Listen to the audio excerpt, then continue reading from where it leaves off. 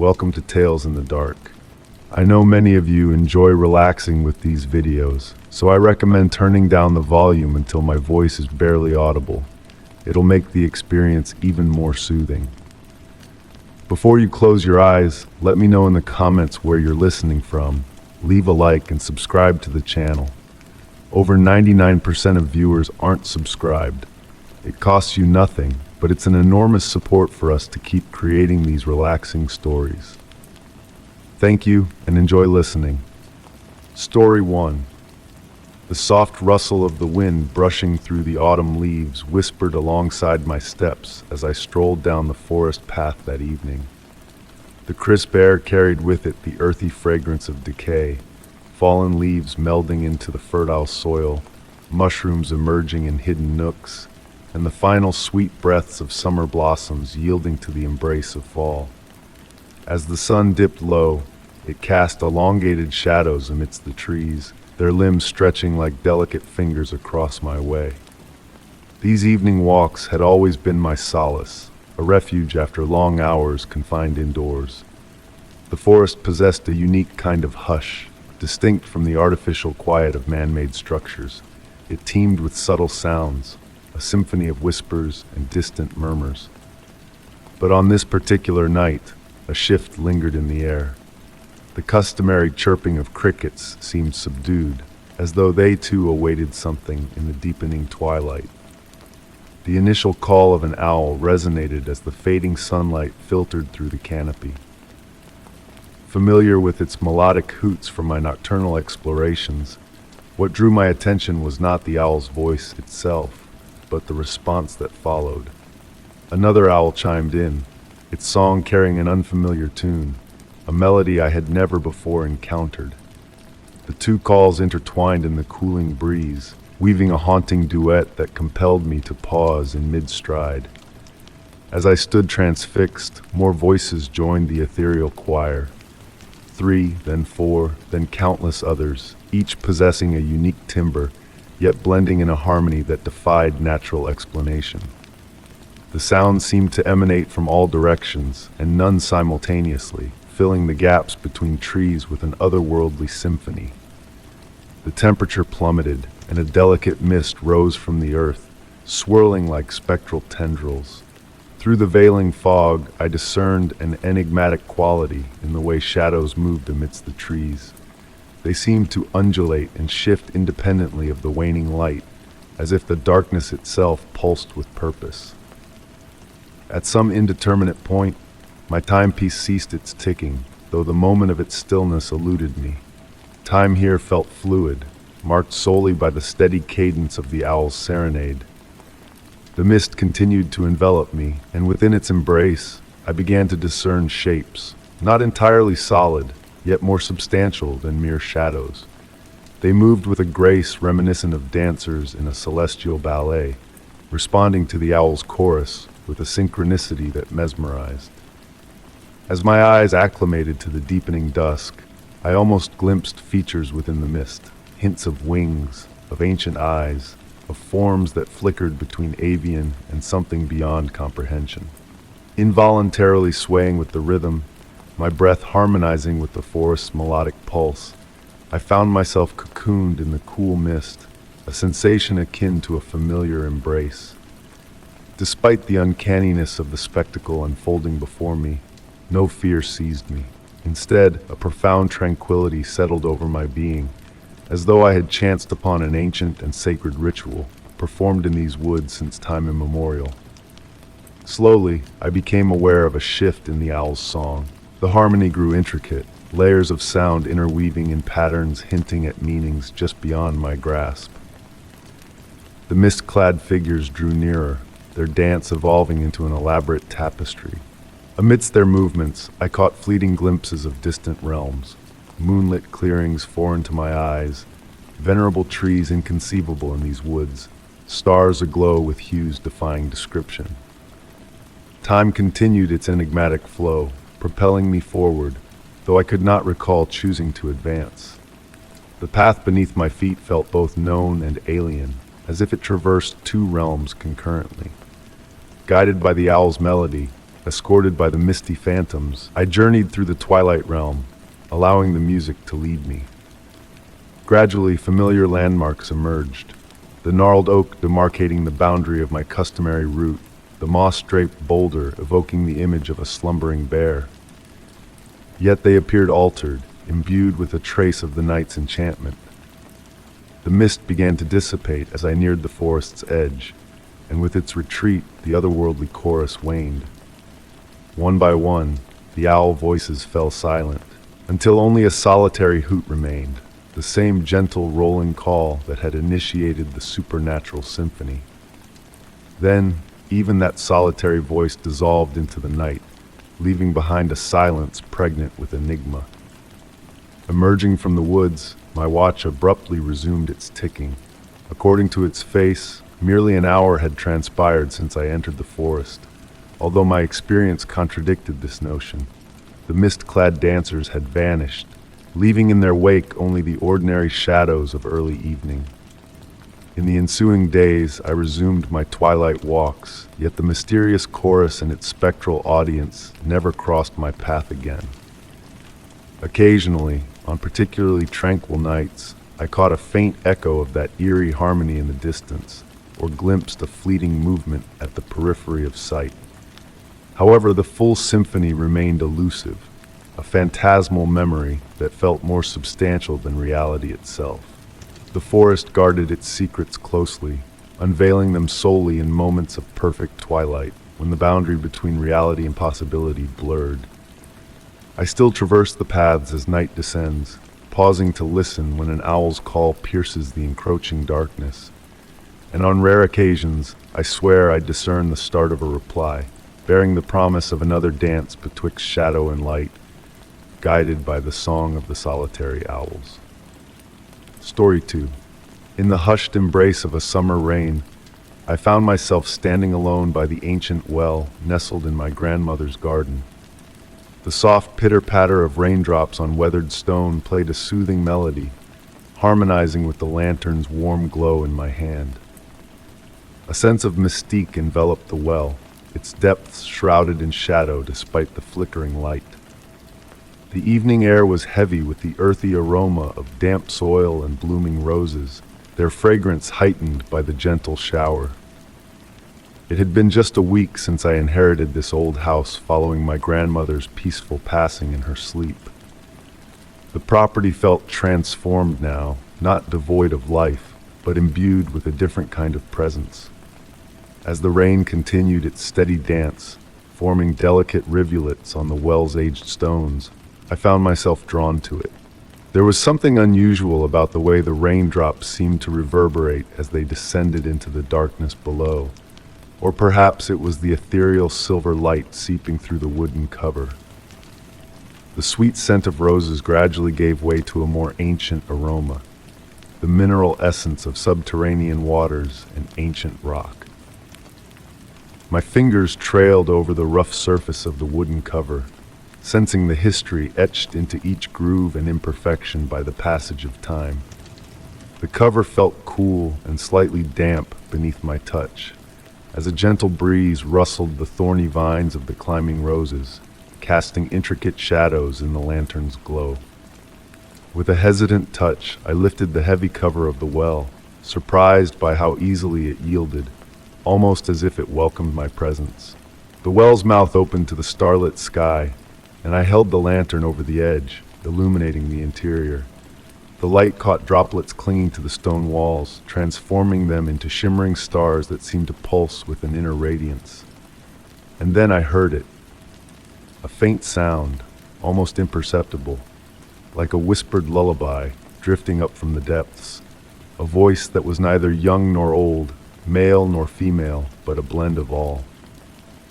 It spoke of ancient secrets held in stone and water, of memories enshrined in the cool darkness below. Finding myself seated beside the well, entranced by the haunting melody, I listened as the rain painted a gentle rhythm on the garden stones, a backdrop to the enigmatic song. Time seemed to stretch and coil like a lazy river, fluid and unhurried. My grandmother had regaled me with tales of this well, stories passed down through generations, yet she had never mentioned the ethereal singing. Straining to discern the words weaving through the melody, I recognized echoes of the lullabies she used to sing, infused with a supernatural quality that sent pleasant shivers down my spine. The voice enfolded me like a comforting embrace, despite its otherworldly nature, as the rain transformed into a soft mist, cloaking the garden in tranquility. Amidst the growing silence, the well's song grew clearer, speaking of hidden greenery flourishing in darkness, of subterranean rivers untouched by sunlight, of crystalline formations blooming like subterranean flowers. Though the words were unfamiliar, their essence resonated within me, transcending language like a melody that speaks directly to the soul. The flame of my lantern flickered, casting dancing shadows on the well's interior walls, where elusive shapes seemed to materialize and dissolve like submerged dancers, synchronized with the cadence of the mysterious song. Time lost its grip, slipping through my fingers like grains of sand beside this ancient well, steeped in secrets and melodies. The voice ebbed and flowed, at times seeming to emanate from the depths, at others from the very stones themselves, as a cool breeze stirred the garden, carrying the perfume of damp foliage and night-blooming blossoms.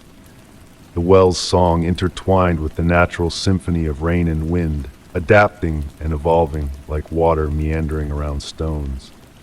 Lost in the hypnotic blend of elements, memories of my grandmother surfaced, her hands tender as she tended to the roses, her serene gaze fixed on the well's depths during moments of respite. Had she too heard these haunting melodies? Had she sat here on rainy nights, enveloped in their ancient whispers?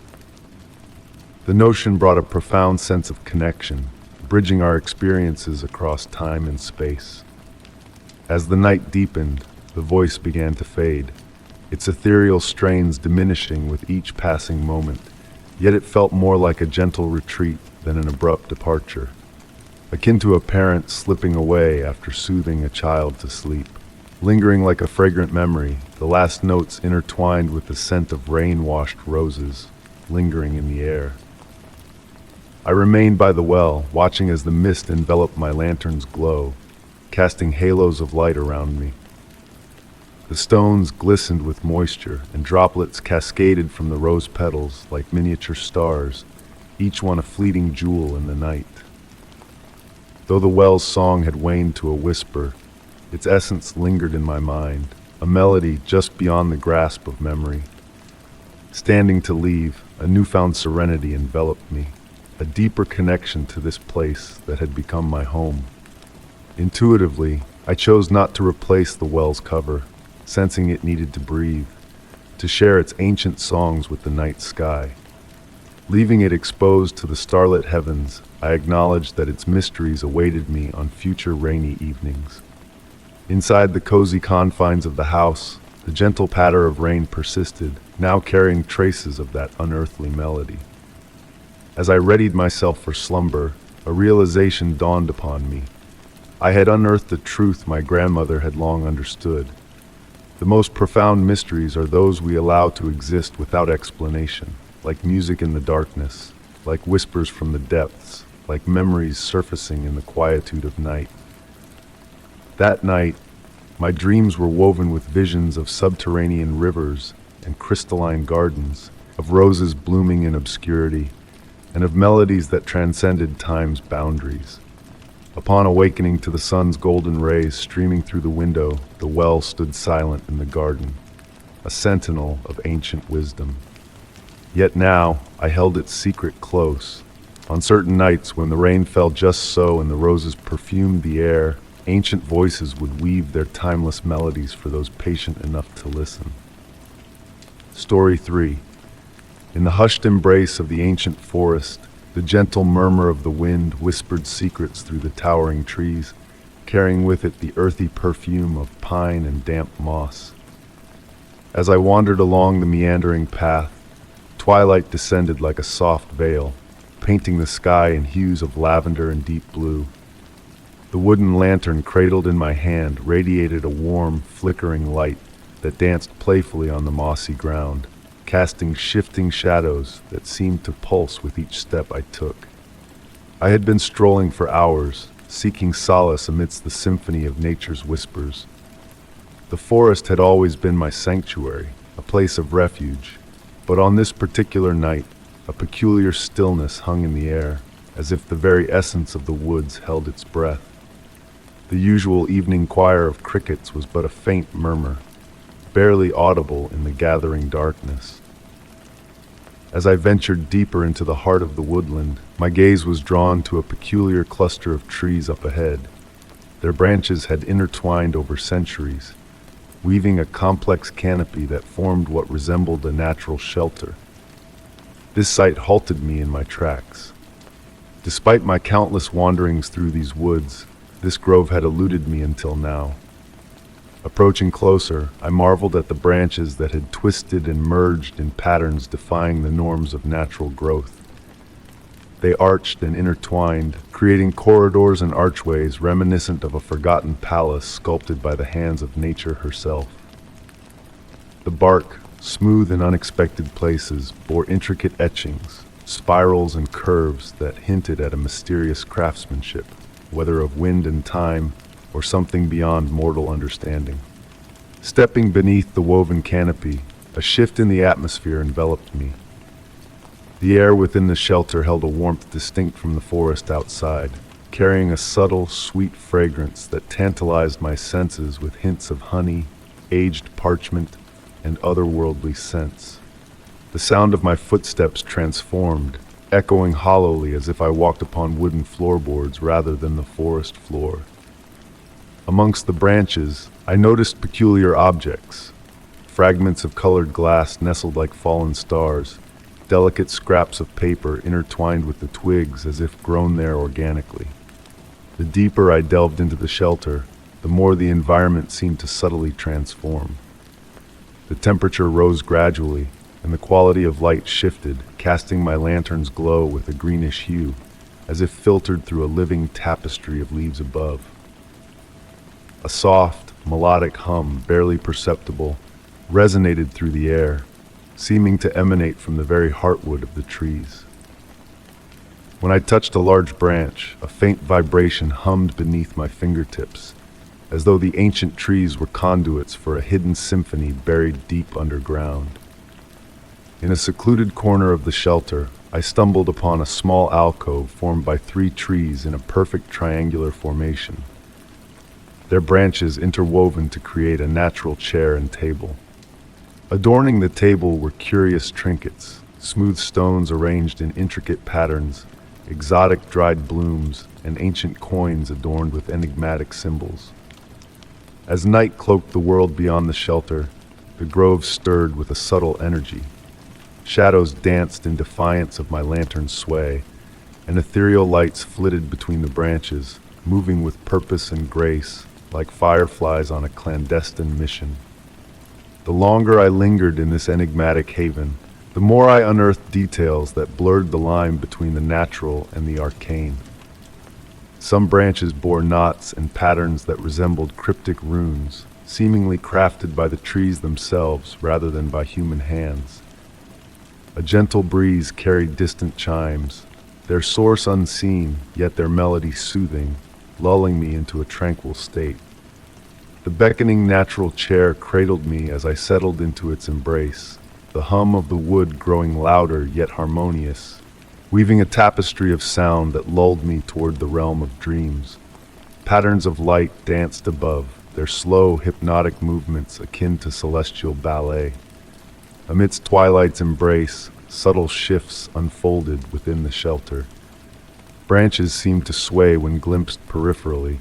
The colored glass shards emitted a gentle glow, and the air bore the scent of ancient wisdom, intermingled with the freshness of spring growth. Faint voices on the breeze whispered in unknown tongues, their message elusive, yet strangely comforting. As consciousness ebbed and flowed, an ancient presence permeated the grove, a silent sentinel observing with a gaze as old as the trees themselves. The wood's humming took on a conversational cadence, its rhythms laden with meaning just beyond comprehension. When daylight filtered through the canopy once more, illuminating the shelter in a new clarity, I rose from the natural chair, my lantern extinguished, though I could not recall doing so. The grove, though still cloaked in mystery, seemed to recede into the ordinary forest as I prepared to depart. Beside me, a single leaf, twisted into an improbable shape reminiscent of the grove's cryptic markings, lay upon the natural table. As I picked it up, it unfurled in a blink, a fleeting reminder of the surreal encounter. Retracing my steps through the shifting forest, I sought to imprint the path to the shelter in my memory, yet the woods seemed to toy with my recollection, altering the familiar landmarks with each passing moment. The grove remained a phantom, a dreamlike memory that haunted my waking thoughts. Though I returned to the forest time and again, glimpses of woven branches in the distance and echoes of humming on the breeze serve as mere ephemeral teases of the elusive sanctuary. The grove, veiled in mystery, manifests only in dreams and recollections that blur the line between reality and reverie. Perhaps the shelter reveals itself solely to those in need of its peculiar enchantment, offering sanctuary and enigma to weary souls seeking solace beneath its intertwined boughs. A lingering sensitivity to the arboreal whispers remains, a testament to an encounter beyond the realm of the ordinary, where ancient magic and the essence of the forest converge in a dance of twilight wonder. Story 4. The soft patter of rain against the window panes enveloped the ancient estate in a tranquil melody, akin to a whispered lullaby from nature itself. Standing in the grand entrance hall, I observed as raindrops painted intricate patterns on the glass, conjuring shadowy figures that danced in the evening's subdued light. A scent of aged wood and faint lavender lingered in the air, weaving tales of bygone eras. This mansion, once belonging to my grandmother, held a treasure trove of childhood memories within its walls. Each step I took reverberated softly on the worn hardwood floors, echoing through the serene stillness that enveloped the space.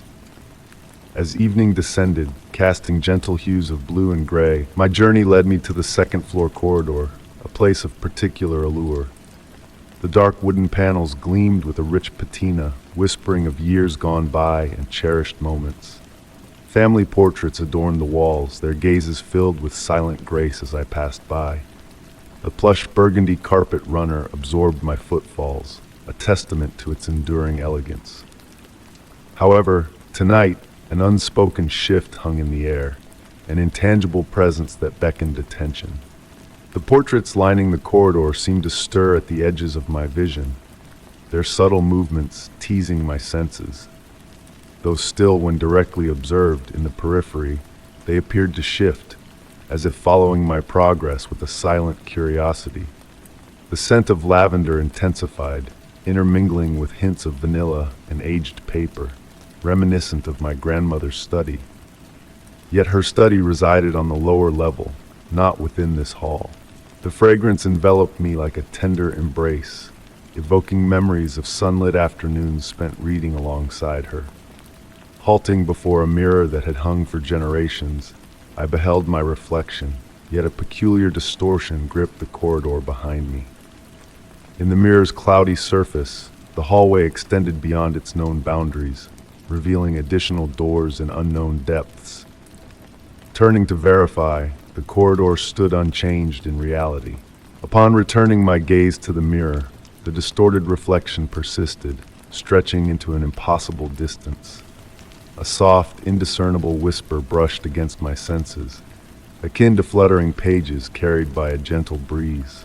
It seemed to emanate from all directions simultaneously, the elusive words hinting at a familiarity that eluded comprehension. The corridor's temperature shifted, offering a cool embrace reminiscent of autumn evenings spent gathered around the fireplace downstairs. The wooden panels appeared to breathe, subtly expanding and contracting in harmony with the house's rhythm, releasing a cascade of memories into the air.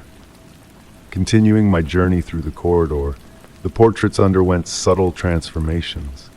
Colors shifted, Objects appeared and vanished, each alteration a natural evolution of the memories embedded in this place. With each step, the corridor seemed to elongate, not with foreboding intent, but as if granting me additional time to delve into its mysteries, to embrace its whispers of the past. The rain's rhythm evolved into a melodic cadence matching my pace, each droplet carrying fleeting memories that dissolved like sugar in tea. A touch to the wall revealed warmth beneath my fingertips, the wood pulsating with life, revealing ephemeral images that flitted by, a child's toy, a holiday tree, a weathered rocking chair. Memories unfurled into the air, materializing as golden motes that pirouetted within the evening shadows. At the corridor's end loomed a door previously unnoticed, seamlessly blending with its surroundings. The gleaming brass handle beckoned in the dim light, emitting a tantalizing allure. Approaching, the whispers intensified, a melodic hum reminiscent of my grandmother's garden melodies, laden with the wisdom of generations. The door yielded to my touch but resisted opening conventionally. Instead, it dissolved like mist at dawn, revealing a parallel corridor beyond, bathed in sunlight from unseen windows, casting a celestial glow upon dancing dust particles. Standing at this threshold between realities, a profound tranquility enveloped me, devoid of fear but brimming with a sense of serenity. The whispers harmonized with distant laughter and the melody of a piano, intermingling with scents of lavender, freshly baked bread, and morning coffee. Past and present intertwined in this ethereal space, where memories wove a tapestry of comfort and understanding. Choosing neither to advance nor retreat, I lingered in this liminal realm, allowing the memories to cascade over me like gentle waves. On quiet evenings, when the rain's cadence echoes a familiar tune, I revisit the corridor. The enigmatic door remains, a sentinel of infinite possibilities, a reminder that memory transcends linearity, embracing a myriad of potentialities where past and present coalesce in a harmonious dance. The whispers persist in their eternal dialogue, the portraits maintaining their watchful gaze. The corridor exists as a realm betwixt reality and imagination, a sanctuary where fractured memories find solace, evolving into new forms. In this twilight sanctuary of what was and what could be, a unique peace blossoms, born of acceptance that certain mysteries are not meant to be unraveled but experienced in their enigmatic beauty. The rain's gentle cadence, the creaking of weathered wood, and the elusive scent of grandmother's lavender continue to weave a tapestry of eternal transformation in the garden of broken memories, where time flows like honey on a summer day, memories ebbing and flowing like waves on a distant shore. Story 5. In the quiet embrace of my grandmother's ancient house, the rain fell with a gentle persistence, its soft rhythm a lullaby that whispered secrets of old. Nestled in her worn leather armchair, I was enveloped by the familiar scent of aged wood and dried herbs, a fragrant memory that lingered in the air. The golden light from the antique table lamp painted warm shadows on the burgundy wallpaper, coaxing the patterns to sway and shift in a delicate dance. It had been 3 months since my grandmother's passing, leaving me the sole inhabitant of this centuries-old dwelling, hidden deep in the woods. As a child, I had cherished my visits here, but now, in solitude, I unearthed hidden facets of the property that had eluded me before. Most intriguing was the path of black stones that emerged at the garden's edge, vanishing into the mist-shrouded forest. These stones were a recent addition, absent from my childhood recollections. Smooth and round like polished mirrors, they absorbed the raindrops, gleaming with an otherworldly sheen under the veil of rain. Wind chimes serenaded through the walls, their crystalline tones blending seamlessly with the rainfall, weaving a mysterious melody that resonated deep within. My grandmother had adorned the house with dozens of chimes, each emitting a unique harmony. Tonight, they sang a tune unfamiliar to my ears, evoking visions of moonlight filtering through autumn leaves. Drawn to the window by an unseen force, I gazed out as dusk descended upon the landscape. The garden below lay veiled in muted shades of green and silver, while the enigmatic black stones traced a winding path into the forest's embrace. Watching closely, I noticed a peculiar phenomenon. Tiny lights danced above each stone, frozen in a celestial ballet. Though reason suggested they were mere raindrops catching light, their steady glow hinted at a deeper intention. Avoiding the path since my arrival, tonight, the rain and the ethereal lights wove a tapestry of tranquility that dispelled any lingering apprehension. Draped in my grandmother's wool shawl, perfumed with lavender, I descended the creaking wooden stairs, each step a familiar reassurance. The foyer greeted me with the steady tick of the grandfather clock and the warm glow of the crystal chandelier above. Stepping onto the covered porch, the evening air enveloped me in its cool, misty embrace. The rain had transformed into a shimmering mist, suspended like diamonds in the air, while the scents of rosemary, thyme, and sage from the garden herbs mingled in the dampness, bridging the realms of known and unknown. The first black stone stood beyond the herb garden, its hovering light pulsing with a ghostly radiance, beckoning me forward. Moving instinctively, I placed my feet on the warm stone, feeling its ancient energy beneath me. As I advanced, the lights above each successive stone brightened, illuminating a path of quiet enchantment. The air grew still, yet the distant chimes continued their ethereal serenade, guiding my steps through the natural archway of bending trees. The mist caressed me with a subtle touch, carrying the same lavender fragrance as my grandmother's shawl, weaving a symphony of scents and sensations. Time seemed to bend and sway as I traversed the path, leading me to a serene clearing at its heart. The spiral of black stones converged on a central, larger stone, crowned by a constellation of floating lights that bathed the space in a gentle radiance. At its center lay a weathered, leather-bound book, familiar script adorning its cover. I recognized my grandmother's handwriting, beckoning me to understand. Pages filled with sketches and notes revealed her revelations about the stones, gateways to a subtle magic that harmonized the seen and unseen worlds. The lights danced above, mirroring the diagrams in her book, as the wind chimes' melody grew clearer, resonating with memories of her presence in the garden. Lost in her peaceful discoveries, I delved into the essence of her gentle magic, embracing the harmony she so eloquently described. The stones, anchors, and doorways bridged worlds hidden from ordinary sight, inviting those attuned to witness the beauty beyond perception. Time ebbed in a timeless dance as I absorbed her wisdom, enveloped by the soft light and distant chimes that wove a spell of tranquility around me. When I finally looked up, the mist had transformed into a shimmering tapestry of stardust, swirling in response to my presence, expressing emotions in silent patterns. Standing amidst the living light that adorned the trees, I felt a subtle shift within me, a connection to the delicate magic my grandmother had cherished. The air hummed with a quiet energy, resonating with the teachings of her book. The path back to the house unfurled before me, each step a communion with the hidden enchantment that dwelled in the spaces between moments. As I turned to gaze at the black stones, now aglow with conscious light, I understood the legacy my grandmother had bequeathed, a gateway to the gentle enchantment that weaves through the fabric of existence. Nestled once more in her chair, the rain's gentle cadence whispered a melody of slumber, while the wind chimes sang of timeless secrets.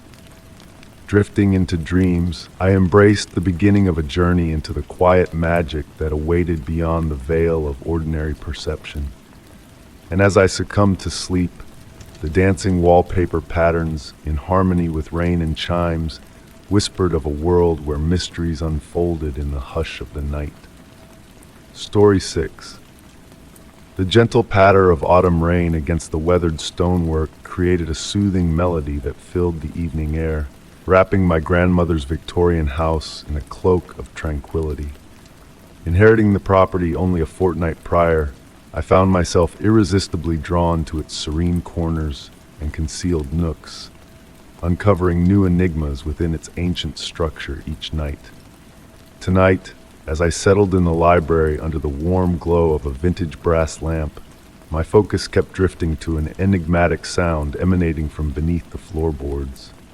Unlike the typical creaks of old wood or whispers of the wind, this sound possessed a unique quality, akin to water flowing through ancient pipes, but with a melodic cadence that stirred the imagination. My grandmother used to speak of the house's hidden secrets, but none seemed as captivating as the old cistern rumored to lie beneath its foundation. Constructed in a bygone era when rainwater collection was essential, the underground chamber had supposedly been sealed off long ago.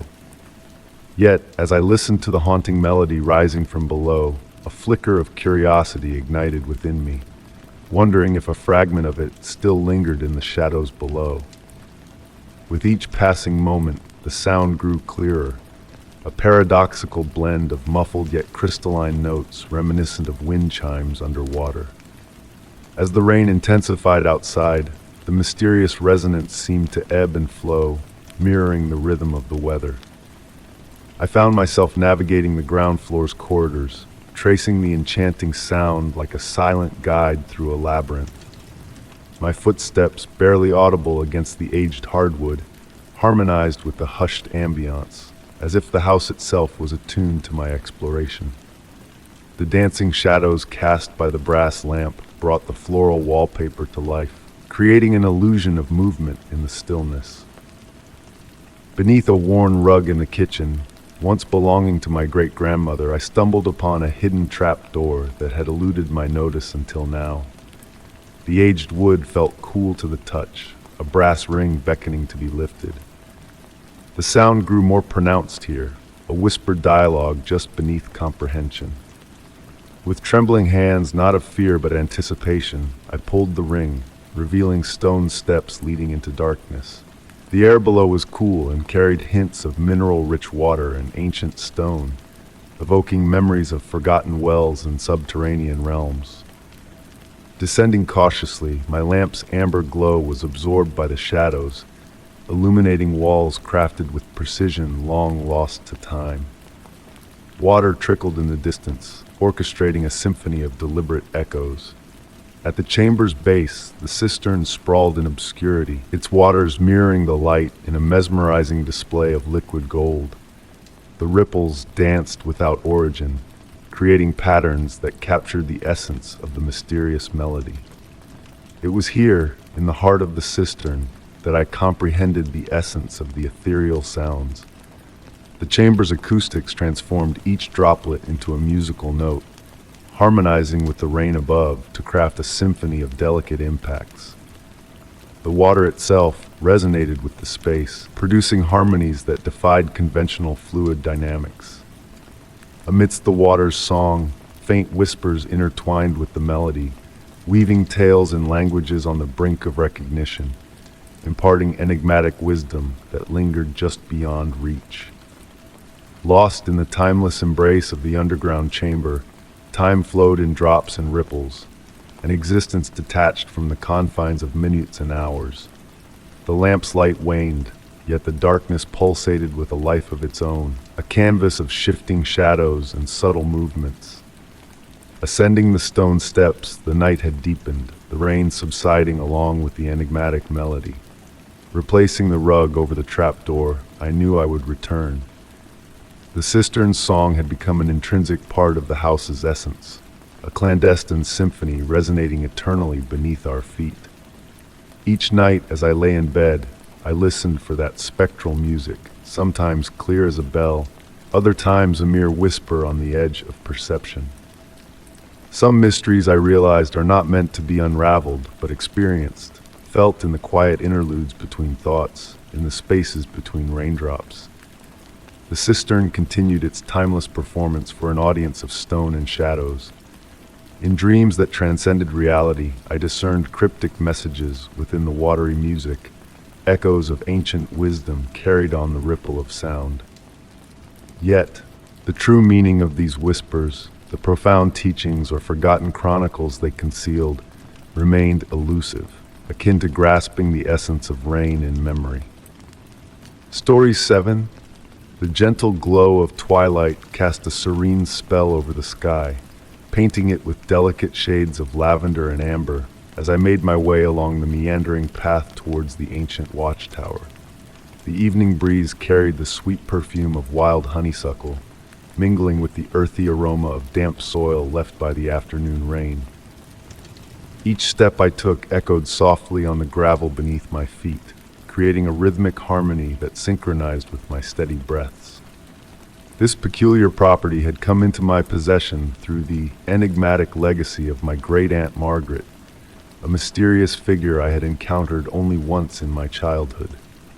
The watchtower loomed ahead like a silent guardian against the darkening horizon, its weathered stone walls whispering tales of bygone eras. Ivy had claimed much of the structure, weaving a mesmerizing tapestry of deep green that swayed gently in the evening breeze. Pushing open the ancient wooden door, I entered a circular chamber bathed in the warm embrace of filtered sunlight from tall, narrow windows. Dust motes danced lazily in the golden rays, creating an almost otherworldly ambience. The room was a treasure trove of oddities: a worn leather armchair, towering bookshelves, and an antique writing desk laden with untold secrets within its numerous drawers.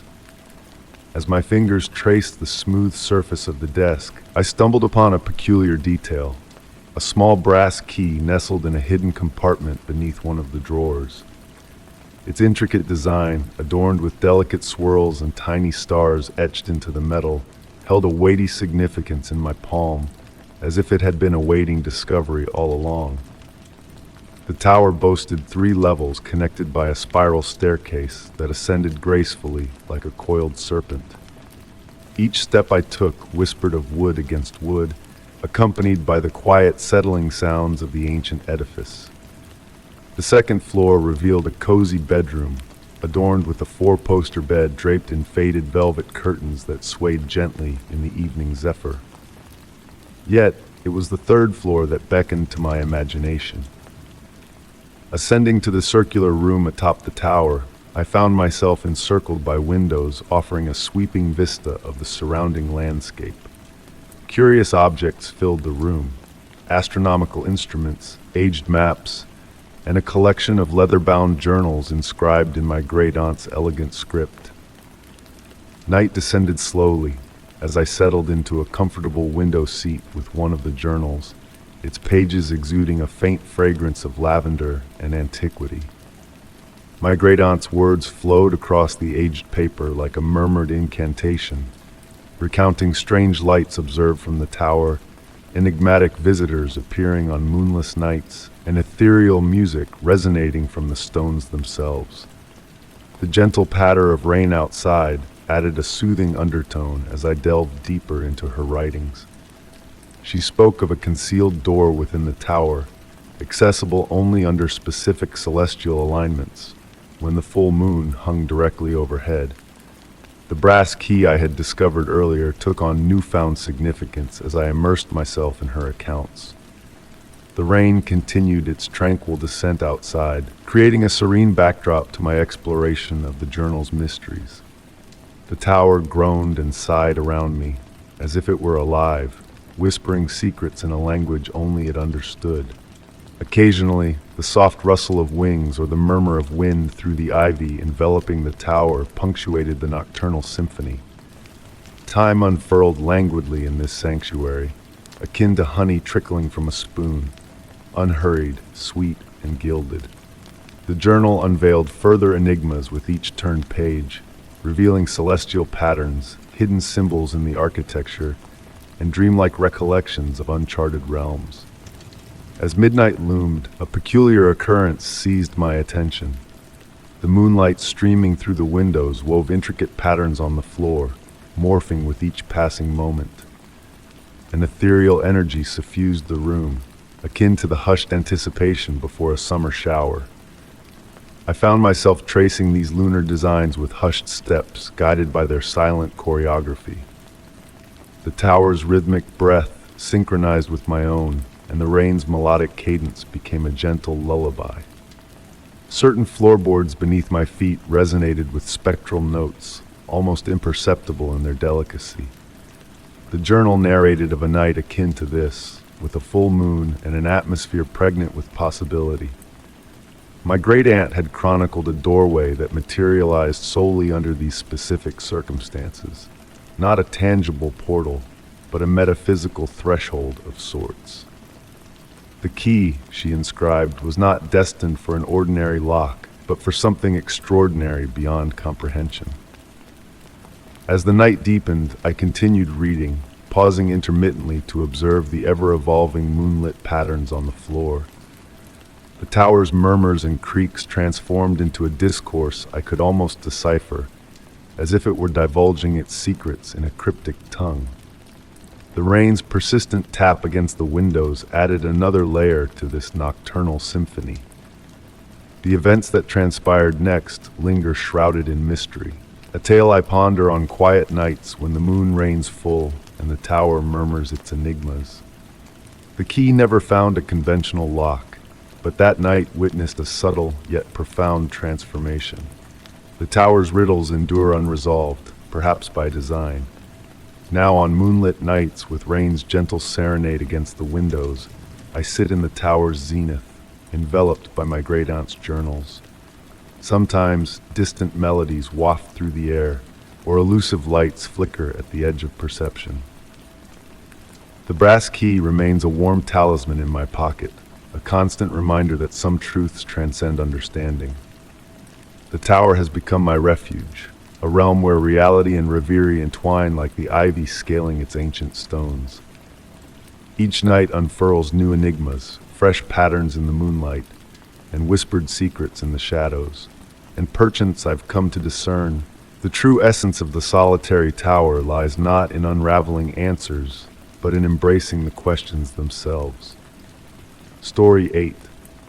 The whisper of autumn breeze wove through the trees, carrying the essence of fallen leaves and distant wood smoke. I found myself at the threshold of an ancient hiking trail, my boots softly crunching on the carpet of leaves below. The morning mist enveloped the tree trunks like a gentle embrace, casting an otherworldly aura upon the familiar woods, making them appear subtly different. Nature had begun to reclaim the once well-trodden path, with tall grass swaying between weathered markers and young saplings reaching hopefully for rays of sunlight filtering through the canopy above. Drawn by the wild allure of its neglected state, I ventured forward, feeling the cool dampness of the air settling on my skin. As I moved along, the noises of the modern world faded into the background, replaced by the serene symphony of the forest.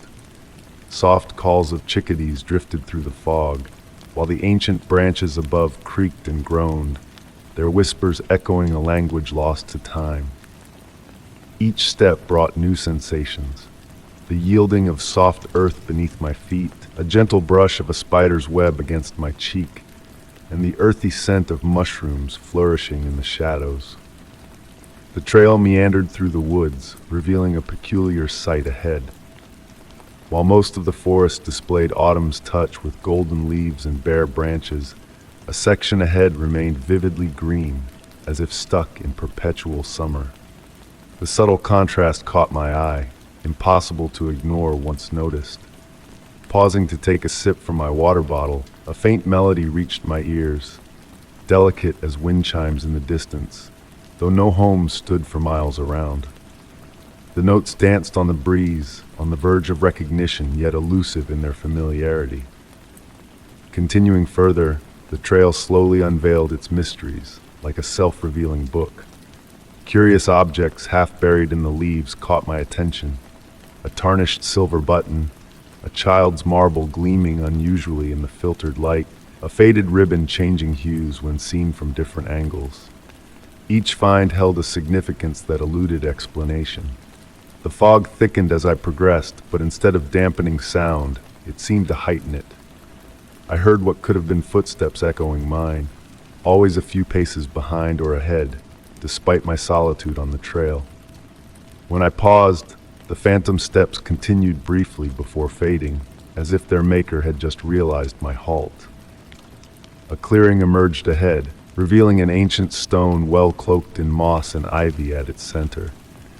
The stones absorbed rather than reflected light, casting an eerie darkness around its rim. Approaching, a warmth enveloped me, carrying the sweet fragrance of summer blooms, though none were in sight. Compelled by an unseen force, I drew closer to the well, its weathered surface revealing intricate carvings hidden beneath the vegetation. Spirals and symbols that seemed to shift and morph, like a fading dream upon waking. The sound of water echoed from the depths, yet no reflection greeted me when I peered into the darkness below. Instead, a soft light pulsed like a distant heartbeat, and the earlier melody grew stronger, rising from the well like a spring's steam. Time warped in that clearing.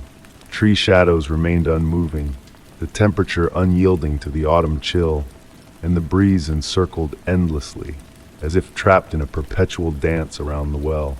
Seated on a fallen log nearby, I noticed small objects arranged in intricate patterns around the well's base. Stones of unusual hues, twisted twigs, leaves revealing their silvered undersides. They formed shapes that teased at understanding, like cryptic messages on the cusp of revelation. The day stretched on, yet the light held steady. I found myself humming in tune with the well's melody, still just out of reach. My water bottle remained full, the sandwich in my pack regenerating with each bite.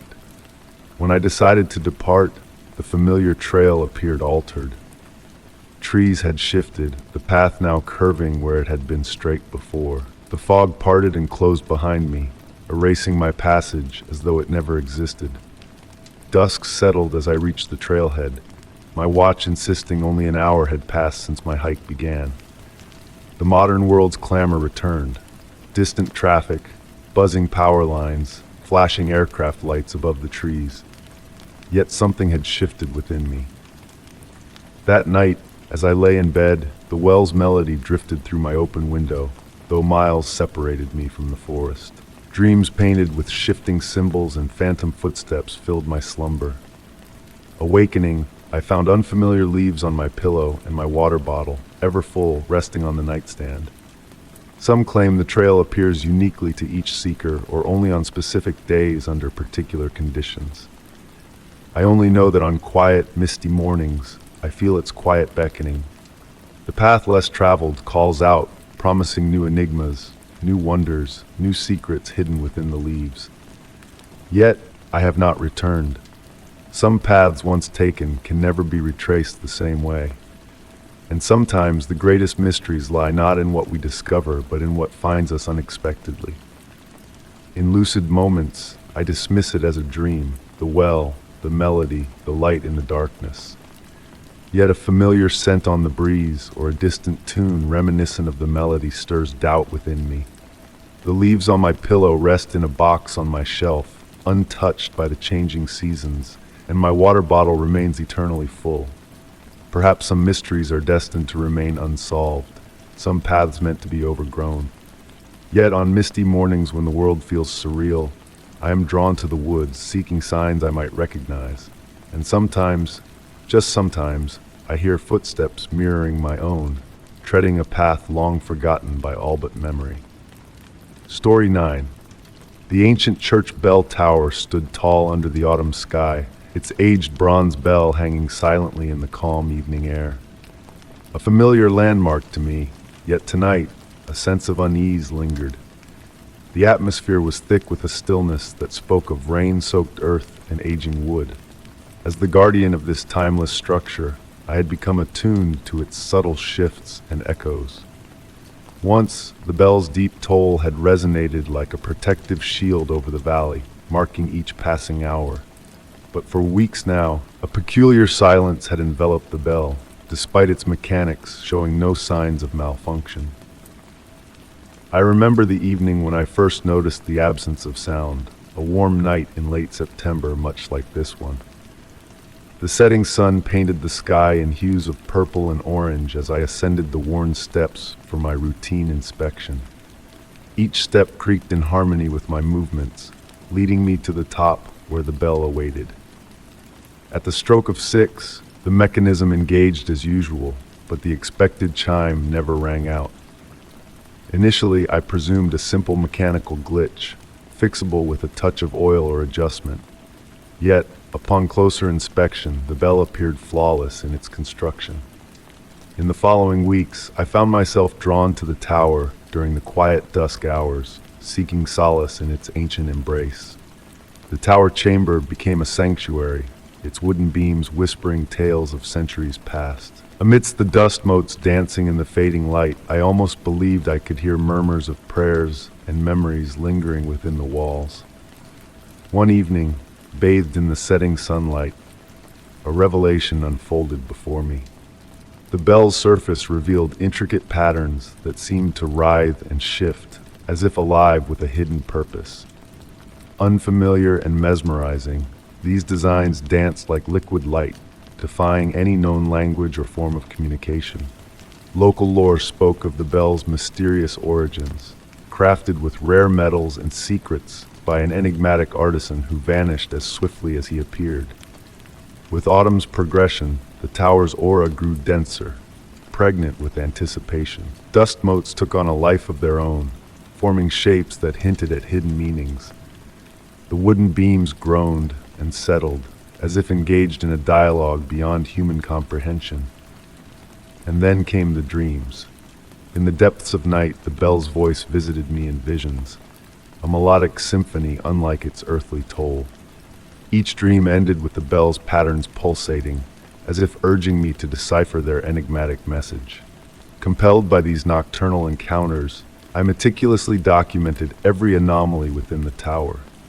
Temperature fluctuations, phantom shadows, and an unshakable sensation of being observed wove a tapestry of enigma around me. Illuminated by flickering candlelight, a pattern emerged from my notes, hinting at a crescendo of inexplicable events converging towards an unknown climax. The locals, too, sensed the bell's silence, interpreting it as an ominous sign or a natural consequence of age. Yet, I alone understood the truth. The bell was not broken, but biding its time. Tonight, as the air hung heavy with moisture and the sky mirrored that fateful evening, a revelation stirred within the tower. Perched in my customary spot, I awaited the tolling hour with a newfound awareness. The bell's patterns glowed faintly, casting ethereal shadows that whispered of mysteries beyond comprehension. As the hammer descended, a profound realization unfurled within me.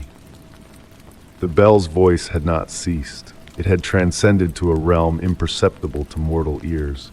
Each strike resonated in my very being, illuminating the chamber with a celestial glow. In that transformative moment, I understood that some enigmas were not meant to be unraveled, but embraced in the quietude of twilight. The bell's silence had birthed a new symphony, a harmonious cadence woven in shadows and whispers, beckoning those attuned to its elusive melody. Its maker's intentions, shrouded in mystery, now echoed through time in a language of silence. As I bid farewell to the tower, the patterns on the bell's surface faded, awaiting their next revelation. Tomorrow, with the setting sun, I shall return, eager to delve deeper into the bell's cryptic tale. For now, I surrender to the allure of the unknown, where some stories find their voice in the hushed whispers of the night. Story 10. As the rain softly tapped against the windows of my cozy cottage, a tranquil melody filled the air, soothing and hypnotic. Nestled in my favorite armchair, cocooned in the comforting embrace of a knitted blanket, I gazed at the droplets meandering down the glass, painting intricate patterns with each gentle descent. The evening had descended swiftly, a common occurrence in the embrace of autumn, cloaking my woodland abode in a peculiar hush that transcended the usual serenity of my surroundings. My cup of tea sat neglected, its warmth long faded, perched on the side table as my attention was captivated by the mystical allure of the forest beyond the rain-streaked window. The ancient trees, silent sentinels that had witnessed centuries pass before I claimed this sanctuary as my own, swayed with a subtle grace in an unseen breeze. Their synchronized movements appeared as a choreographed dance, breathing in unison with a deliberate and unhurried cadence. The soft amber glow of my reading lamp cast elongated shadows that waltzed across the room, creating pools of light that seemed to pulsate against the wooden walls. Outside, the encroaching darkness deepened with each passing moment, yet there lingered an ineffable difference in the air tonight. The obscurity wasn't merely the absence of light. It possessed a richness, a depth that pulsed with its own quiet rhythm. Setting aside my book, an inexplicable urge drew me closer to the window, where the cool touch of the glass greeted my fingertips. In that fleeting instant, a subtle vibration resonated through the pane, akin to a distant heartbeat echoing through the very earth beneath me. The rain continued its melodic descent, and now I discerned a pattern in its fall, akin to a symphony inscribed in liquid notes. The droplets ebbed and flowed, rising and falling in a rhythm that mimicked the act of breathing, slow, deep, serenely tranquil. Venturing to my front door, I crossed the threshold onto the sheltered porch, allowing the rain's embrace to envelop me entirely. The air bore the heady fragrance of damp earth and pine, mingled with an elusive sweetness, redolent of ancient tomes and morning mist intertwined. Each inhalation held a weight of significance, as though the very essence of breathing tethered me to a grander existence, one that had always existed but eluded my notice until this moment. In the enveloping dusk, the silhouettes of the nearest trees materialized before my eyes. Their supple branches swayed with a mesmerizing elegance, casting intricate patterns against the veiled sky, reminiscent of ripples on a placid pond. The wind chimes suspended from the porch roof remained eerily still, despite the arboreal ballet unfolding before them. This anomaly registered in the recesses of my mind, not as a cause for alarm, but as a gentle enigma beckoning contemplation. Standing amidst the cool night air, a subtle sound, barely perceptible, teased my senses.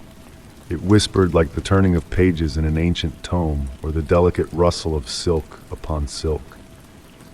Originating from no discernible source, the sound ebbed and flowed in harmony with the rain's cadence. My bare feet found purchase on the wooden planks of the porch, and I noticed how they seemed to resonate with that same gentle pulsation. The sensation ascended through my being, prompting an unconscious sway that synchronized effortlessly with the forest's breath. In that timeless moment, the boundaries of time blurred, and the darkness, instead of growing impenetrable, gained texture and depth. Shapes stirred within the obscurity, their nature elusive, branches, shadows, or entities beyond comprehension. Yet, there was no trepidation in their observation. They moved with the same tranquil rhythm as the forest, participants in its unhurried waltz. Intermittently, soft lights flickered amidst the trees, not the harsh glare of artificial illumination, but an organic radiance akin to starlight filtered through foliage or the gentle phosphorescence of aged timber. These ephemeral beacons shimmered in synchrony with the forest's breath, gentle reminders that my contemplation of the night was not solitary. Gradually, I became attuned to how my breath had synchronized with the forest's rhythm, an organic convergence devoid of conscious effort. Each inhalation heralded a cascade of sensations, the metallic tang of rain-slicked stone, the earthy redolence of clandestine mushrooms, the honeyed decay of fallen leaves, melding with the nurturing soil. The rain began to abate, though its rhythmic percussion persisted, underscoring the newfound symphony of existence. Amidst the comparative silence, subtle sounds emerged, the muffled creak of wood inflection, the whisper of leaves in clandestine discourse, and beneath it all, a continuous, scarcely discernible cadence that might have been my heartbeat, might have been the forest's pulse, might have been both in seamless union. A gentle breeze finally stirred my wind chimes, evoking a harmonious melody that intertwined seamlessly with the forest's opus. The metallic tubes resonated with an unexpected warmth, their song resonating with echoes of narratives just beyond my grasp. Tales of roots delving into the earth's depths, of seasons revolving in an eternal cycle, of myriad creatures inhabiting the shadows between the trees. As night descended further, I found solace in merely existing within that poignant moment. The demarcation between observer and observed blurred, as if I too had become a fragment of the forest's breath. The trees continued their stately minuet, and I perceived the interconnectedness of their movements with the cosmos. The rain's rhythm, the earth's pulse, the sap's flow beneath bark, the heartbeat reverberating within my chest.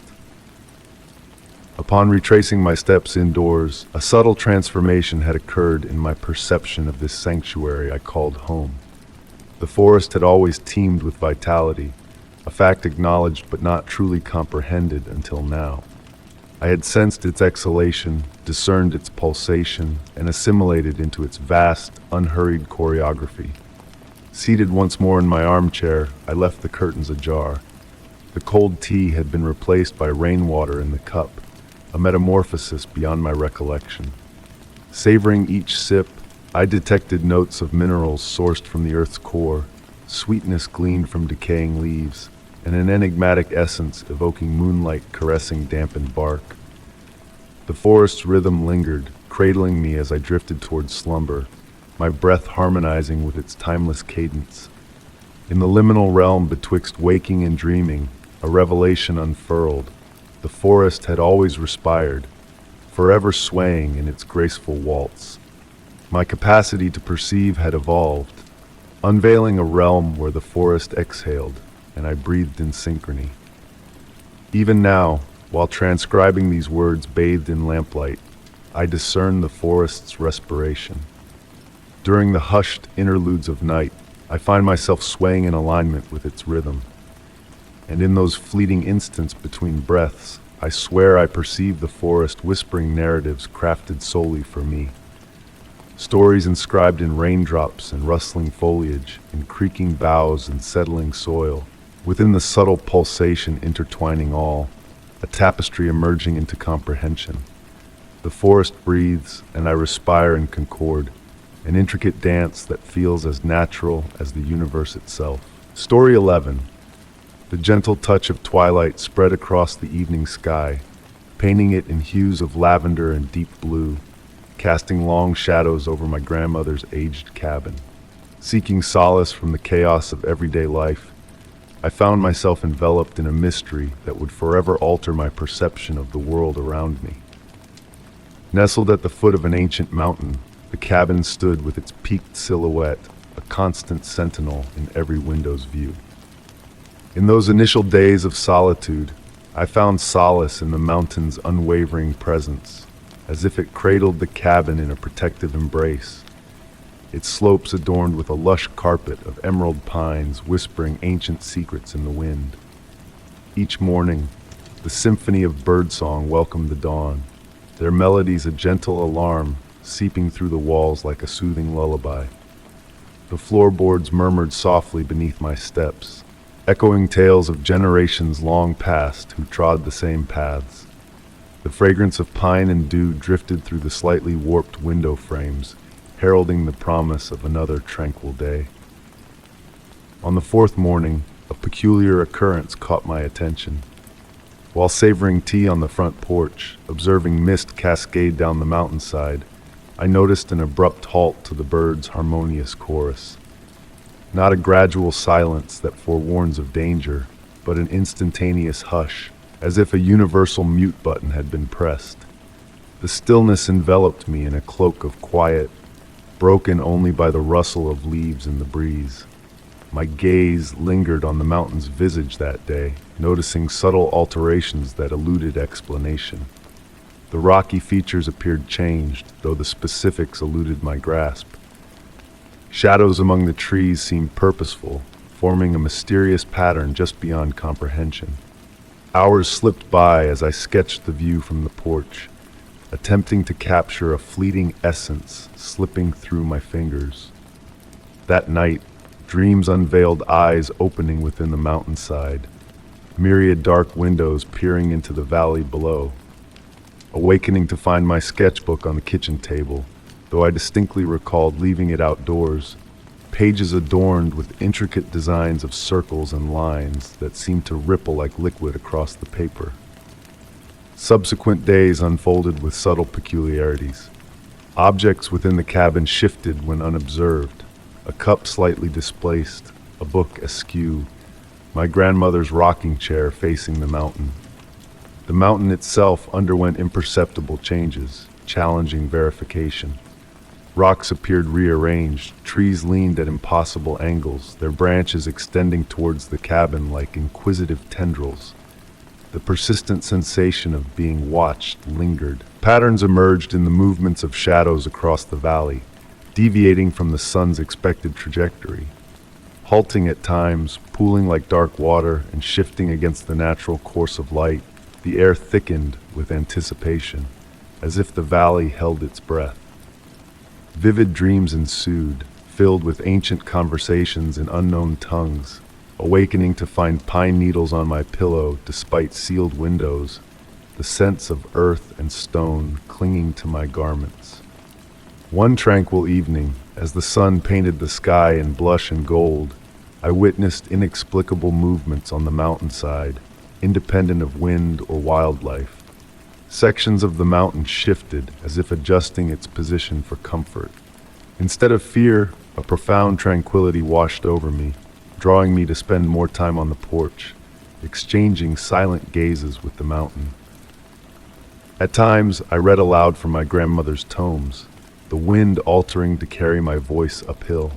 In silence, I felt the weight of ancient observation like a comforting shroud. Local townsfolk skirted direct mention of the mountain, their taciturn acknowledgement speaking volumes. Glances towards the peaks, nods of recognition akin to greeting an old friend. Children capering freely in the valley, yet refraining from straying too far uphill out of reverence, not fear. Weeks unraveled, revealing the mountain's awareness, neither malicious nor benevolent, merely existing like gravity or time. Its consciousness transcended human perception, our lives mere flickers to its vast scale, yet it noticed, observed, and in its way, comprehended. Unearthed from the attic's dusty trunk, my grandmother's journals unveiled her knowledge of the mountain's essence. Her words painted a portrait of the Watcher on high and the Keeper of Valley secrets, recounting experiences akin to mine, displaced objects, meaningful silences, dreams evoking memories. Now, under the soft dusk's glow, I sensed the mountain's gaze like a tangible presence. Shadows within the room formed patterns almost resembling words, the air thickening with unspoken truths. The cabin's wooden walls creak, orienting towards the ancient observer outside. Some enigmas elude resolution, meant to be embraced and experienced. The mountain overlooking the valley harbors mysteries predating human memory, its vigil transcending time. A source of solace, a reminder of the world's enduring wonders beyond explanation's confines. The birds resume their songs, carrying messages laden with purpose between the valley and its ancient custodian. As night descends, I conclude this account and venture onto the porch one final time. The mountain's silhouette stands unwavering, bathed in starlight, a sentinel ever watchful. Should you find yourself beneath the shadow of an ancient peak in a tranquil valley, heed the silence's quality. Observe the shifting shadows, the leaning trees, the thickening air suffused with awareness. Discover, as I have, that certain mountains transcend mere existence. They observe, remember, and in their ancient way, they know. Story 12. The soft patter of raindrops against the leaves above me created a tranquil symphony as I strolled along the winding path through the ancient forest. Each step I took left a gentle impression in the damp earth, blending with the earthy fragrance of wet soil and pine needles carried by the evening breeze. Wisps of mist curled around the massive tree trunks like ethereal tendrils, adding a mysterious touch to the fading light. My flashlight cast a warm glow, creating a floating pool of light that struggled to penetrate the dense canopy above. These twilight walks had always brought me a sense of peace, even as the shadows deepened and the forest took on an aura of enigma. But tonight, the familiar trail felt subtly different, as if nature itself held its breath in anticipation. The mist moved against the breeze in an unusual dance, and the usual forest sounds seemed hushed, as if nature whispered secrets to the night. A faint whisper, barely audible, caught my attention, blending with the rustling of leaves. It carried no words, only a melodic quality reminiscent of distant wind chimes in a forgotten garden. Pausing, I strained to pinpoint its source, but it eluded me, seeming to emanate from all around and nowhere at once. Continuing on, my pace slowed as I observed subtle changes in the forest.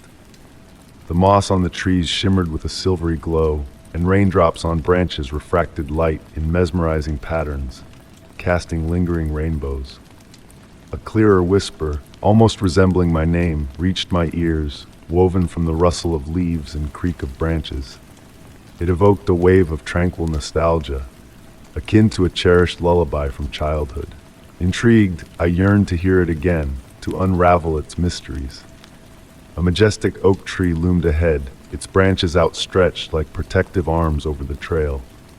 Approaching, I noticed intricate symbols carved into its bark, fluid and intricate, resembling calligraphy in an unknown script. The symbols seemed to shift and ripple, as if alive with hidden meanings. The rain continued its rhythmic dance, now orchestrating a deliberate melody. Each droplet contributed to a harmonious symphony that enveloped the forest. The mist thickened, transforming my flashlight beam into a golden haze, illuminating floating particles like tiny fireflies suspended in midair. More whispers joined the chorus, conversing in tones that ebbed and flowed, hinting at familiarity. Laughter and soft singing intermingled, teasing comprehension yet remaining just beyond reach. Arriving at a small clearing, gaps in the canopy revealed a sky sprinkled with twinkling stars, pulsing in harmony with the whispers. In the center, a ring of glowing mushrooms emitted a faint blue light, while the grass within moved in mysterious patterns, defying the breeze. Water droplets defied gravity, rolling up the grass blades in a hypnotic display. The insistent whispers beckoned me towards the circle, promising revelations to unasked questions. Within the circle, the air shimmered like heat waves, though the evening air grew chillier. Swaying to the forest's hidden melody, I watched as sound and sight melded into a surreal experience. The whispers left trails of light, weaving through the air like celestial phenomena. Time warped within the clearing, stars streaking overhead, while suspended droplets defied movement. The mushrooms pulsed in synchrony with my own heartbeat, blurring the boundaries between self and nature.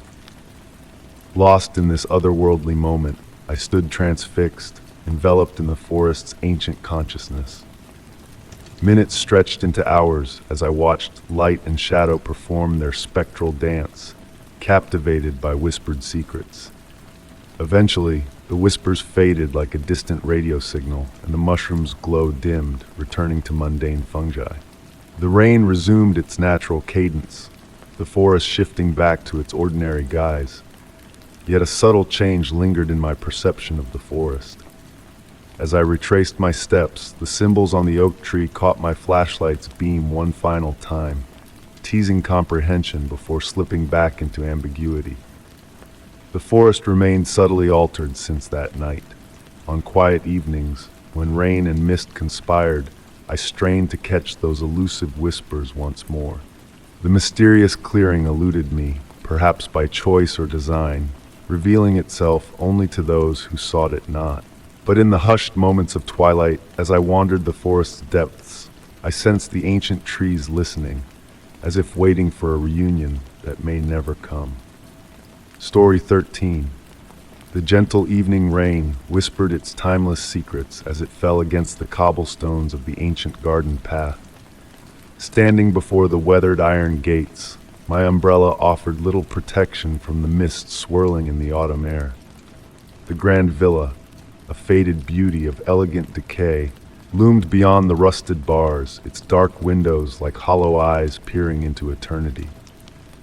Inherited from my distant great-aunt Margaret, a woman shrouded in mystery, I felt drawn to unravel the enigma she left behind. The lawyer, with trembling hands, passed the keys to me, almost relieved to release the burden of the estate. With a deep, resonant click, the lock yielded, and I stepped into the misty garden. The ivy claimed parts of the villa's facade, dancing gently in the evening breeze.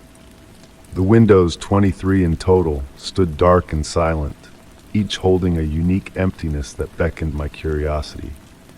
The heavy wooden door opened as if expecting me, inviting me into the foyer scented with old wood and a faint sweet fragrance, reminiscent of my great-aunt's perfume mixed with autumn leaves and distant rain. As I explored the rooms on the first floor, the windows captured my attention. Each framed a different version of twilight, casting the world in varying hues.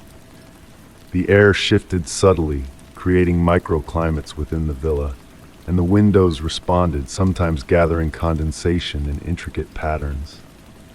In the library, I discovered Margaret's journal, filled with descriptions of the windows as more than mere apertures but as portals to memories and moments. Ascending to the second floor, I encountered more windows with peculiar views. Some displayed gardens from bygone eras, while others offered perspectives impossible in reality.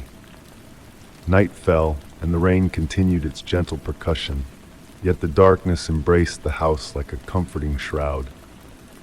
The windows emitted a soft, ethereal glow, each with a unique hue that created a celestial constellation within the villa.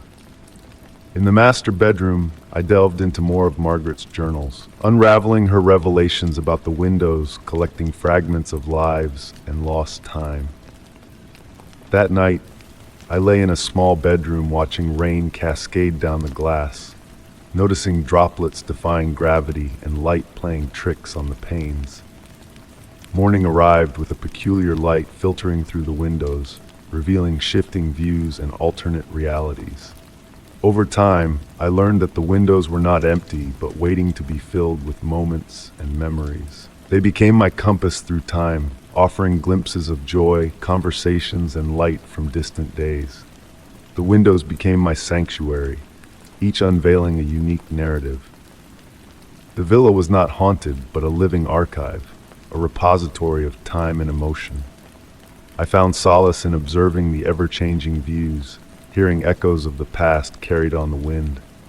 As winter descended, I chronicled the windows' transformations, witnessing their power to distort time and perception. The ordinary became extraordinary within those 23 frames, blurring the lines between reality and imagination. The emptiness within them held a profound fullness, a richness of experience beyond comprehension. Now, seated in the library, I watched the winter light dance through the windows, revealing glimpses of tomorrow and yesteryears. I understand why my great-aunt found solace here, for the villa of empty windows is not vacant, but brimming with stories waiting to be heard by those who listen with their hearts. In the quiet spaces between moments, in the gaps between heartbeats, lie the true treasures of the 23 windows that hold the essence of a life lived and a legacy left behind. Story 14. The gentle patter of autumn rain against weathered wooden planks filled the evening air with a soothing rhythm. Standing before the old mill, its massive water wheel now still, draped in trailing vines and morning glory that had claimed it over decades of abandonment. The soft glow of dusk painted the clouded sky in muted purples and grays, while the air carried the rich scent of damp earth and aging timber. My grandfather had often spoken of this place in his final years, his voice taking on a distant quality whenever he mentioned the mill where he had worked in his youth. His stories had drawn me here, though I couldn't say exactly why. Something in the way his eyes would drift to the middle distance when he spoke of the mill's mysteries had planted a seed of curiosity that had grown stronger with each passing season.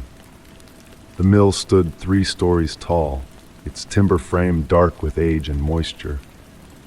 Windows gazed out like half-lidded eyes, their glass long since broken or clouded with decades of grime.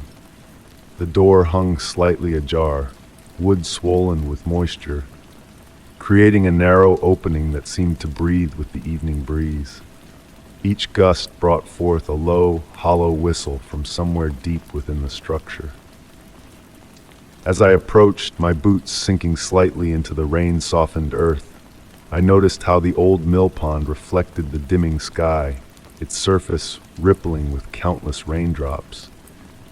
The water was dark and still beneath these momentary disturbances, holding secrets in its depths that had accumulated over generations. Near the shore, cattails swayed gently, their movement hypnotic in the gathering twilight. The scent grew stronger as I reached the door. Wet wood, yes, but also something else. Something mineral and ancient, like old stone grinding against stone. My grandfather had described this smell, though his words had never quite captured its essence. He'd called it the breath of the mill, and standing there, I finally understood what he meant. Inside, the air hung heavy with moisture and memory. My flashlight's beam caught motes of dust dancing in the air, each particle moving with deliberate slowness, as if suspended in honey rather than air. The wooden floorboards, solid despite their age, creaked softly beneath my feet with each step, their sound joining the symphony of rain and distant thunder.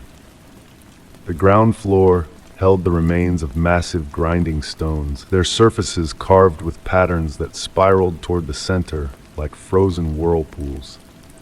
One stone bore a peculiar mark, not part of its functional design, but something that looked almost like a handprint pressed into the rock itself. My grandfather had mentioned this mark, though he'd never been able to explain its origin. As I moved deeper into the mill, the sound of the rain seemed to change, taking on an almost musical quality as it filtered through the building's many levels. Each drop seemed to carry a note, creating a melody that hovered just beyond recognition. My grandfather had spoken of music in the mill, though he'd always attributed it to the machinery and the water wheel's movement. But the wheel had been still for decades now. The wooden stairs to the second floor bore the smooth wear of countless feet, though no one had worked here in nearly 50 years. As I ascended, my hand trailing along the banister, I felt the wood grow warmer beneath my touch, despite the chill in the air.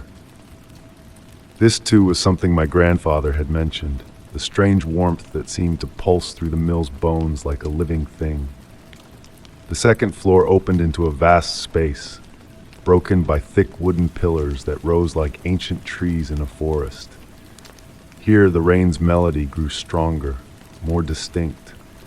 Between the hollow taps of water on wood and tin, I began to hear what sounded like whispered conversations, not clear enough to make out words, but carrying the unmistakable cadence of human speech. Near one of the windows, I found a small leather-bound book, its pages warped with moisture but still intact. The writing inside was faded but legible, dates and numbers recorded in a careful hand.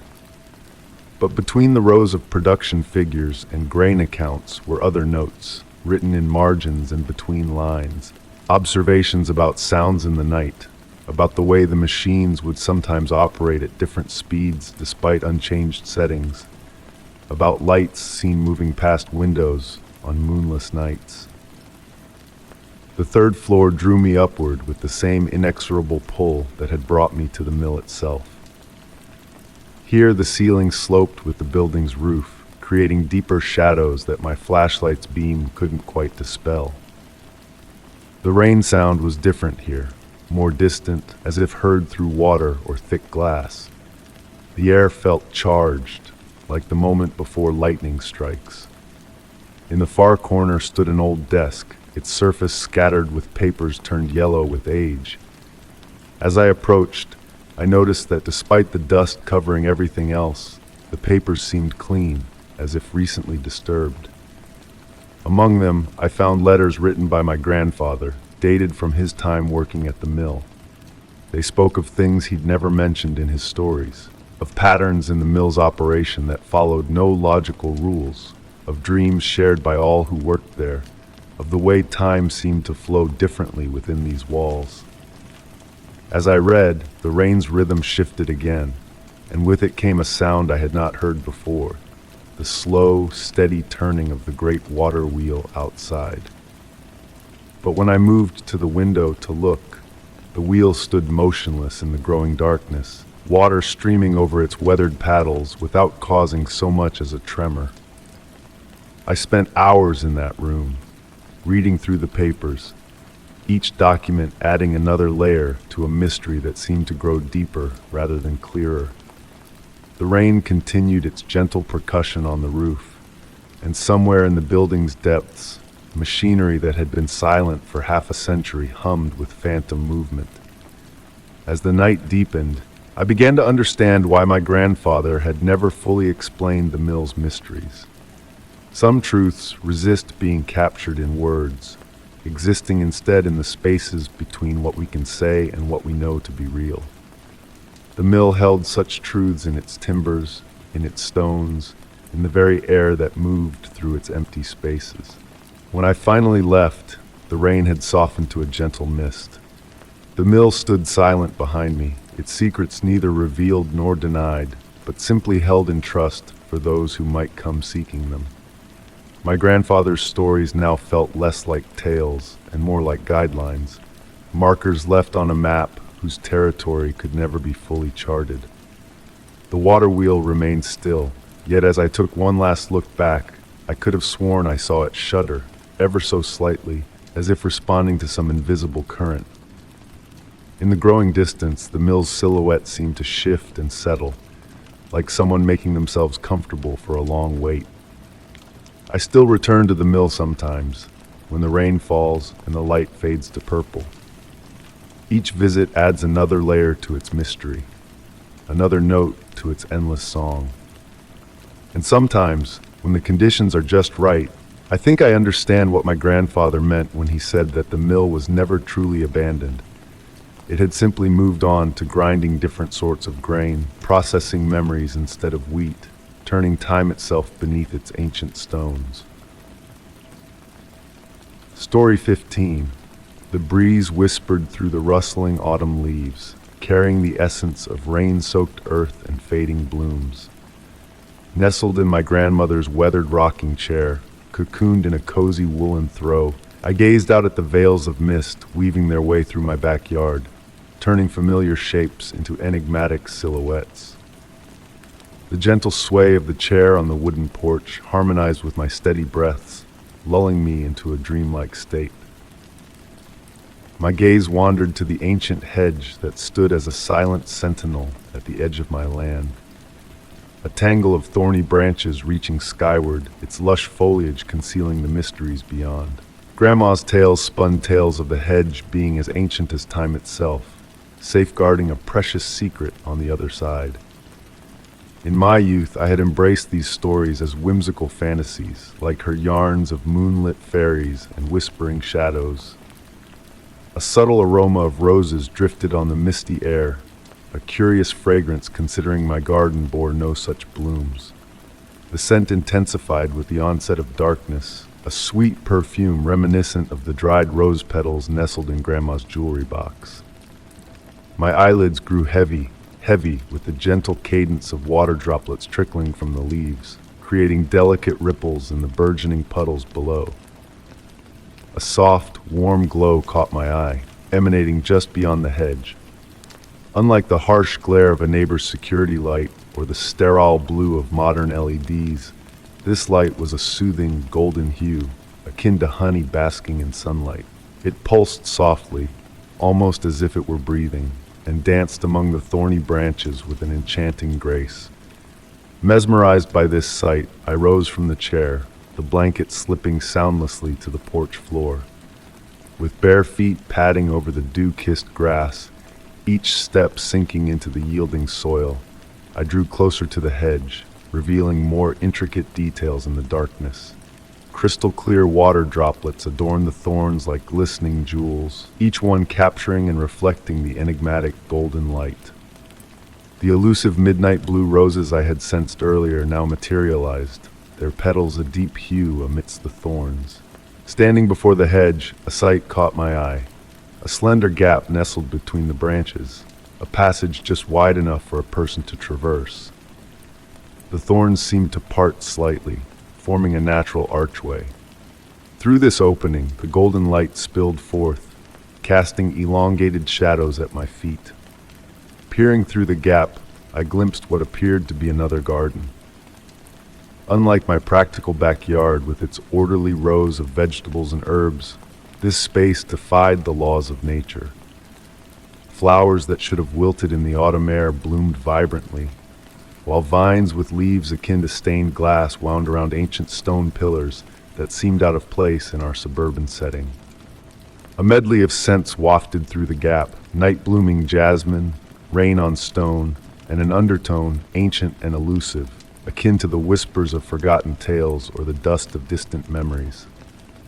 My heart beat steadily, not with trepidation, but with a profound sense of awe, reminiscent of the wonder of childhood and Grandma's fantastical narratives.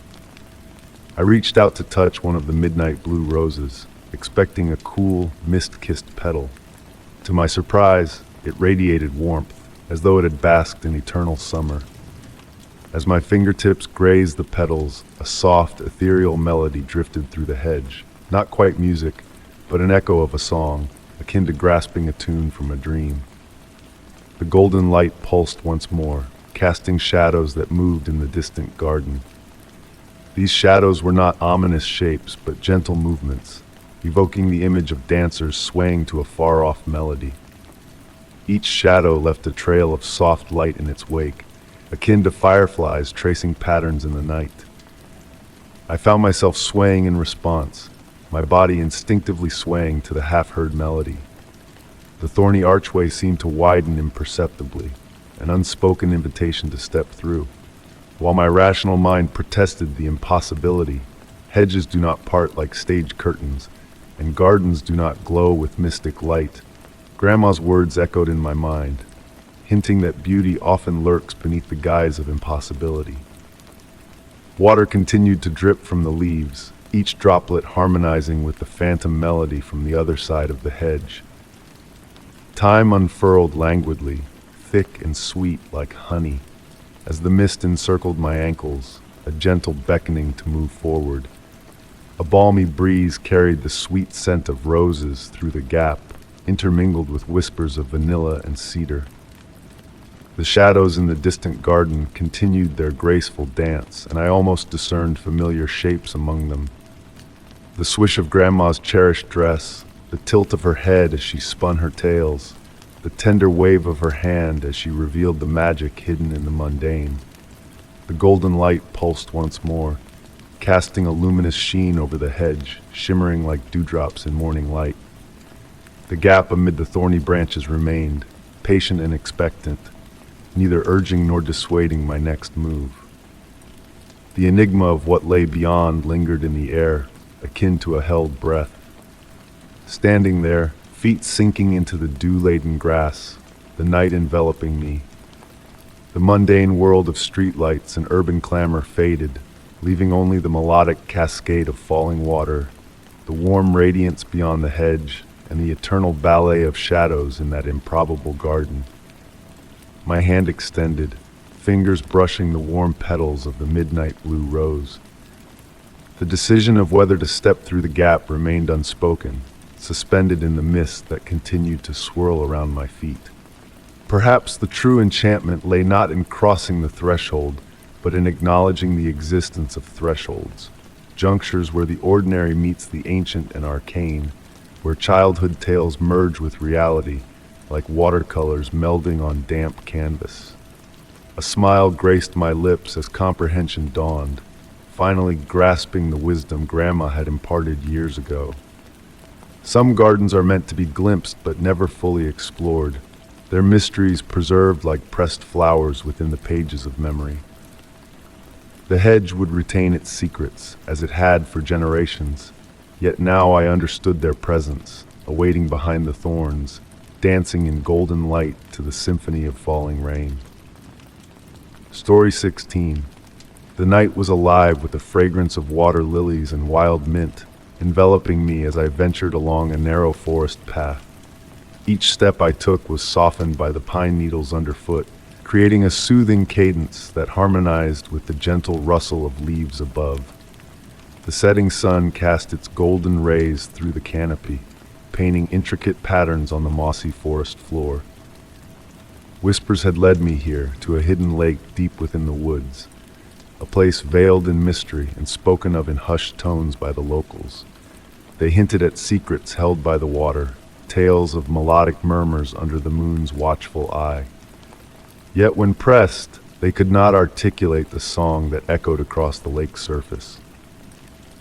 As I delved further into the forest, the quality of light shifted, and a coolness settled in the air, carrying with it the unmistakable scent of deep water.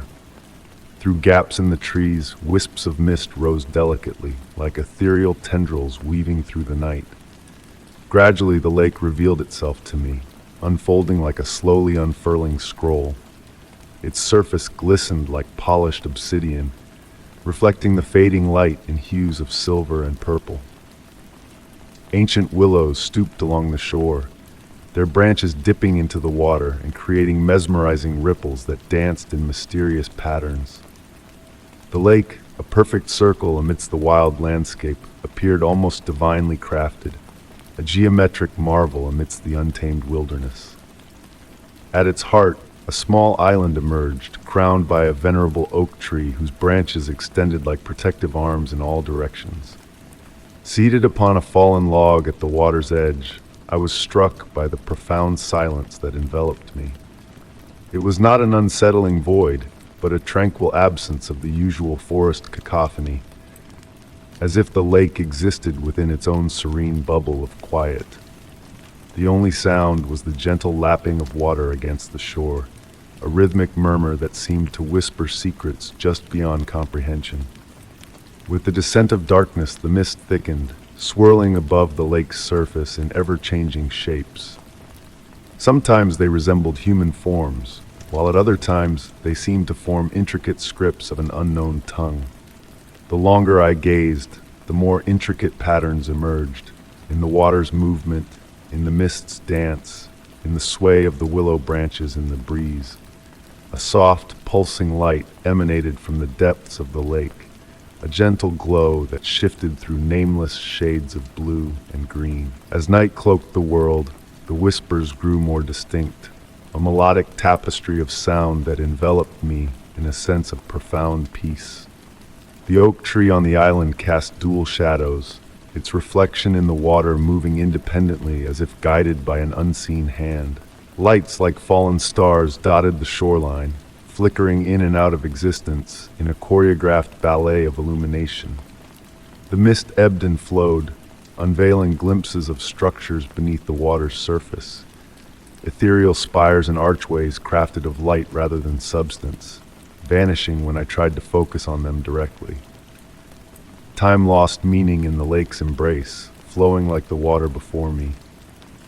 Minutes stretched into hours, and hours compressed into moments, the moon rising and setting in a timeless dance.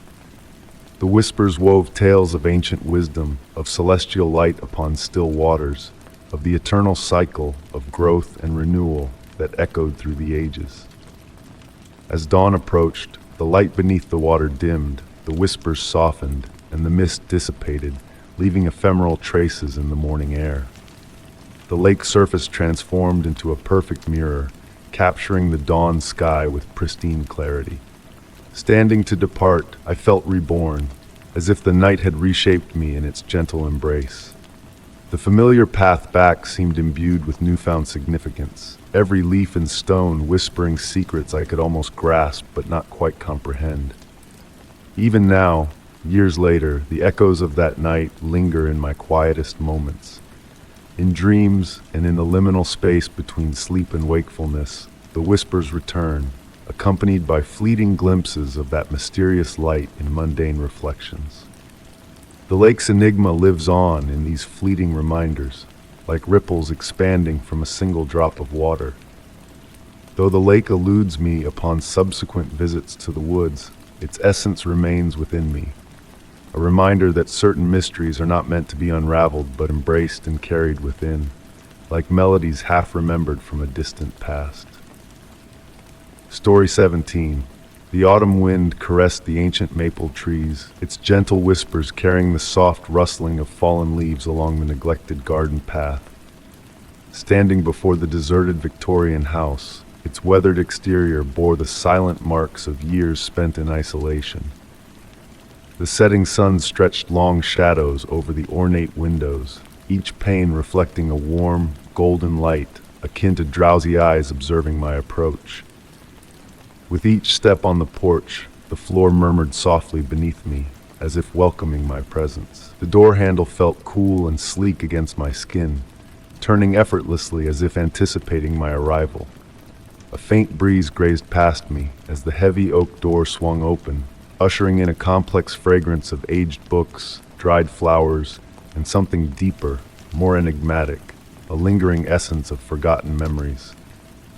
Inside, dust particles danced lazily in the dwindling sunlight, filtering through delicate lace curtains, forming patterns that hinted at hidden meanings. The foyer led into a grand living room, where antique furniture draped in white sheets seemed to echo with the ghosts of conversations long past. The faded wallpaper held intricate designs of climbing roses and delicate vines, whispering tales of brighter days gone by. As I ventured further into the house, my footsteps echoing softly on the hardwood floors, a peculiar sensation enveloped me. The air seemed to ebb and flow in a rhythmic pattern, akin to gentle breathing, a subtle expansion and contraction that caused the curtains to sway ever so faintly. Initially attributing it to drafts seeping through aged windows, there was an uncanny regularity to this movement, almost deliberate. The late afternoon light dimmed as I explored the ground floor, casting everything in a soft, muted hue. In the dining room, a grand chandelier hung still and silent, its dusty crystals managing to catch the last remnants of light. The table below was set for a dinner that never occurred, each plate meticulously arranged though veiled in a cloak of gray dust. Ascending the grand staircase, my hand trailed along the polished mahogany banister, the house's breathing growing more pronounced. The air moved in gentle, peaceful waves, reminiscent of a slumbering giant's chest rising and falling. The second floor unveiled a lengthy hallway flanked by closed doors, each concealing a mystery waiting to unfold. Family portraits adorned the walls, their subjects' gazes following my progress with benign curiosity. In a bedroom, a child's rocking horse, worn smooth by time, began to sway ever so slightly, in harmony with the house's breath. The motion, tender and tranquil, offered comfort rather than unease. Nearby, a music box sat atop a dusty dresser, its mechanism still operational, playing a soft lullaby that seemed to synchronize with the house's rhythm. The master bedroom boasted a four-poster bed shrouded in elegant drapes that swayed in the same peaceful cadence. A vanity mirror reflected the room behind me, briefly capturing the impression of a figure seated at the bed's edge. Not a menacing specter, but akin to the lingering warmth of a recently vacated seat. Upon turning to inspect, only the indentation on the dusty bedspread remained, as if someone had just departed. The attic, accessible via a narrow staircase spiraling like a ribbon, amplified the house's breathing.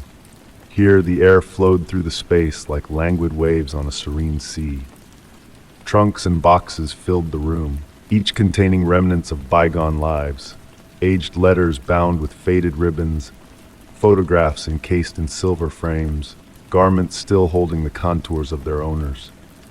A rocking chair beside a small round window swayed in time with the house's rhythm, emitting a soft creak akin to a lullaby. As twilight descended, the house's breath grew more pronounced. The gentle sounds of settling wood and faint creaks wove a soothing melody that beckoned rest and introspection.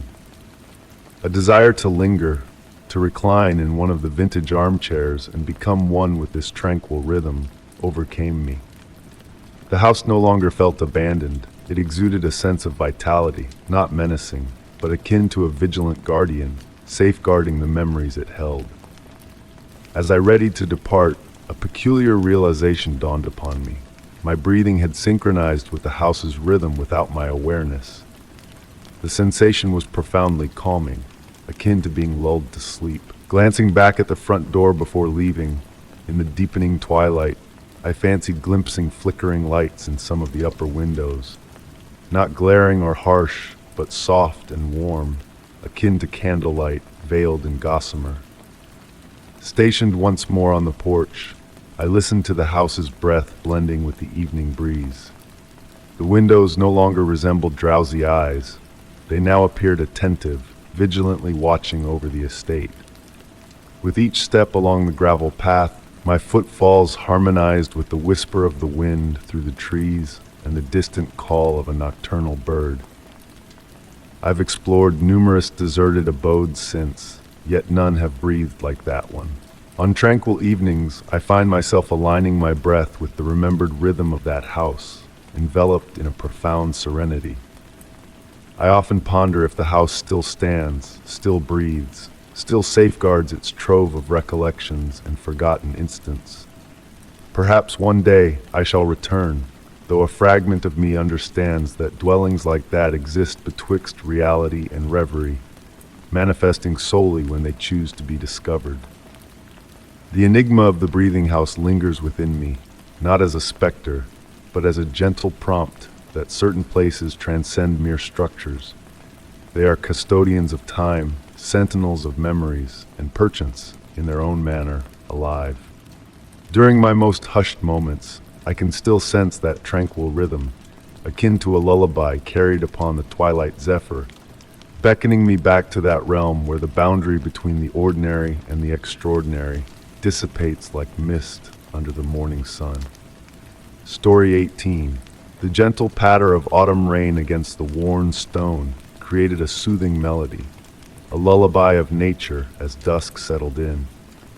Standing before the ancient church, its spire reaching towards the misty clouds, I watched as fallen leaves twirled around my feet in a slow, graceful dance. The air was filled with the earthy scent of damp soil and aged wood, carrying hints of something older, something that spoke of forgotten prayers and silent echoes. It was by chance that I stumbled upon this hidden sanctuary. Lost in thought during an evening stroll, the rain nudged me off my usual path, guiding me to this sacred haven that seemed untouched by time.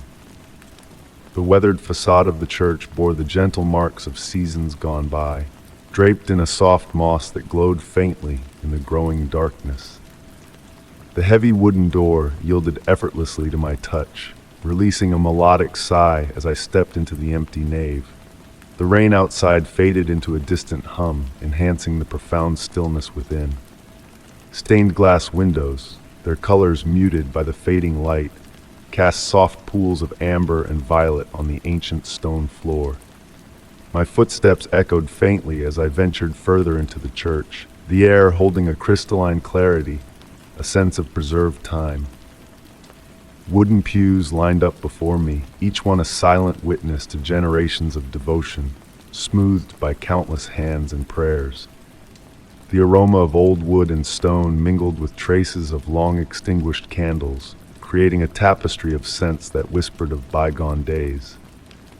In the dimming light, intricate carvings adorned the walls and columns, their figures seeming to shift and change with each glance, their expressions a dance between serenity and enigma.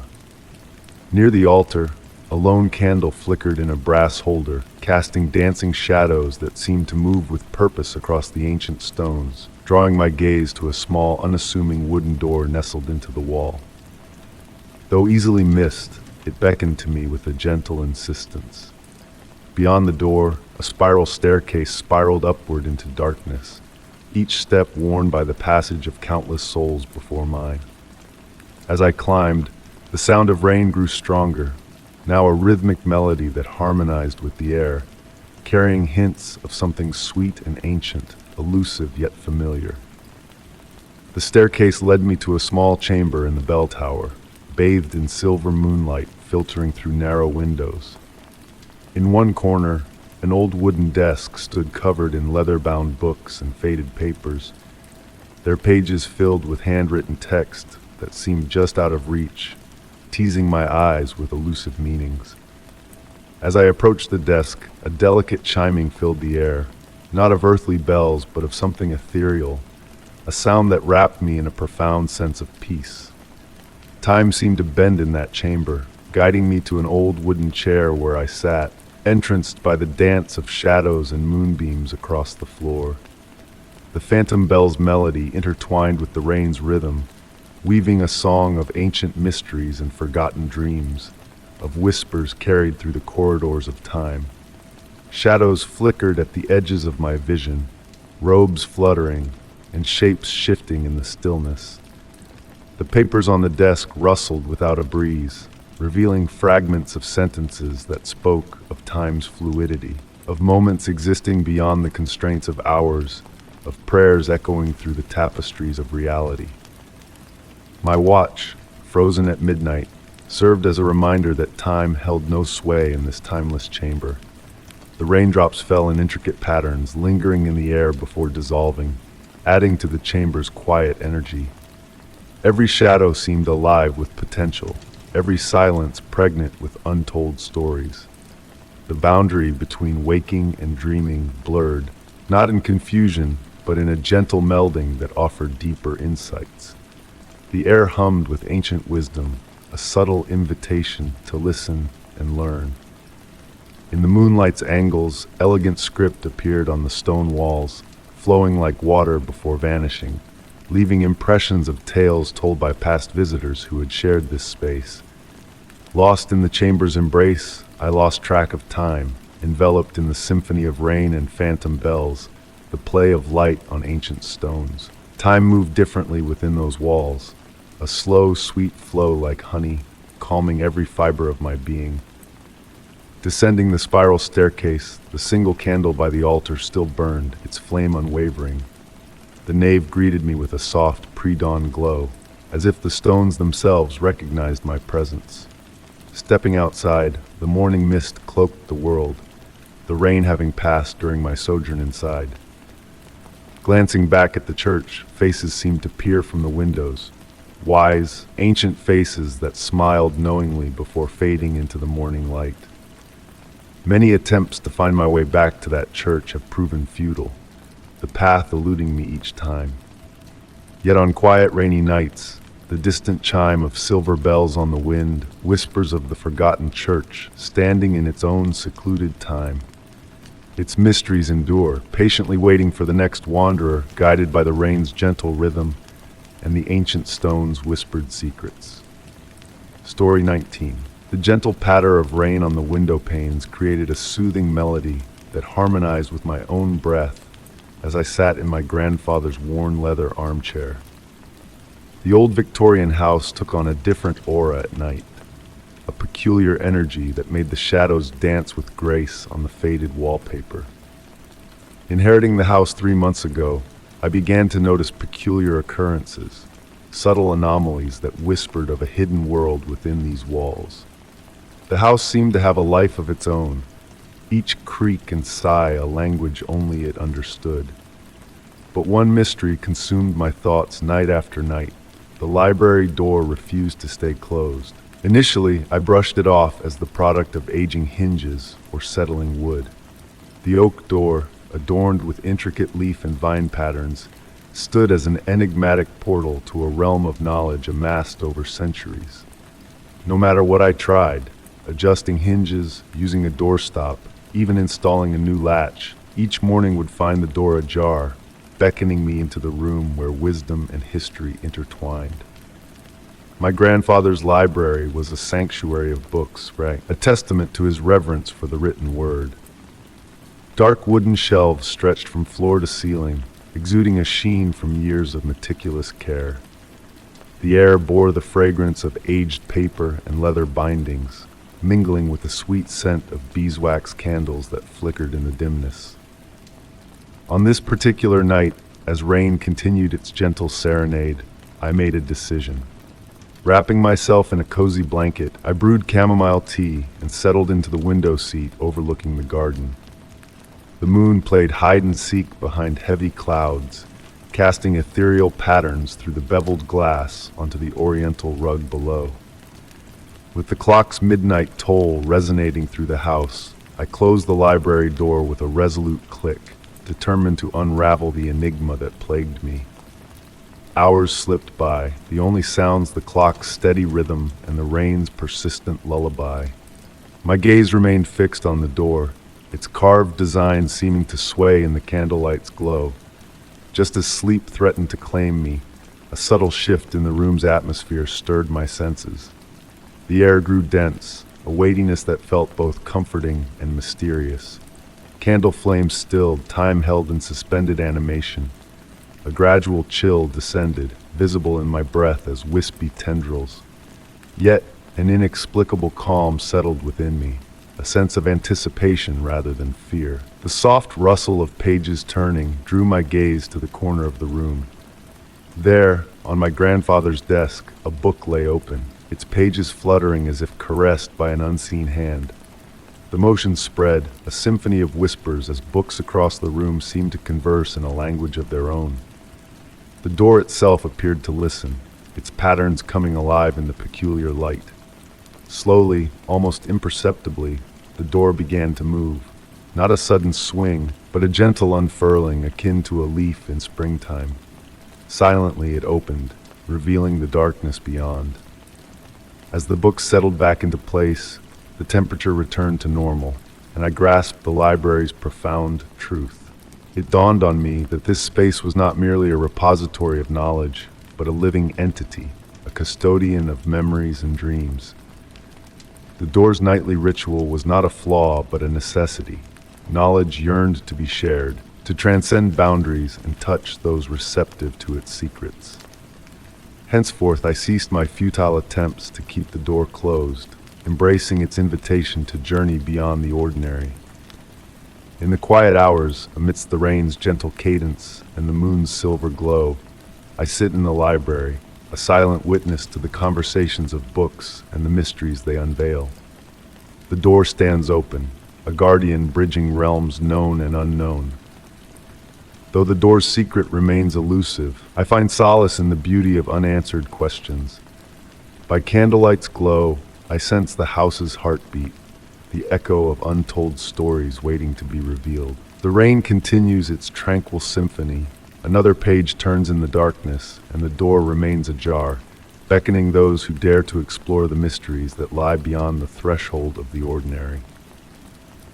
Story 20. The rain whispered its ancient secrets against the stone walls of the manor in a gentle, rhythmic dance. In my study, bathed in the warm glow of vintage brass lamps, I found solace amidst the scent of old leather-bound books. The wooden floorboards murmured softly beneath my feet, a quiet accompaniment to my evening contemplations. One night, as I sat by my grandfather's antique desk, a peculiar sight caught my eye. The shadows flickering on the weathered stone wall revealed subtle patterns previously unseen. The stones, worn smooth by time, seemed to come alive with a hidden design, teasing the periphery of my consciousness. Intrigued, I traced the cool, rough surface of the stones with my fingertips. Some felt warmer, almost pulsing with life beneath my touch. A movement in the room's reflection caught my attention, yet when I turned, all was still. The rain outside intensified, its rhythm deepening into a resonant melody that seemed to emanate from within the very walls. The brass lamps flickered, casting a hypnotic spell as the stone's pattern hinted at an archway, vanishing when directly observed. Night fell, filling the room with the earthy smell of petrichor, mingled with the sweet mustiness of old books. Time marched on with the steady tick of the grandfather clock, pulling me deeper into the enigma of the wall. I delved into my grandfather's journals, uncovering family legends of hidden doorways and spaces between spaces. The room revealed new secrets, shadows that defied logic, echoes that lingered too long. One quiet evening, the rain's rhythm shifted, each droplet striking the stones in perfect harmony, thickening the air with deliberate weight. The stone pattern evolved, a soft light shimmering from within, suggesting a passage of unknown depth. The stones seemed to breathe, their outline growing clearer, a gap appearing with a silvery glow. I sat transfixed, witnessing a threshold between existence and possibility, a doorway forever on the cusp of revelation. Some nights, I listened to faint whispers and distant music through the gap, memories of summers long past. My grandfather's journal spoke of similar experiences, urging contemplation rather than fear. The passage blurred the line between reality and imagination, a beacon of tranquility amid the ordinary. As time passed, the wall became a meditation, a gateway to mysteries beyond our grasp. On still nights, a gentle vibration hummed through the stones, offering peace and connection to something ancient and vast. The passage remained, a silent reminder of the boundless possibilities just beyond our perception. Embracing the unknown, I found solace in the gentle mysteries that surrounded me. The rain continued its soft lullaby against the stones, the passage glimmering faintly in the lamplight. It beckoned me to ponder the endless expanse of what could be, yet it was the peace in accepting the unknowable that truly resonated within, like a melody carried on the evening breeze. Story 21. The wooden steps whispered beneath my feet as I climbed the ancient lighthouse keeper's dwelling, each creak a soft echo of bygone days. Outside, the autumn breeze caressed the weathered walls, creating a soothing melody that seemed to harmonize with the very essence of the structure. Guided by my grandmother's letter, I found myself in a place where time flowed differently, blurring the lines between reality and dreams. The air carried hints of aged books, sea salt, and the earthy scent of rain-soaked wood, enveloping me in a comforting embrace. Upon reaching the third-floor landing, my fingers traced the intricate carvings on the mahogany banister, worn smooth by the touch of generations. The evening light filtered through tall windows, casting shadows that danced across the faded wallpaper like silent performers in a timeless ballet. My grandmother's final message, tucked in my coat pocket, hinted at the tower's enigmatic secrets. Secrets that whispered, beckoning exploration rather than instilling fear. Entering the circular room on the top floor, I was greeted by a twilight ambiance. Dust motes danced lazily in the amber sunlight, creating a halo around the carefully arranged furniture and mysterious instruments lining the walls. But it was the tower itself, leaning against the darkening sky, that captivated my attention. Settling into a reading chair, I felt it embrace me as if anticipating this moment. The warm glow of a brass lamp bathed the room in a gentle light, leaving the corners veiled in comforting shadows. From below, the sounds of settling wood and gentle creaks formed a rhythmic lullaby, as if the very building was breathing in harmony with me. My grandmother, a keeper of the tower's mysteries for 40 years, was spoken of with reverence by the locals, who shared tales of inexplicable lights, ethereal music, and visitors leaving with serene smiles but sealed lips. As the sun descended, a remarkable phenomenon unfolded. The tower's shadow, cast by the setting sun, moved in a mesmerizing pattern across the floor, defying natural laws. It reached out to objects in the room, a silver box, an old compass, before settling on a nondescript section of paneling. Following my grandmother's cryptic guidance, I waited for the shadow to align perfectly with a hidden seam, revealing a spiral passageway leading upward. Ascending through the warm, lavender-scented passage, illuminated by softly glowing stones, I encountered walls adorned with shifting script that defied direct comprehension. The tower's lean became more pronounced, yet I moved with ease, as if guided by unseen forces. Emerging into the expansive upper chamber, I was met with windows offering glimpses of varied landscapes, a sea at sunset, starlit skies, and otherworldly vistas. In the room's center stood a curious device, part astronomical instrument, part music box, its components moving with a graceful fluidity. Beside it lay a leather-bound notebook filled with my grandmother's cryptic writings, guiding me to understand the tower's mysteries through intuition and harmony rather than rigid instructions. As night enveloped the chamber, I perceived the tower's tilt not as a flaw, but a deliberate design to capture hidden currents of time and possibility. Hours passed in a timeless reverie as I communed with the instrument, witnessing fleeting visions through the windows, echoes of the past, scenes of lives intertwined with the tower's essence. With the approaching dawn, I descended the spiraling passage back to the circular room, where the first light of morning painted the sky in pastel hues. The tower's shadow pointed west, heralding a new day of discoveries to come. Sinking back into the reading chair, I absorbed the night's revelations like a cherished blanket of memories. The brass lamp cast a soft glow, blending with the dawn's light filtering through the windows. Seabirds' cries carried on the wind, a symphony of nature's awakening, as I contemplated the legacy unfolding before me. The tower, leaning toward the heavens, held gentle secrets in its tilt, inviting those attuned to its whispers to partake in its mysteries. As I embraced the serenity of the moment, I understood that some enigmas are meant to be felt, not unraveled. The tower stood as a beacon of untold stories, gathering tales like stardust to share with those willing to listen with open hearts. In this realm where reality melded with magic, where time danced sideways through tilted spaces, I found solace in the tower's quiet vigil.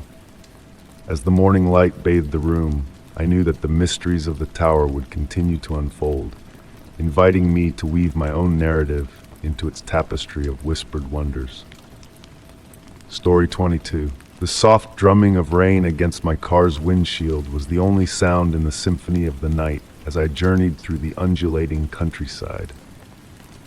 Each droplet seemed to carry a secret melody, a whisper of tranquility that wrapped around me like a comforting shroud. The mist enveloped the road ahead, thickening with every mile I traversed, swallowing the world in a cloak of obscurity. My headlights timidly sliced through the fog, casting feeble beams that danced off the suspended water particles, casting a spellbinding tunnel of muted light. As dusk descended, a hush fell over the landscape, painting the world in shades of mystery. A peculiar calm settled within me when the engine of my car faltered, its lights flickering before succumbing to darkness. Drifting to a gentle halt, a serene acceptance washed over me, replacing any hint of panic.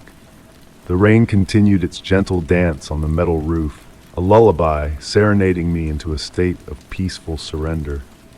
Through the misty veil shrouding my surroundings, a faint glow beckoned from a distance, flickering like a forgotten memory. It swirled and shimmered, reminiscent of bygone eras and ancient tales. The light held a promise of solace, a haven from the encroaching dampness that seeped into my bones. With no signal to reach out for help, and the nearest town a distant memory, I summoned my courage and stepped into the misty night. Surprisingly warm air enveloped me, carrying the earthy scent of soil and a hint of something sweeter, perhaps wild honeysuckle. The grass beneath my feet murmured softly as I followed the enigmatic light, its glow guiding me towards unseen wonders. Shapes materialized from the fog, revealing an old village steeped in history and mystery. Buildings stood stoic and weathered, their dark stone walls and gleaming wooden beams whispering tales of centuries past. Empty streets bathed in warm light greeted me, exuding a sense of timeless serenity. The golden radiance pulsed softly, breathing life into the silent village like a slumbering giant. Puddles mirrored the luminous windows, creating portals of warmth amidst encroaching shadows. Each step echoed faintly against the cobblestones, the structures leaning in conspiratorially, sharing secrets and whispers. Wind chimes sang a melody without a breeze, mingling with the steady rhythm of rainfall to weave a dreamlike symphony. Drawn towards a beckoning light that emanated from what appeared to be an inn, I ventured closer, the scent of wood smoke and distant memories wafting through the air. The The door swung open soundlessly, revealing a cozy interior bathed in the flickering glow of a crackling fire. Despite the inviting ambiance, I found no other souls within the inn's walls. An ancient guest book lay open, its yellowed pages telling stories of visitors long past. Curious details unfolded before me. A half-filled teacup frozen in time, a newspaper untouched by the years, a clock whose hands refused to move. The world inside the inn seemed suspended in a timeless reverie, a sanctuary untouched by the passage of years. Sounds from beyond the walls whispered of distant conversations and laughter, music that felt both near and far. Yet every window I peered through revealed only the thick veil of fog, concealing the truth of the village's solitude. Raindrops etched cryptic patterns on the glass, fleeting messages from a realm beyond reach. Within a sitting room, an old radio crackled to life, weaving fragments of forgotten memories and faded echoes. Time seemed to lose its hold within the inn's embrace, hours slipping by unnoticed as the fog outside danced a silent waltz with the windows. Shadows in the corners of the room stirred, hinting at unseen watchers that vanished upon direct gaze. In the embrace of the fire's warmth, reality blurred with dreams, melding into a tapestry of half-remembered visions.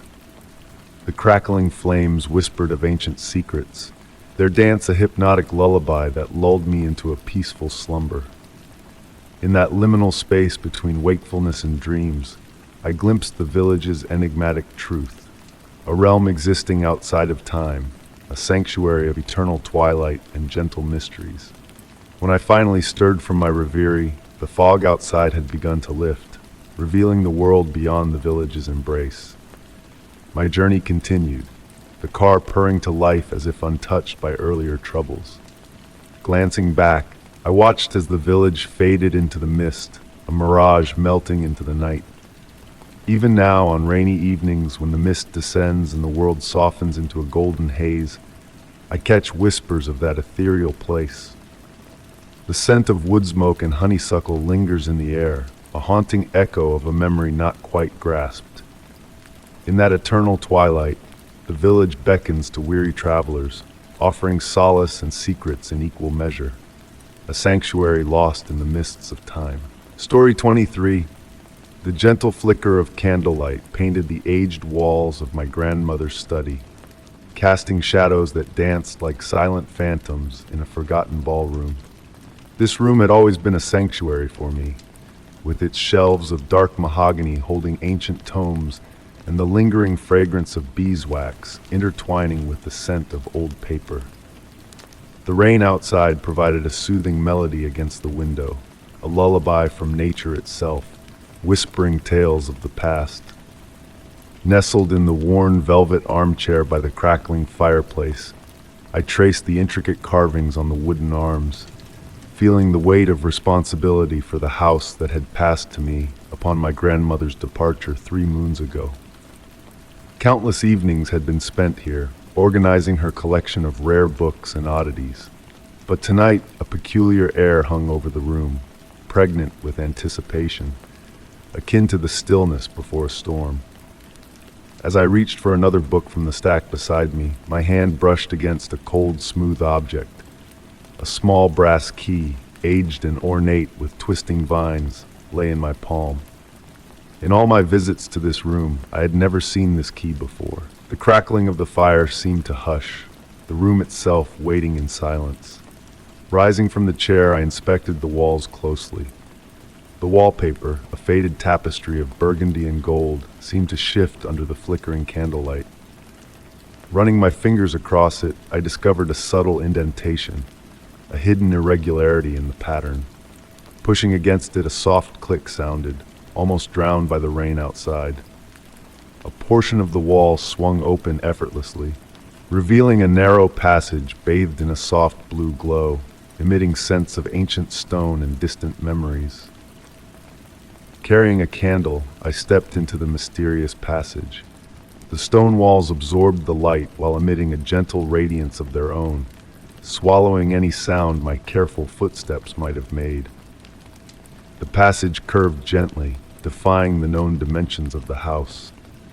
Minutes stretched into eternity as I ventured deeper, until the passage opened into a vast circular room, shrouded in mist, with a pulsating blue light at its core. In the center stood a plain wooden desk, holding a book bound in midnight blue leather, accompanied by a chair reminiscent of one from my grandmother's study. Approaching the desk, I noticed intricate patterns on the floor, shifting and flowing like ripples in a pond, reminiscent of the key's design but on a grand scale. The book, devoid of any title, contained pages filled with my grandmother's script, words that seemed to morph and flow like water. The first legible passage spoke of the room's purpose, a sanctuary that found those in need, a place not to leave, but to be found. A gentle hum filled the air, synchronized with the pulsing light, resonating from the floor, the walls, everywhere and nowhere. Time lost its meaning in that room as I delved into the cryptic pages, each revealing new enigmas written in my grandmother's hand. When I finally looked up, the mist had drawn closer, blurring the boundaries of the room. The patterns on the floor shifted imperceptibly, the room both expanding and contracting like a living entity. This was a room that chose its guests, a room that found you when the moment was right. Closing the book, I sat in stillness, watching the light pulse and fade, feeling a profound peace wash over me. Gradually, I found myself back in the study, the brass key now warm in my hand. The hidden passage had vanished, leaving no trace behind. The rain continued its gentle rhythm. The candles flickered as before. Everything appeared unchanged, yet something fundamental had shifted. The room had shared its secrets, just as it had with my grandmother. On quiet nights with rain tapping against the window, I catch glimpses of that blue light, a gentle reminder of the room's existence in its impossible space. The key rests on my desk, a silent sentinel, waiting for the day when the room deems me worthy of finding it again. I've learned that some mysteries are not meant to be solved, some doors not meant to be opened at will. The room's elusive presence has become a source of solace, a reminder that sometimes the journey is more important than the destination, that not all questions require answers. And so, I embrace the mystery, knowing that when the time is right, the room will find me once more. Story 24. As the autumn wind whispered through the pine trees, it carried the essence of fallen leaves and distant wood smoke. Each step along the winding path echoed softly, the pine needles beneath my feet creating a gentle symphony. The old house beckoned to me, its weathered form a shadow against the misty slope. The air grew cooler, enveloping me like a silk scarf as I ascended higher into the mist. Branches swayed overhead, their soothing whisper forming half-spoken words. Nature had reclaimed the path, with only traces hinting at its original purpose among the wild herbs and mountain blooms. Closer I drew, and the house gradually revealed itself through the mist. Its Victorian charm spoke of a forgotten era, with elegant gables and a porch embracing the slope. The deep, rich brown wood, weathered yet dignified, seemed to tell tales of years gone by. Wind chimes danced from the porch eaves, blending their melody with the mountain's natural symphony. The windows, tall and elegant, held wavy glass reflecting light in mesmerizing patterns. Through them, vague shapes of furnishings appeared, familiar yet dreamlike. One window high in the east gable emitted a soft amber glow, its origin uncertain. The porch steps welcomed me with gentle creaks, each board singing its own note, not threatening but inviting, like an old friend playing a forgotten tune. The solid oak door, with its patinated brass handle, bore intricate carvings that seemed to shift and change with each glance. To my surprise, the door swung open at my touch, revealing the complex scent of old books, beeswax polish, and something deeper, sweeter, perhaps dried lavender or aged cedar. The grand foyer unfolded before me, a staircase curving like a wooden river toward the upper floors. Dust motes danced in the filtered light, creating ethereal patterns that seemed choreographed. The gleaming hardwood floors reflected the dim light like a tranquil pond. Each room flowed into the next, suggesting growth rather than construction. In the parlor, an old phonograph spun its turntable without my touch, releasing a whisper of music, a waltz from another time, barely audible yet impossible to ignore. The kitchen held its own secrets, with copper pots reflecting warm light and a tea kettle on the wood-burning stove, hinting at the scent of Earl Grey. Each step on the staircase released a soft sigh, as if the house itself breathed. The upper hallway, lined with slightly ajar doors, offered glimpses of mysterious rooms beyond. Lace curtains stirred in an unseen breeze, and a clock chimed an hour that didn't match my watch. The room with the amber-glowing window drew me in, revealing a study frozen in time. An old desk bore papers with fresh ink, dated decades past, and a leather chair retained the impression of its last occupant. As evening descended, the mist turned to liquid gold outside, and the house seemed to settle, its wooden frame shifting gently. Water sounds echoed through old pipes, though the faucets remained still. In the deepening darkness, shadows cradled the spaces between objects, the light pooling like liquid in corners and flowing down the hallways. In the conservatory, aged glass allowed the last light of day to filter through, sustaining Victorian plants in glossy vibrancy. A rocking chair moved slightly, as if recently vacated, and the air held the warmth of a departed presence. Night fell, and the house glowed with an inner light, not electric or fiery, but primal, as if it absorbed sunlight over years, now releasing it into the darkness. Throughout the night, I wandered through rooms of unsolved mysteries, catching glimpses in mirrors and hearing distant whispers that faded before clarity. At dawn, on the porch, I watched mist rise from the slope below, the house solid yet ethereal in the early light. Each step down the path carried me further, yet the house's mystery lingered, a gentle pull. Even now, years later, I dream of that house on the dark slope. In twilight dreams, the windows still glow with amber light, inviting wonder. Perhaps, existing in the realm between reality and dreams, the house reveals itself to those destined to find it, offering a unique symphony of quiet wonders and subtle revelations to each wanderer who crosses its threshold. Story 25. The gentle rain tapping against my window had been my steadfast companion for hours, merging its gentle beat with the alluring sound that had beckoned me to this secluded cabin, the enigmatic singing waterfall. Nestled in my cozy armchair, cocooned in a plush woolen blanket, I surrendered to the harmonious tune that seemed to drift through the misty evening air. The locals had spoken in hushed tones about the waterfall's captivating melody, their words tinged with a mixture of awe and reverence. They weaved tales of how the song transformed with the shifting phases of the moon, how it carried whispers of ancient wisdom to those who truly listened.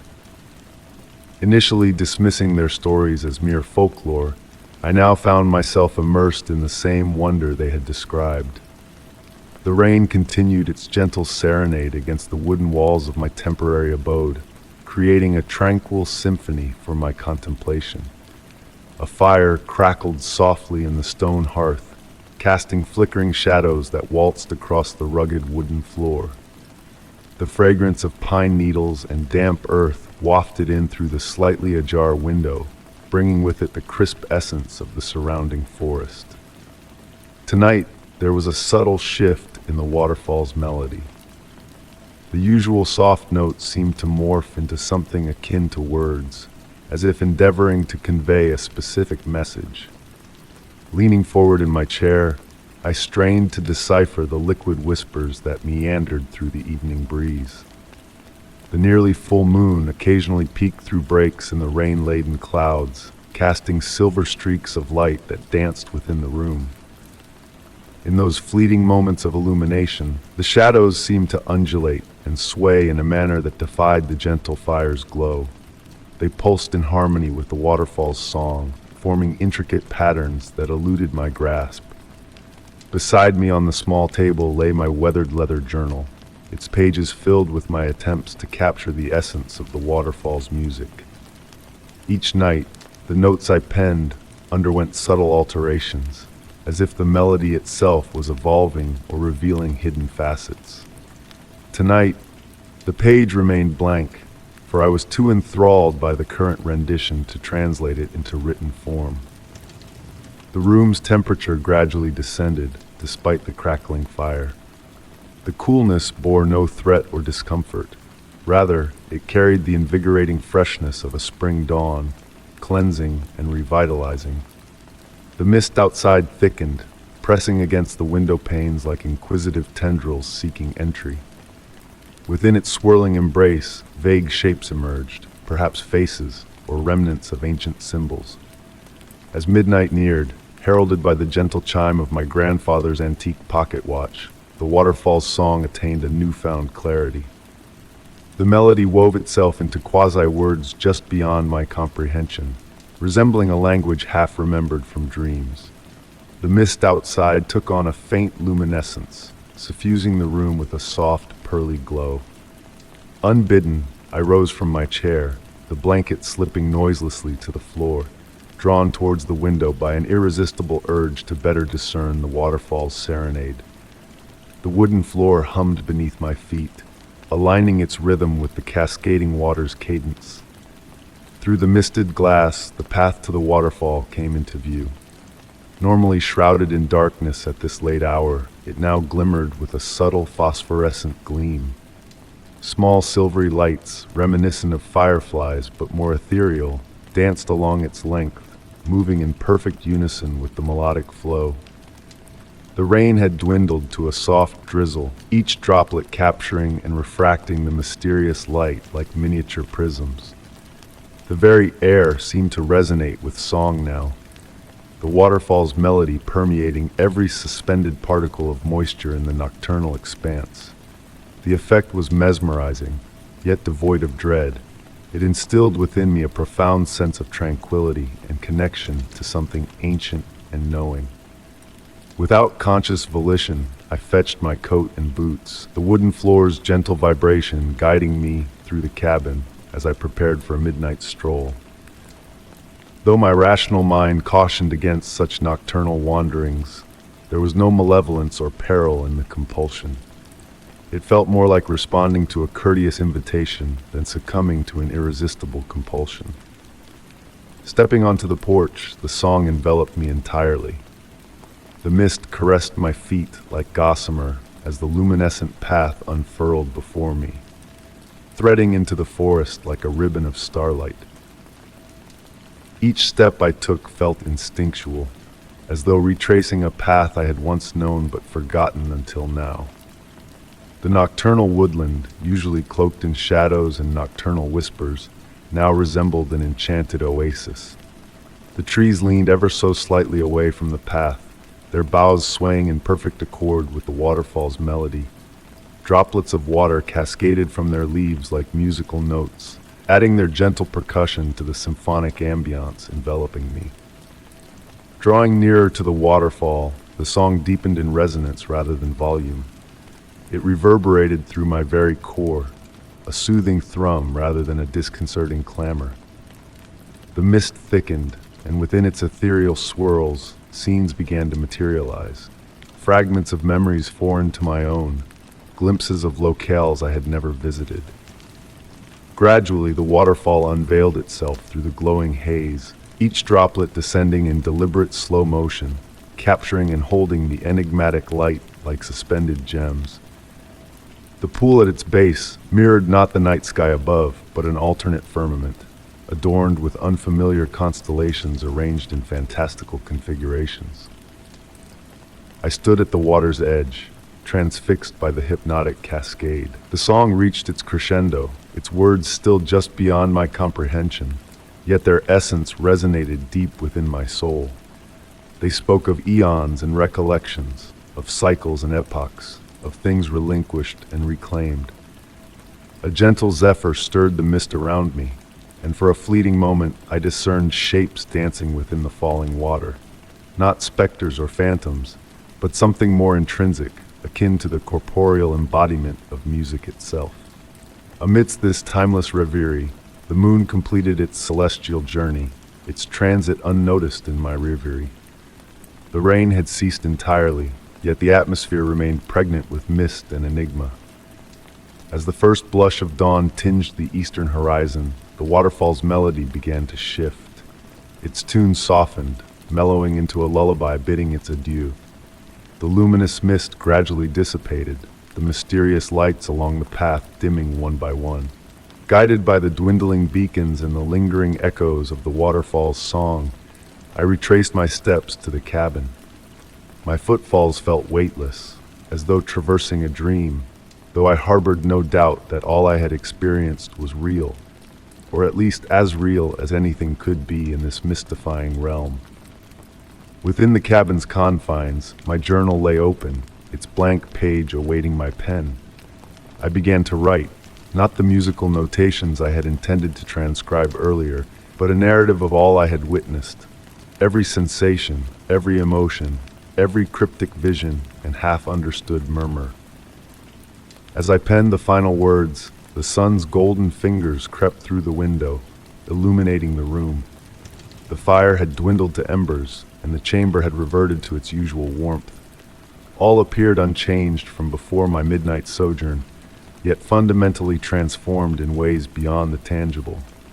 Each night, I still hear the waterfall's song, though it never quite achieves the crystalline clarity of that singular evening. Sometimes, under the full moon and the gentle rain, I catch glimpses of that mysterious luminescence, fleeting shadows of those improbable figures pirouetting in the falling waters.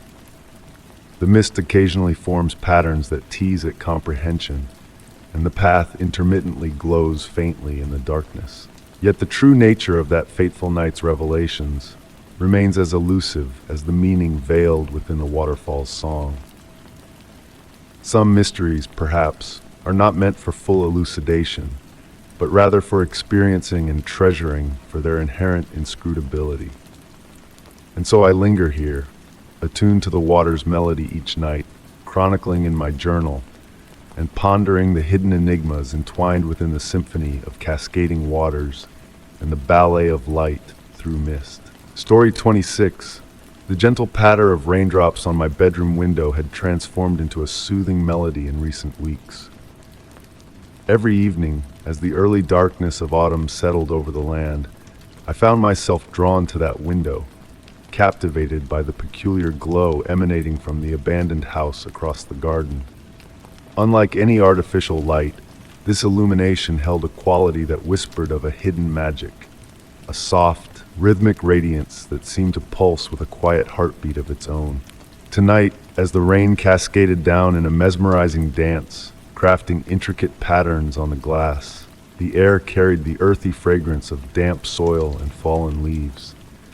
Distant thunder rumbled like a distant secret, rolling softly across the sky. My room felt like a haven, bathed in the warm glow of my reading lamp and the comforting embrace of well-loved quilts. Yet the light from the abandoned house continued its silent vigil. I first noticed it 3 weeks ago, on a similar rainy evening. The house, vacant for nearly 2 years, had been a shadow of neglect, with dark, empty windows and a garden slowly surrendering to wilderness. But then, the light emerged, not from a specific window, but seeming to radiate from within the walls themselves, as if the house harbored its own inner luminescence. The longer I observed, the more mysteries unfolded. The light never remained still. It swayed and shifted like ethereal curtains, occasionally hinting at delicate hues, a touch of violet here, a whisper of azure there. Most intriguing was its interaction with the rain. Droplets passing through its glow appeared to slow, suspended in time before resuming their descent. I shared my observations with Mrs. Sullivan, my neighbor of many years, a woman with a kind demeanor and a depth of wisdom. She listened, stirring her tea thoughtfully, and remarked, "Some lights are not meant to be comprehended, dear. They are meant to be witnessed." Her gaze often lingered on the old house when she thought no one was looking. As weeks drifted by, subtle transformations unfolded. The wild roses in the abandoned garden, defying the season, continued to bloom. Their petals captured the enigmatic light, forming tiny constellations in the overgrown yard. Moths congregated in unusual numbers, their wings aglow like fragments of moonlight. On hushed nights, when the world held its breath, I almost sensed a presence within the light. Not a sound, but a haunting echo of music, just beyond reach. I began documenting my observations, noting how the light's behavior mirrored the weather, the hour of night, and even my emotions. In moments of tranquility, it bathed in a golden hue reminiscent of sunlight on honey. During melancholic spells, it shifted to deeper shades, mirroring my inner state. The house itself seemed to subtly transform, the weathered paint appearing less worn, the sagging porch less forsaken. The windows, though dark, seemed to hold a silent anticipation, like closed eyes awaiting a new dawn.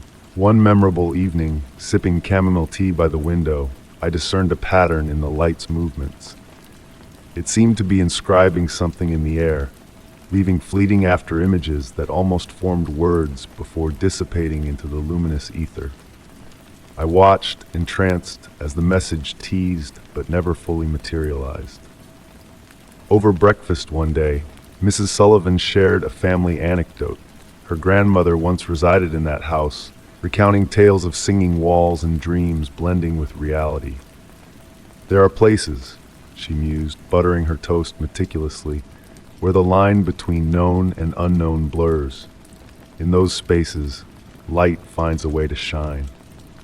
As winter approached, more residents took note of the light. Children paused their games to marvel. Elders sat on their porches gazing knowingly, and even neighborhood cats gravitated to the glow. It persisted, evolving not in brightness but in complexity, akin to a symphony gaining depth with each note. Some nights I awoke from dreams suffused in that gentle radiance, feeling more at peace than ever before. I never ventured into the house. It felt unnecessary, almost disrespectful. The light wasn't an invitation to explore or a puzzle to solve.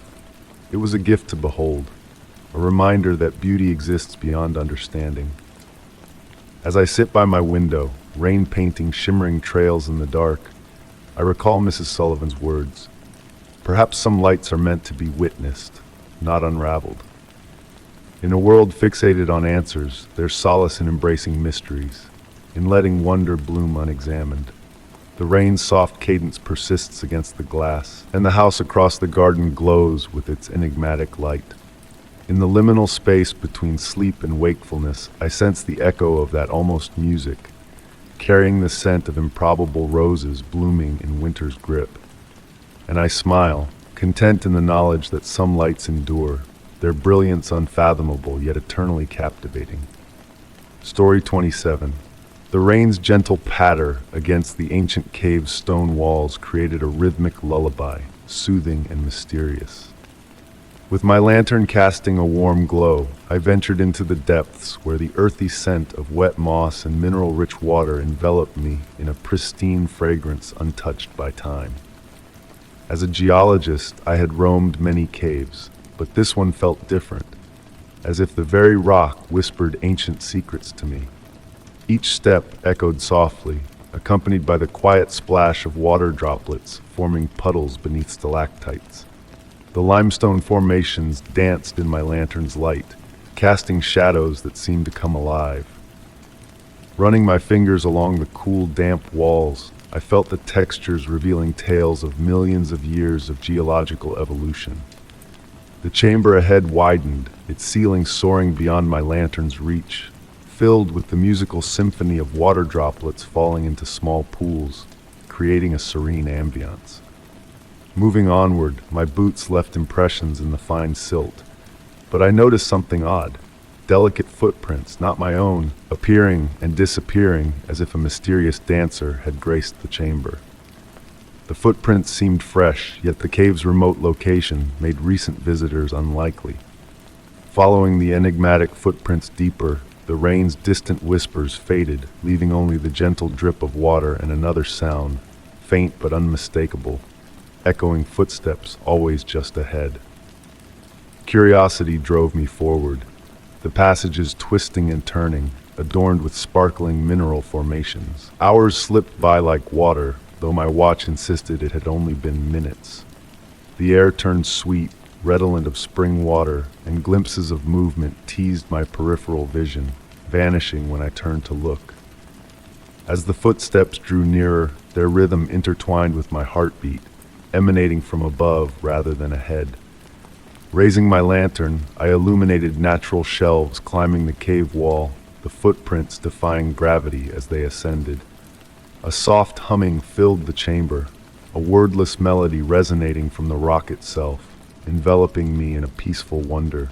Shadows danced to the ethereal music, the air vibrating with energy, casting a spell of tranquility.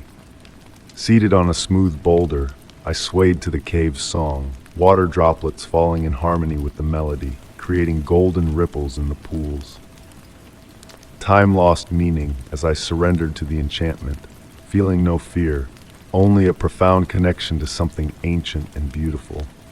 The footsteps danced around me, but I remained still, part of the cave's ancient rhythm.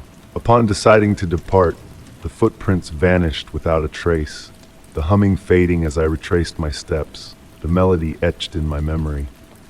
The cave felt more intimate on my return, as if we shared a secret bond. At the entrance, a single set of footprints appeared beside me, walking past and vanishing into the sunlight, leaving behind a soft laughter that echoed like a pleasant dream. Sometimes when working in other caves, I find myself humming that otherworldly melody. And occasionally, in the quiet depths underground, I hear distant footsteps matching my tune, dancing just around the corner, always almost there. Story 28. In the fading light of autumn, a gentle breeze swept through the ancient monastery, carrying with it whispers of the past. The crumbling stone archways stood as silent witnesses to the passage of time, their weathered surfaces holding secrets untold. Drawn to the allure of abandoned places, I found myself wandering through the overgrown courtyard, where wild roses and ivy intertwined with the worn walls, creating a tapestry of nature's design. As the sky painted itself in hues of muted purples and deep oranges, shadows danced across the courtyard, casting a spell of enchantment. The air held a blend of late-blooming flowers, aged stone, and damp moss, invoking a sense of mystery and tranquility. With my camera in hand, I ventured deeper into the ruins, where the changing light transformed the ordinary into the extraordinary. A melodic humming, soft and ethereal, accompanied me on my journey through the monastery. It seemed to emanate from the very stones themselves, weaving into the natural symphony of the surroundings. Following the enchanting sound, I found myself drawn to a narrow doorway leading to the chapel, where shafts of dusky light illuminated the moss-covered floor and partially collapsed ceiling. Setting up my camera near ancient choir stalls, I felt a shift in the shadows, a subtle movement that defied logical explanation. The humming intensified, blending with unseen voices in a mesmerizing harmony. As I captured the play of light and shadow through my lens, faint shapes seemed to materialize and dissolve, like whispers in the wind. The night descended, bringing with it a cool mist that enveloped the ruins in a ghostly embrace. The humming persisted, accompanied by distant chimes that resonated through the ancient stones. Lost in the moment, I became part of the symphony of mist, moonlight, and shadow, where reality blurred with the otherworldly. Seated in a choir stall, surrounded by the haunting melody, I felt a sense of peace wash over me. The patterns of mist on the chapel floor danced like water, carrying me into a realm of dreams. Time lost its meaning as the moonlight filtered through the broken ceiling, illuminating the mysteries of the night. As dawn approached, the humming faded into the natural sounds of the awakening day, leaving behind a sense of wonder and reverence. The mist dissipated, leaving only the scent of ancient wood and stone lingering in the air. Reflecting on my experience through the lens of daylight, I discovered glimpses of the unexplainable in my photographs, hints of a world beyond the visible. Returning to the monastery time and again, I sought to reconnect with the ethereal presence that had touched my soul. The humming would occasionally return, a faint echo of that first encounter, and the shadows would dance in silent invitation. I sat in the choir stalls, listening to the wind carry echoes of ancient songs, waiting for the whispers of the past to reveal themselves once more. The monastery held its secrets close, sharing them in fragments and whispers, in the interplay of light and shadow. Some mysteries, I realized, were meant to remain elusive, like the final notes of a fading melody carried away by the wind. And so I continued to visit, embracing the unknown and finding solace in the timeless beauty of the ancient stones. Story 29. The gentle sound of rain tapping against my window pane created a soothing melody in the room. I found myself nestled in my grandmother's old rocking chair, gazing out at the droplets meandering down the glass in lazy patterns. In my lap lay a weathered, leather-bound journal, heavy with the weight of its untold secrets. A discovery from her attic after she had passed away. Within its pages, her narrative of an enigmatic autumn from her youth awaited me, penned in her familiar flowing script. The rain outside seemed to echo the whispers of her words as I delved into her tale, allowing the story to envelop me like a distant memory. "My dearest journal," her words began, painting a picture of a village cloaked in morning fog, the air crisp with the bite of autumn. As she strolled down the cobblestone street, the absence of shadows caught her attention, a peculiar absence that puzzled her senses. The villagers moved about with effortless grace, their motions almost ethereal, as if dancing with unseen partners. Staying with her Aunt Margaret, a family friend whose Victorian home exuded warmth and mystery, my grandmother uncovered the truth behind the missing shadows. Aunt Margaret revealed that the shadows had departed generations ago, leaving behind a world where light danced freely without its counterpart. As days turned into nights in the peculiar village, my grandmother noticed the birds singing melodies from distant lands, flowers blooming with an inner glow, and stars that seemed within arm's reach, casting no shadows of their own. Time itself flowed differently, like honey, slow, sweet, and golden. The villagers had adapted to this shadowless existence seamlessly, creating art that played with light in mesmerizing ways. The children, born into a world without shadows, reveled in games of light catching and artwork where everything floated weightlessly. My grandmother, intrigued by the village's enigmatic charm, inquired about the attempts to bring the shadows back. Aunt Margaret shared the village's realization. The shadows had chosen to depart, leaving behind memories of light to be held in a new way. Winter descended upon the village, blanketing it in snow that shimmered like mirrors in the night, transforming the landscape into a dreamlike vision. The peace and warmth of the village transcended the absence of shadows, creating a sanctuary where the rules of reality softened and embraced a different rhythm. On her final night in the village, my grandmother and Aunt Margaret sat on the porch under a starlit sky, savoring tea that tasted faintly of moonlight. Aunt Margaret wondered if my grandmother would write about their extraordinary experience, to which she replied, knowing the disbelief it might evoke. But some stories, as Aunt Margaret wisely noted, are meant to be felt, like the memory of light on a cloudy day. As the rain continued its gentle serenade outside, I closed the journal, feeling the warmth of that shadowless place lingering in my heart. A fleeting moment caught my eye as my reflection in the window seemed to hesitate, as if contemplating the choice between staying and departing. My grandmother's words enveloped me like a cozy blanket, hinting at a world where shadows were but memories of light. And as I pondered the possibility of a village without shadows, I wondered if her story still whispered in the gentle dance of light, somewhere out there in the mysterious realm beyond our own. Story 30.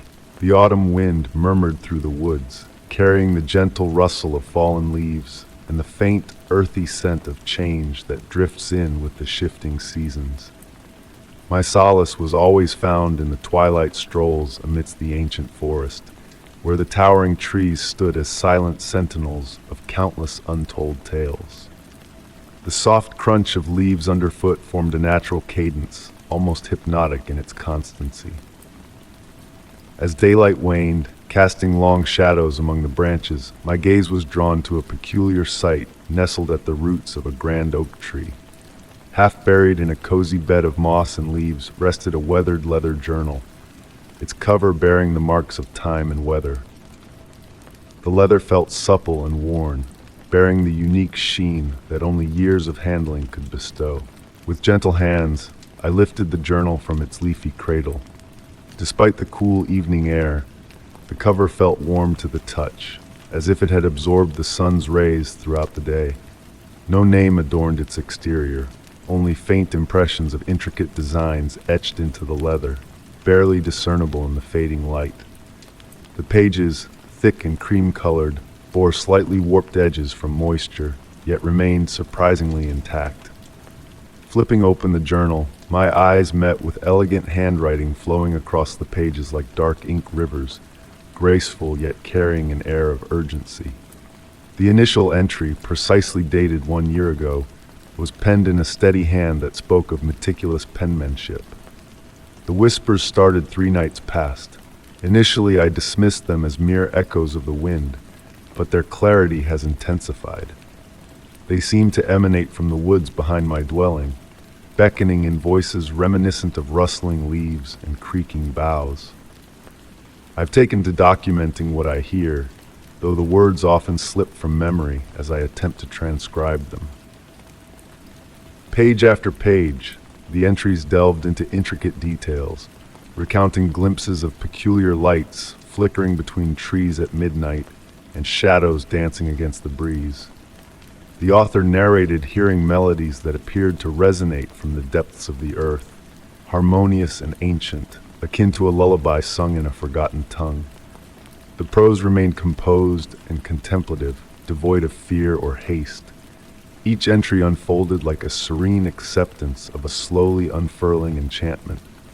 The author spoke of elongated sojourns in the forest, where the line between observer and observed blurred. "The forest breathes alongside me now," one entry disclosed. "When I shut my eyes, I sense the sap's pulse coursing through the trees, the gradual awakening of roots stretching beneath the soil. The whispers have turned into a constant companion, though I no longer strive to decipher their words. Comprehension, I've learned, isn't always requisite for communion." Deeper into the journal, the entries underwent a subtle metamorphosis. The handwriting, still elegant, acquired an organic quality, as if the letters were sprouting like vines across the page. The author recounted dreams of wandering endless woods beneath singing stars, engaging in dialogues with age-old entities, conversing in the language of falling leaves and burgeoning life. "Time flows uniquely here," a notation from early spring transcribed. "I've observed the sun lingering longer in certain clearings, while in other parts of the forest, night descends abruptly like a drawn curtain. Yesterday I witnessed a lone flower bloom and wither, all within what felt like minutes, or perhaps days. Distinguishing between the two is growing increasingly challenging."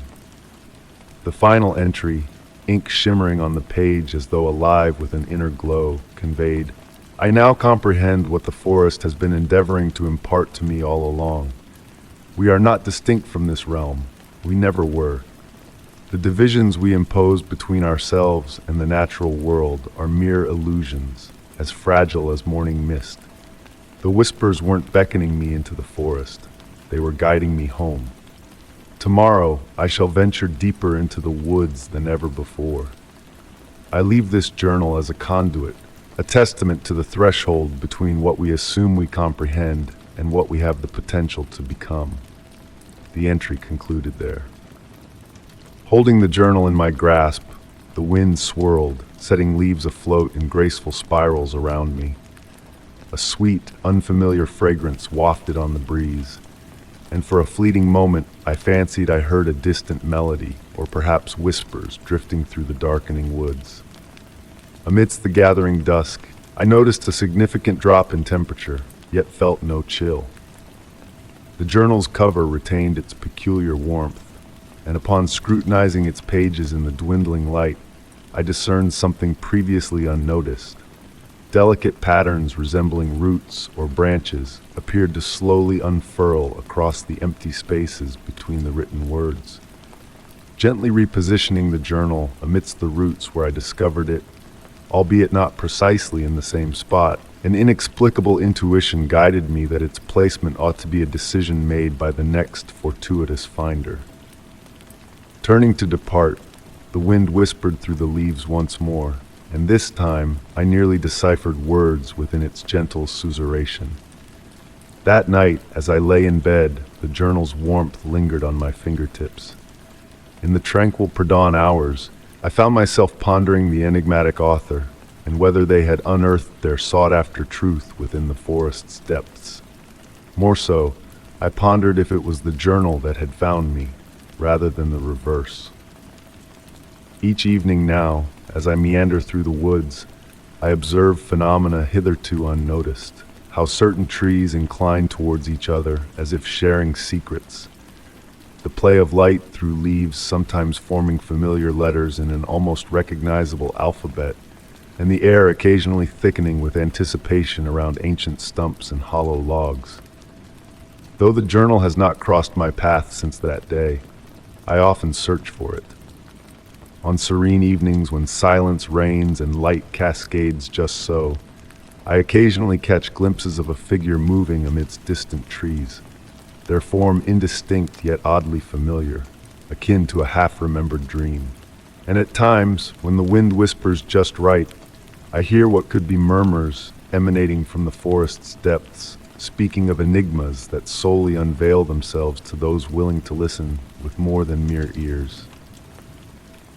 The forest has never quite felt the same since chancing upon that journal.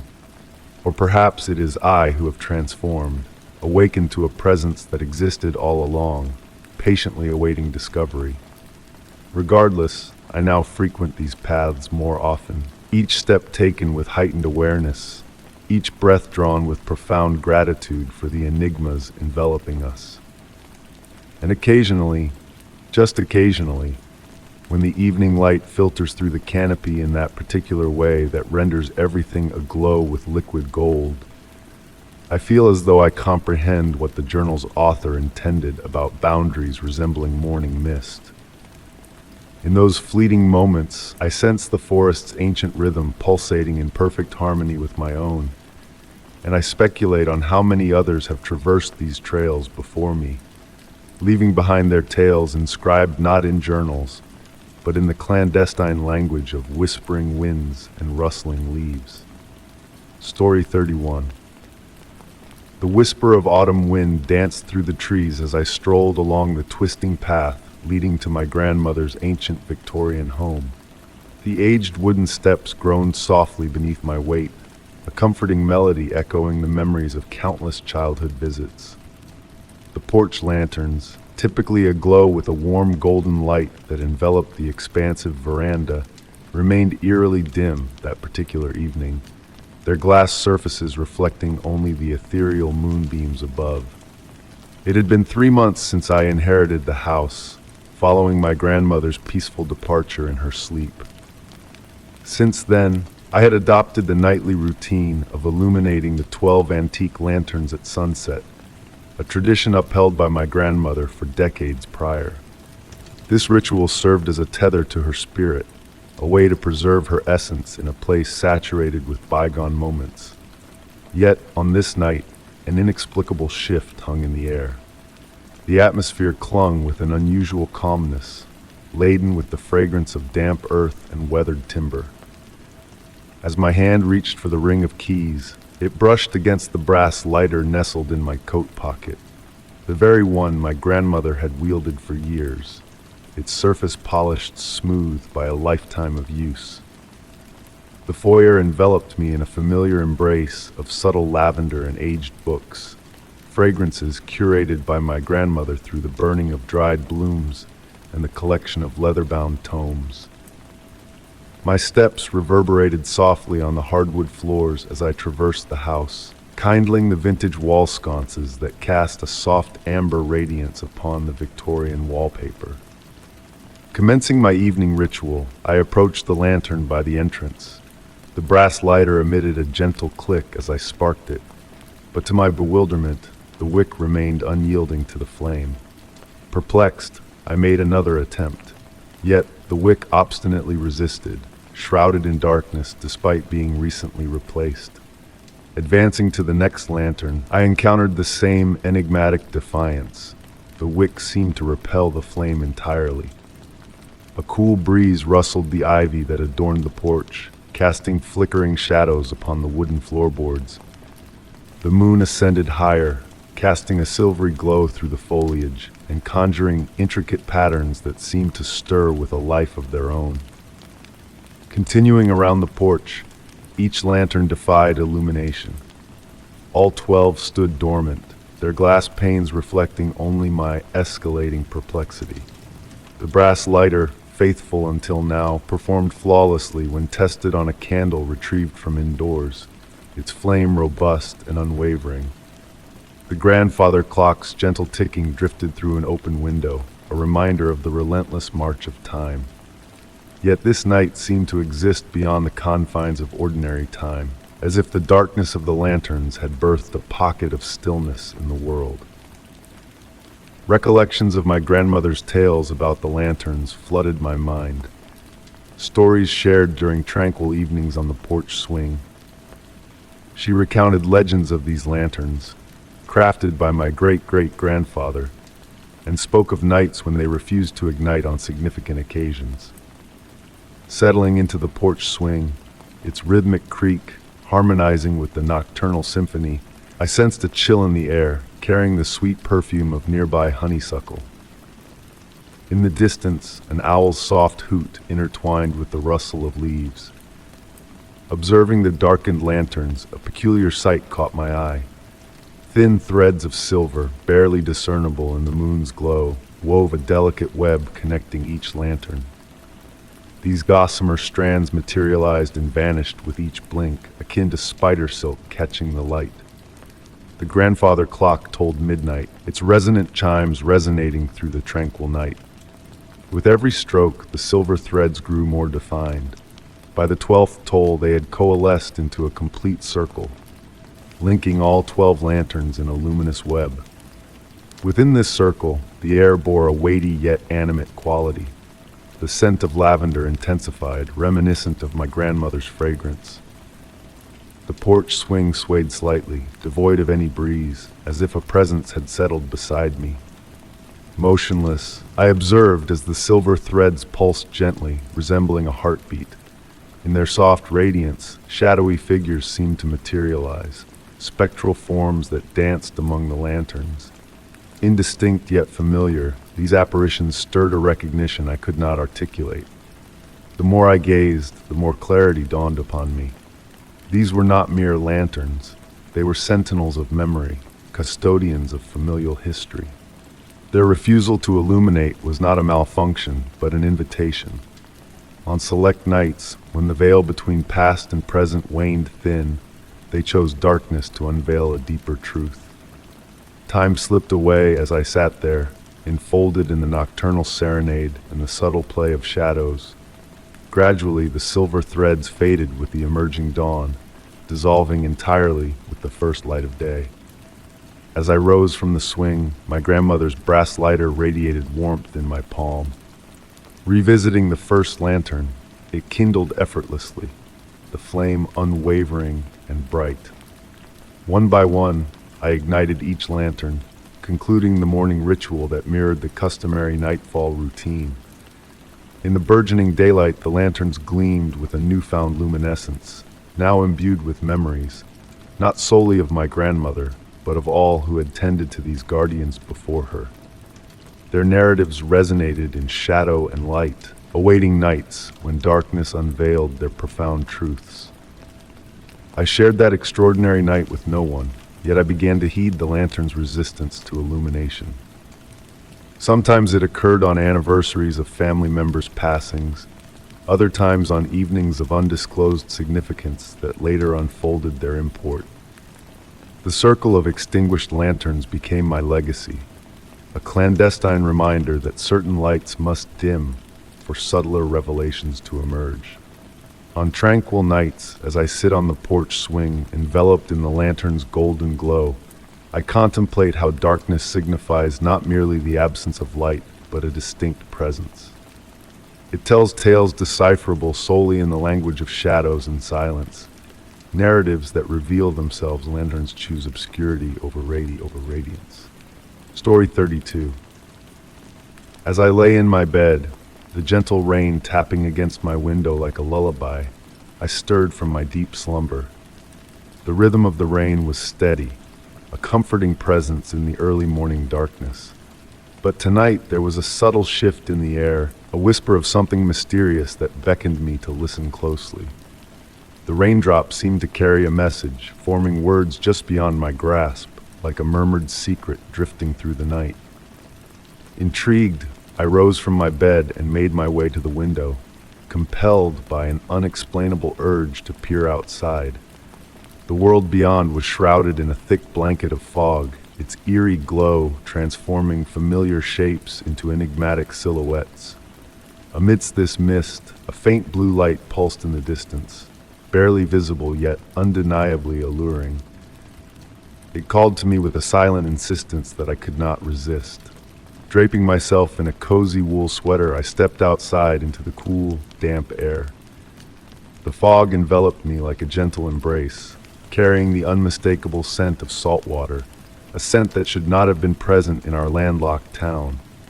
Yet there it was, tangible and surreal, carried on a breeze that seemed to whisper of distant shores. Following the pulsing light, the ground beneath my feet began to shift and change. The solid earth gave way to soft sand, slipping between my toes in a way that felt both familiar and foreign. The suburban landscape faded into obscurity, replaced by endless dunes stretching into the mist-shrouded unknown. The blue light intensified, its glow synchronized with the sound of phantom waves that now echoed in the stillness. Each pulse illuminated the fog, creating watery patterns that danced before my eyes. In those fleeting moments of light, I glimpsed a colossal form emerging in the distance. The outline of an ancient sailing ship, its spectral masts reaching skyward like spectral fingers. Time seemed to bend and waver in this ethereal realm, each step forward a blend of fleeting moments and eternal pauses. The ship loomed larger with each heartbeat, yet remained maddeningly distant, as if anchored in a realm beyond reach. Its weathered sails fluttered in a phantom wind, and the wooden hull groaned with the weight of forgotten ages. A rustling sound in the wet sand caught my attention, not my own footsteps, but those of unseen others closing in behind me. When I turned to look, the mist swirled with ghostly shapes that dissolved upon my gaze. Their murmurs lingered, tales of a vessel that sailed between realms, appearing only when the veil between dreams and reality grew thin. As I stood transfixed by the ghostly ship, its details seemed to shift and morph in the periphery of my vision. The figurehead transformed from mermaid to serpent to weeping maiden and back again. The number of masts fluctuated with each pulse of the blue light. The very size of the ship wavered, at times diminutive as a fishing boat, at others rivaling the grandest vessels of history.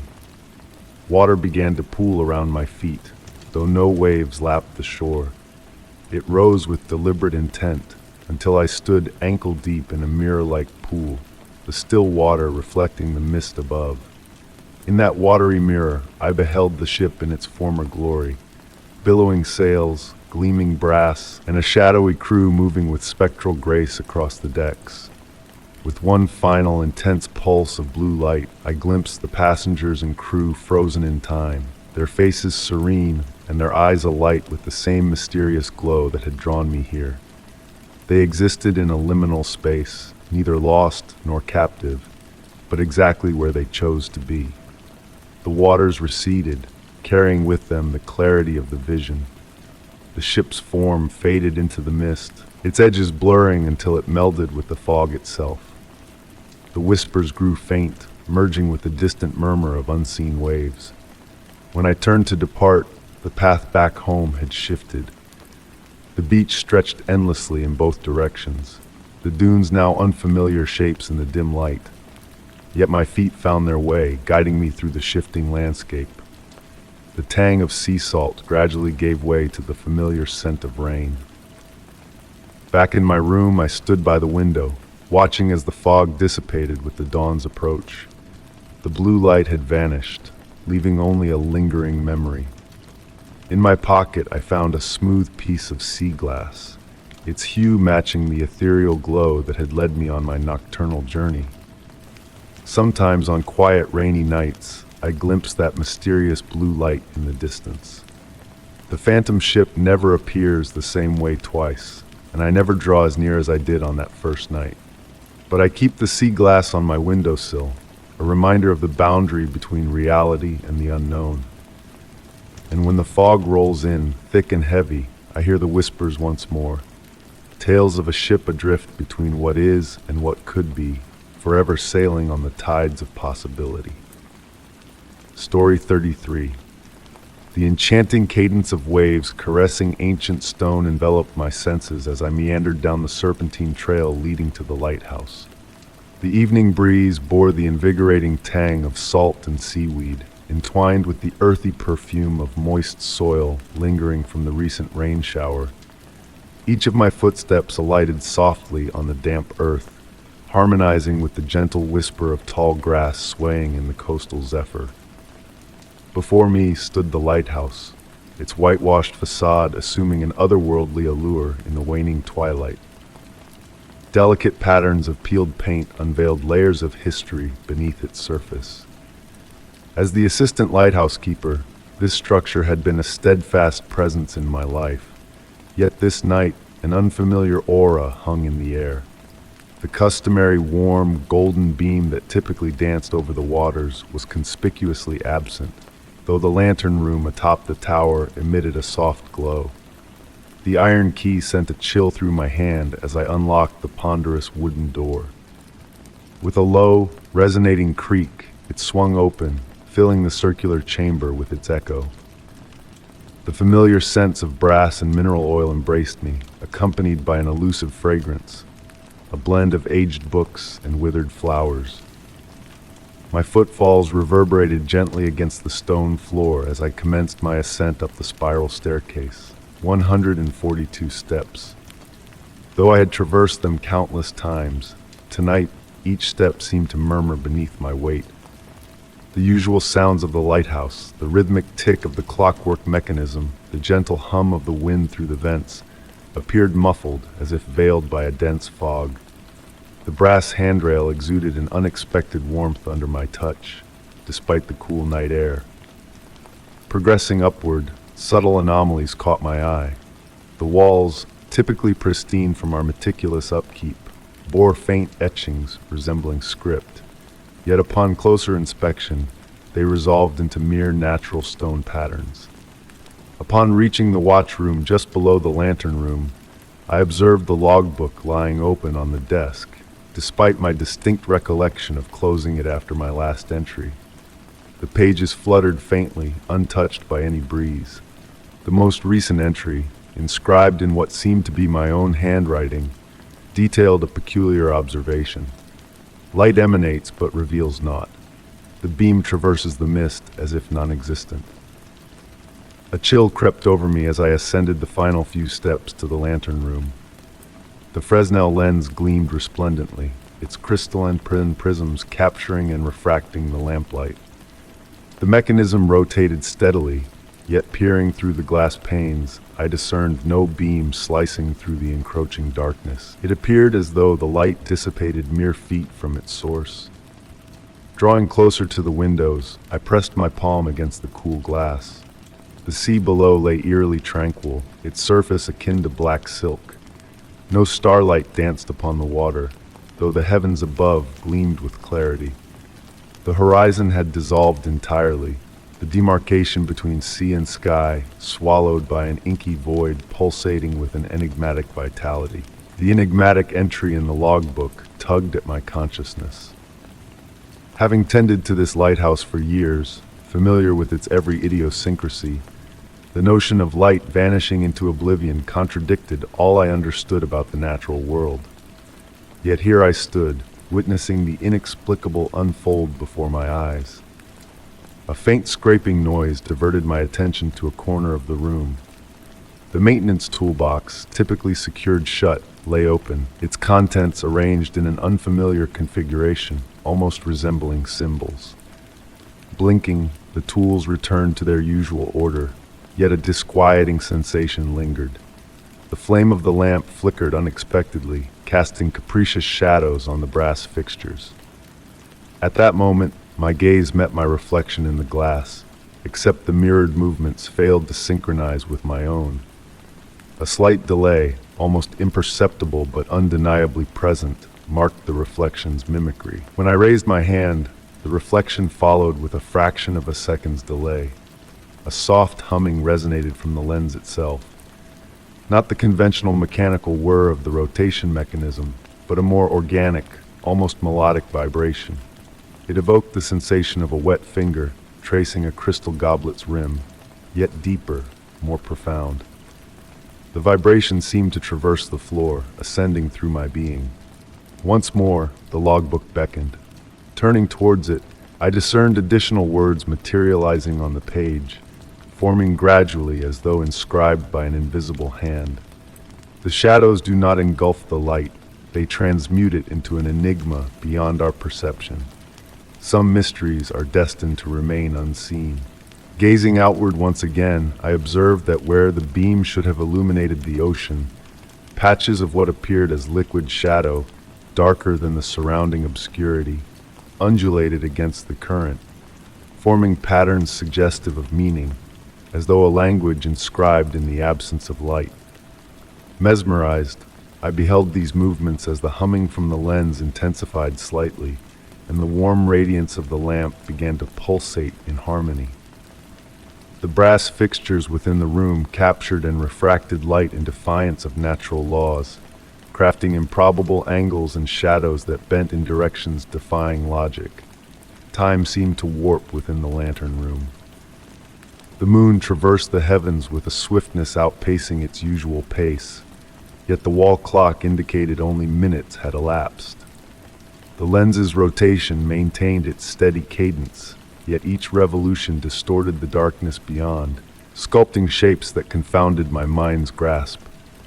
The warmth of the brass handrail beneath my touch gradually waned, replaced by a curious feeling, as if contacting a substance existing betwixt solid, liquid, and gas states. The very air within the lantern room thrummed with potential, akin to the charged calm preceding a lightning strike, though gentler, more inviting. Descending the stairs, each step felt as though traversing through layers of existence slightly misaligned. The lighthouse had always embodied more than mere architecture to me, but now it seemed to inhabit a realm betwixt realms, its purpose potentially transcending the mere guidance of ships through darkness. Come morning, no trace of the peculiar occurrences lingered within the logbook. The tools rested in their designated places, and the lens cast its beam unerringly over the waves. Yet on tranquil nights, a subtle fading of the light into nothingness, accompanied by a faint hum, occasionally stirs my senses. In those moments I ponder whether the lighthouse does not merely illuminate the shadows, but rather converses with them, articulating in a language of light and shade beyond human comprehension. The enigma of that night lingers, shrouded in mutable uncertainties that shift with each recollection. The lighthouse maintains its nocturnal vigil, and I uphold mine, cognizant that certain enigmas are best left veiled in gentle mystery, their solutions concealed within the interstice between light and dark, known and unknown, seen and unseen. Story 34, The soft patter of rain on my windshield created a soothing melody as I traversed the autumn night. The worn wipers danced back and forth in a hypnotic sway, clearing away the delicate droplets that gathered. My headlights cut through the encroaching darkness, their glow softened by the light drizzle that had been my companion for hours. Although I had traveled this road countless times, tonight held a different air. The familiar path home now bore an ethereal essence, with tendrils of mist snaking up from the earth, weaving between the ancient trees flanking the narrow road. The fog ascended leisurely, akin to ghostly fingers stretching towards the darkening sky. Ahead loomed the old wooden bridge, marking the midpoint of my journey, barely visible through the thickening mist. A simple structure, weathered by time, its boards smoothed by the passage of countless vehicles. As I neared, the mist seemed to swirl more densely around it, drawn to its aged timbers. The sound of my tires shifted as they met the wooden planks, creating a soft, hollow drumming that reverberated through the tranquil evening. My headlights cast an enchanting glow on the swirling fog, creating mesmerizing patterns of light and shadow. Through the passenger window, glimpses of the creek below revealed a surface as black and reflective as obsidian in the fading light. Something compelled me to slow down midway across the bridge. Perhaps it was the unnatural movement of the mist, more breath than breeze. Or maybe it was the peculiar quality of the light, bending and refracting in inexplicable ways off the fog. The rhythm of my tires decelerated, the gentle drumming fading until I came to a complete stop at the bridge's center. With the engine idling, I became attuned to other sounds, the murmuring of water below, the rain tapping rhythmically on metal and wood, and something else just beyond the threshold of hearing. It could have been whispers or the wind playing through the aged wooden railings, carrying faint echoes of words too distinct to be mere chants, yet too elusive to grasp.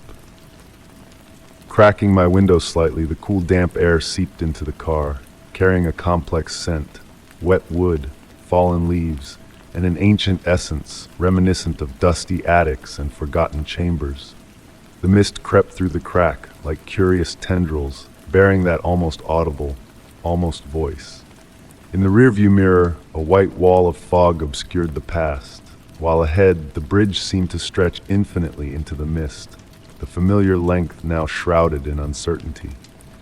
Observing the fog above the creek through the passenger window, I noticed it swirled against the wind, moving in deliberate, slow spirals. A shape materialized in the mist to my right, visible through the passenger window, a figure standing at the bridge's railing, or a denser patch of fog caught in an eddy. Yet for a moment, a hand reached towards my car, its outline soft and indistinct, like a watercolor painting left in the rain. The radio, previously playing soft music at a low volume, began to cycle through stations of its own accord. Amidst the static, fleeting snippets of songs and voices flitted by, none lingering for more than a breath. The digital display flickered between numbers, seemingly random until I discerned a pattern that almost felt familiar. Time blurred, mirroring the fog outside. I couldn't determine how long I lingered there, enraptured by the swirling mist and the whispered almost words. My watch continued its measured ticking, yet each glance revealed times that defied logic. The softly pulsing numbers on the dashboard marked seconds that felt elongated or compressed. A gentle tap on my driver's side window jolted me from my reverie. The sound, akin to raindrops, carried intention. Turning to look, the fog-pressed glass appeared to bear a face, or perhaps it was merely water droplets catching the light in a peculiar pattern. It faded as I focused, leaving me unsure of what I had seen. The whispering momentarily intensified, almost coalescing into comprehensible words, like distant conversations overheard through walls, familiar yet shrouded in obscurity.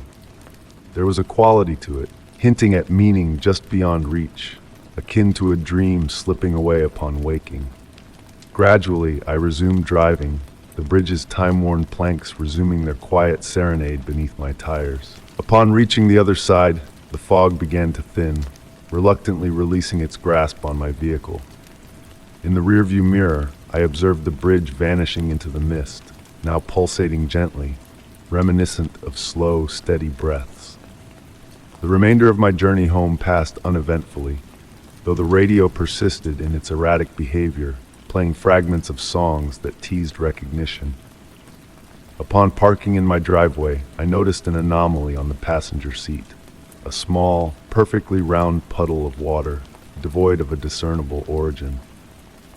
That night, as I lay in bed listening to the continuing rain, thoughts of the bridge and its enigmatic fog occupied my mind. In my dreams, the whispered words returned, almost within grasp this time. Almost, yet not entirely, and perhaps that was for the best. To this day, whenever I traverse the bridge in the mist, a subtle tug beckons me to pause and listen to those elusive words once more. At times I heed the call, at times I do not. But the presence of the puddle on my passenger seat serves as a gentle, round reminder that certain mysteries prefer to remain unsolved, lingering in the air like mist over dark waters. Story 35.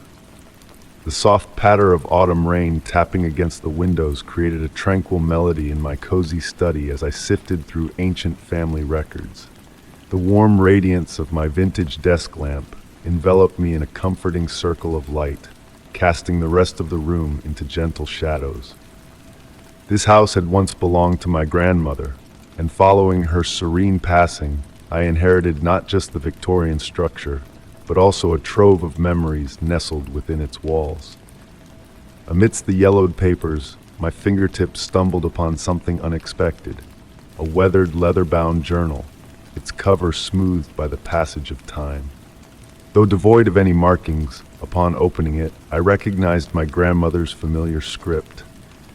The pages chronicled her meticulous notes on the house's upkeep until I reached an entry that gave me pause. Discovered another door in the root cellar today. It shouldn't be there. The foundational plans show a solid wall. The rain continued its gentle lullaby as I leaned back in my chair, pondering her words. Although I had explored the root cellar countless times during my childhood visits, the memory of an extra door eluded me. The aged leather of my reading chair whispered softly as I shifted, and somewhere within the house, ancient wooden beams settled with a quiet groan. With silent steps on the plush carpet, I made my way to the kitchen. At the end of a short corridor awaited the cellar door, its brass handle gleaming in the warm light above. Turning the old key produced a smooth click, and a wave of cool air greeted me as I descended the wooden staircase. The root cellar always carried a medley of intriguing scents, earth and stone, the mineral essence of the foundation, and lingering hints of bygone apples and potatoes stored here long ago. My flashlight danced over rough stone walls and aged shelves, everything appearing just as I remembered, until a peculiar detail in the far corner caught my eye. A subtle difference in the texture of the stones drew me closer, revealing minute variations in the mortar lines. Tracing the pattern with my fingers, I detected a slight indentation. With a gentle push, there came a soft click, and a section of the wall swung inward effortlessly. Revealed behind it was a staircase descending into darkness. The steps, fashioned from the same stone as the foundation, showed no signs of age or wear. A peculiar warmth and a delicate, sweet fragrance, reminiscent of summer gardens, wafted up from below. While my grandmother's journal mentioned the door, it offered no clues about what lay beyond. The staircase beckoned for exploration, yet there was a comforting perfection in its construction. The beam of my flashlight failed to illuminate the staircase's end. It curved gently out of sight as it descended. Seated on the top step, I allowed the warm air from below to envelop me. The sound of rain, muted in this subterranean realm, was replaced by a faint hum, akin to the distant whisper of wind through a seashell. Time seemed to stretch and slow within this space, each moment elongating like honey dripping from a spoon. Progressing downward, the quality of light shifted. My flashlight's glow softened, diffused by something in the air, not dust or mist, but a golden haze akin to late afternoon sunlight. The walls began to exhibit iridescent patterns, their nuances shifting as I altered my viewpoint. The staircase continued its gentle curve, and though I felt as though I had been descending for an eternity, the journey felt natural, almost restorative. The sweet fragrance intensified, mingling now with a mineral, ancient aroma. Occasionally, faint sounds reached my ears, perhaps music, murmurs of conversation, or the rustle of leaves in a breeze. But whenever I strained to listen, the sounds receded into the background hum that permeated the space. Eventually, the staircase led to a small landing. Its walls were adorned with inscriptions in an unfamiliar script, the characters appearing to undulate and flow when I averted my gaze, akin to ripples on a pond stirred by a gentle breeze. Another staircase spiraled downward from the landing, yet an instinct told me to halt my descent for now. Seated on the landing, I allowed the warm air and subtle vibrations to wash over me. The space exuded neither threat nor welcome. It simply existed, a natural law or a constant of mathematics. Upon retracing my steps, I found the cellar unchanged. The concealed door closed with a soft click, and soon I was back in my study, the rain maintaining its rhythmic dance against the windows. My grandmother's journal lay open on the desk, and as I reached to close it, I noticed a detail I had previously overlooked. Below the entry concerning the door, in faint writing barely visible, she had added, "Some questions are answers unto themselves. Some doors are not meant to be traversed, but to remind us of what lies beyond our comprehension."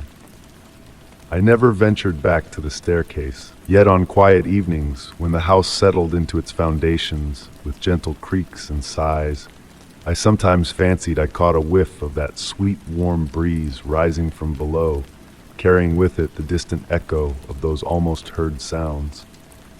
In those moments, I grasped precisely what my grandmother had intended. Her journal now rests in my desk drawer, and occasionally, when the rain taps against the windows and the twilight descends, I retrieve it, running my fingers along its weathered leather cover. The enigma of the staircase endures, not as a puzzle to be solved, but as a reminder that certain spaces exist between knowledge and reverie, between comprehension and the deepest stirrings of our hearts.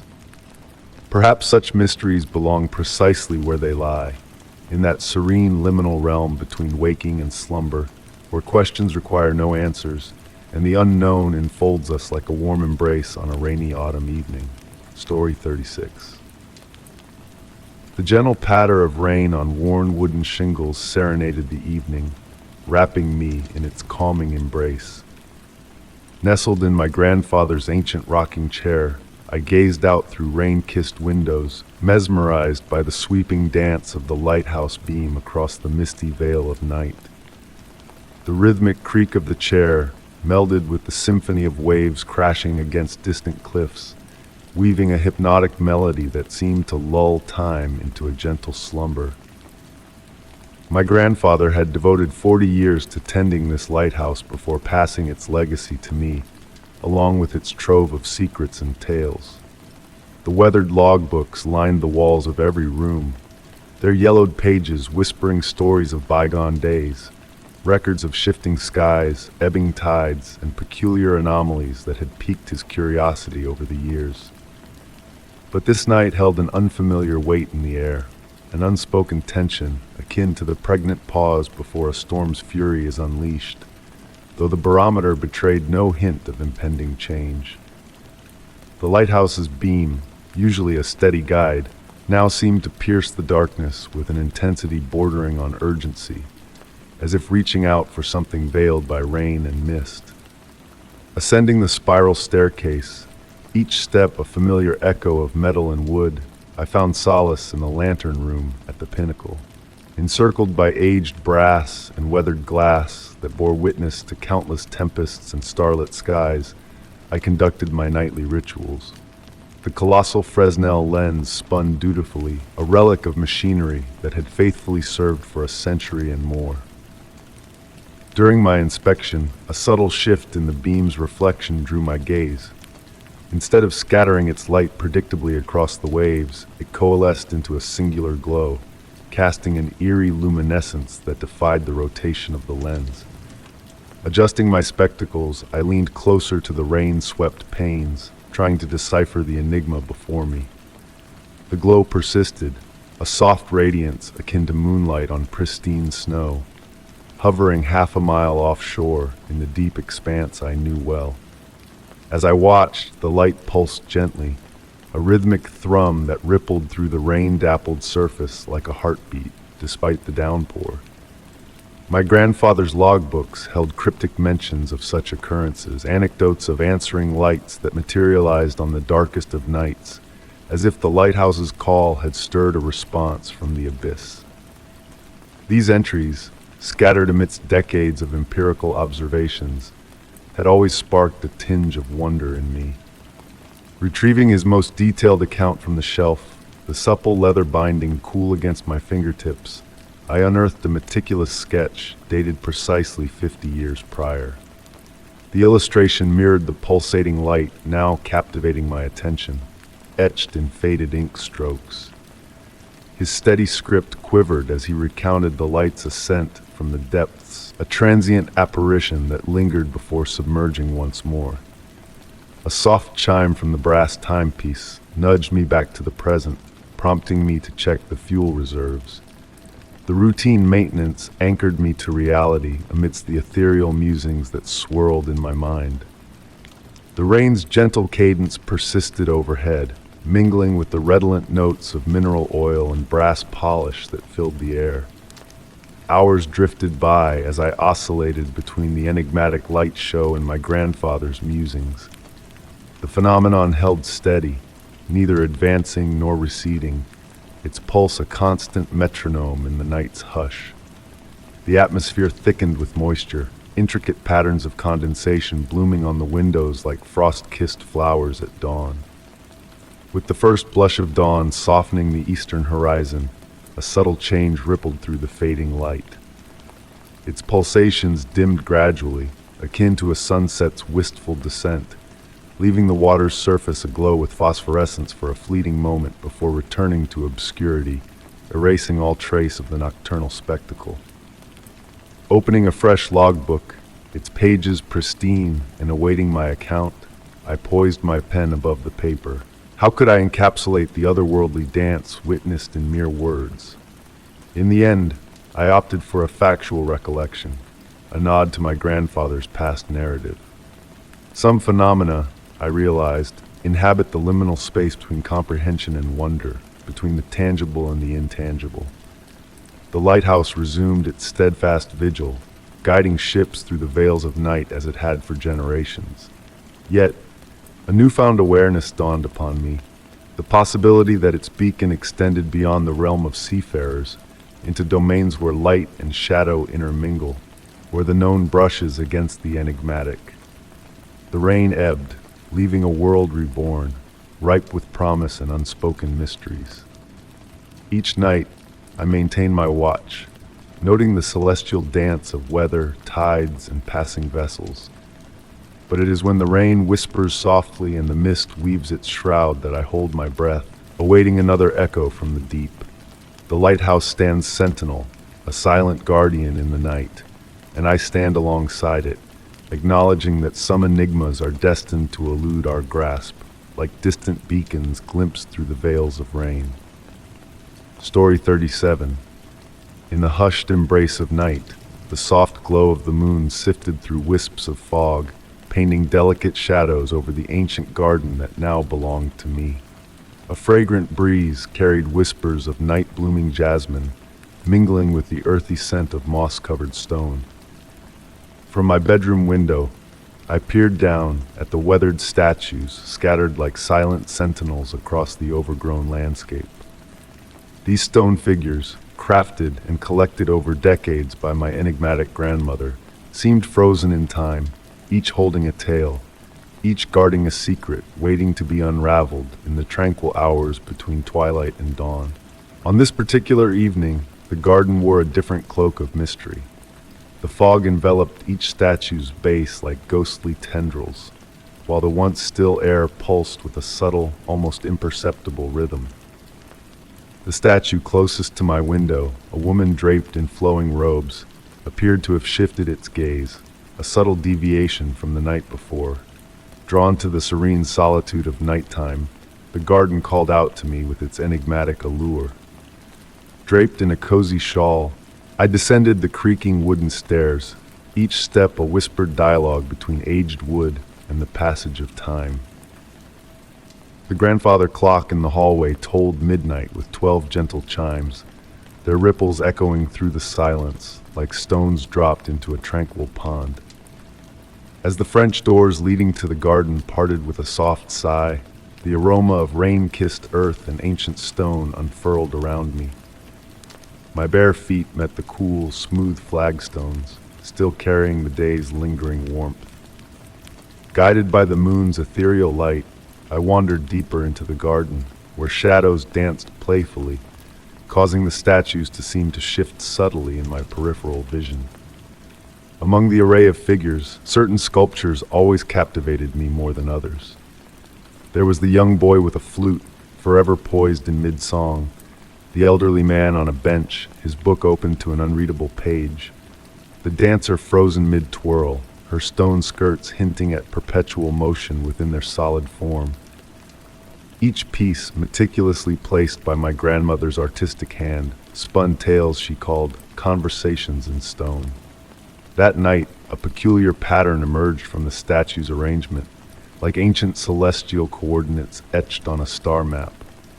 The fog thickened, swirling lazily around their bases in deliberate eddies, while the air held a curious hush, as though the garden itself held its breath. Venturing deeper into the collection, I noticed subtle details that had eluded me in daylight, delicate symbols carved into some bases, intricate spirals, crescents, and geometric shapes that shimmered like liquid silver in the moonlight. These markings, absent from my grandmother's journals or our conversations, hinted at a hidden layer of significance.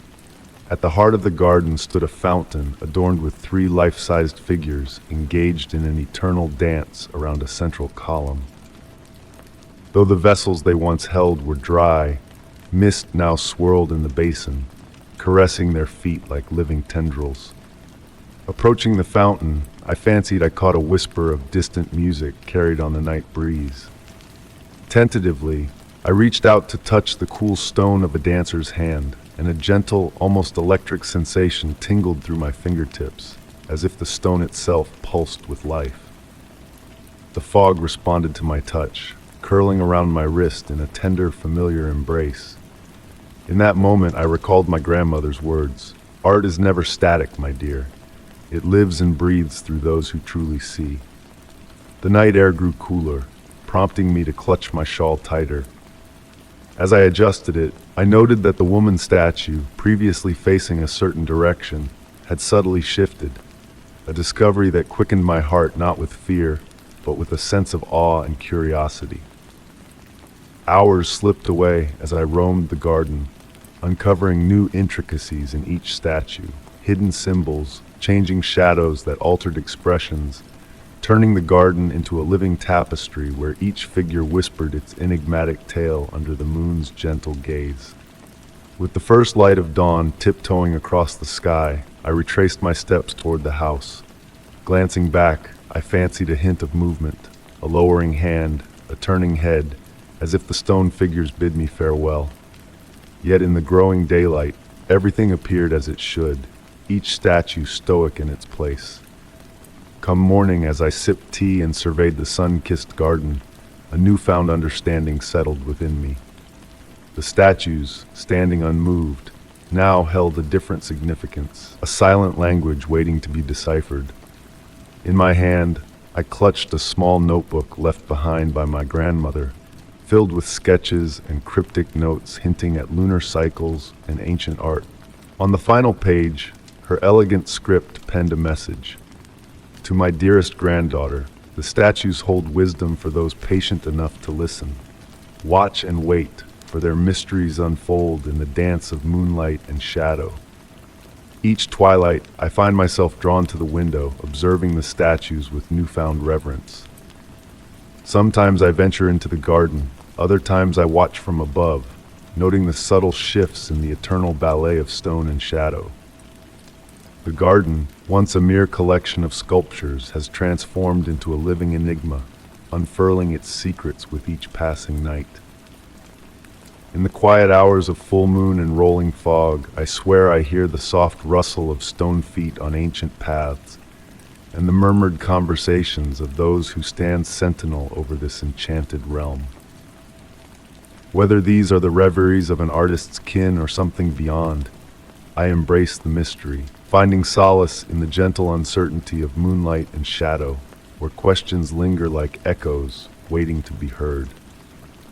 Story 38. The rain cascaded down in gentle waves against the time-worn wooden house, creating a melodic symphony that reverberated through the very essence of the structure.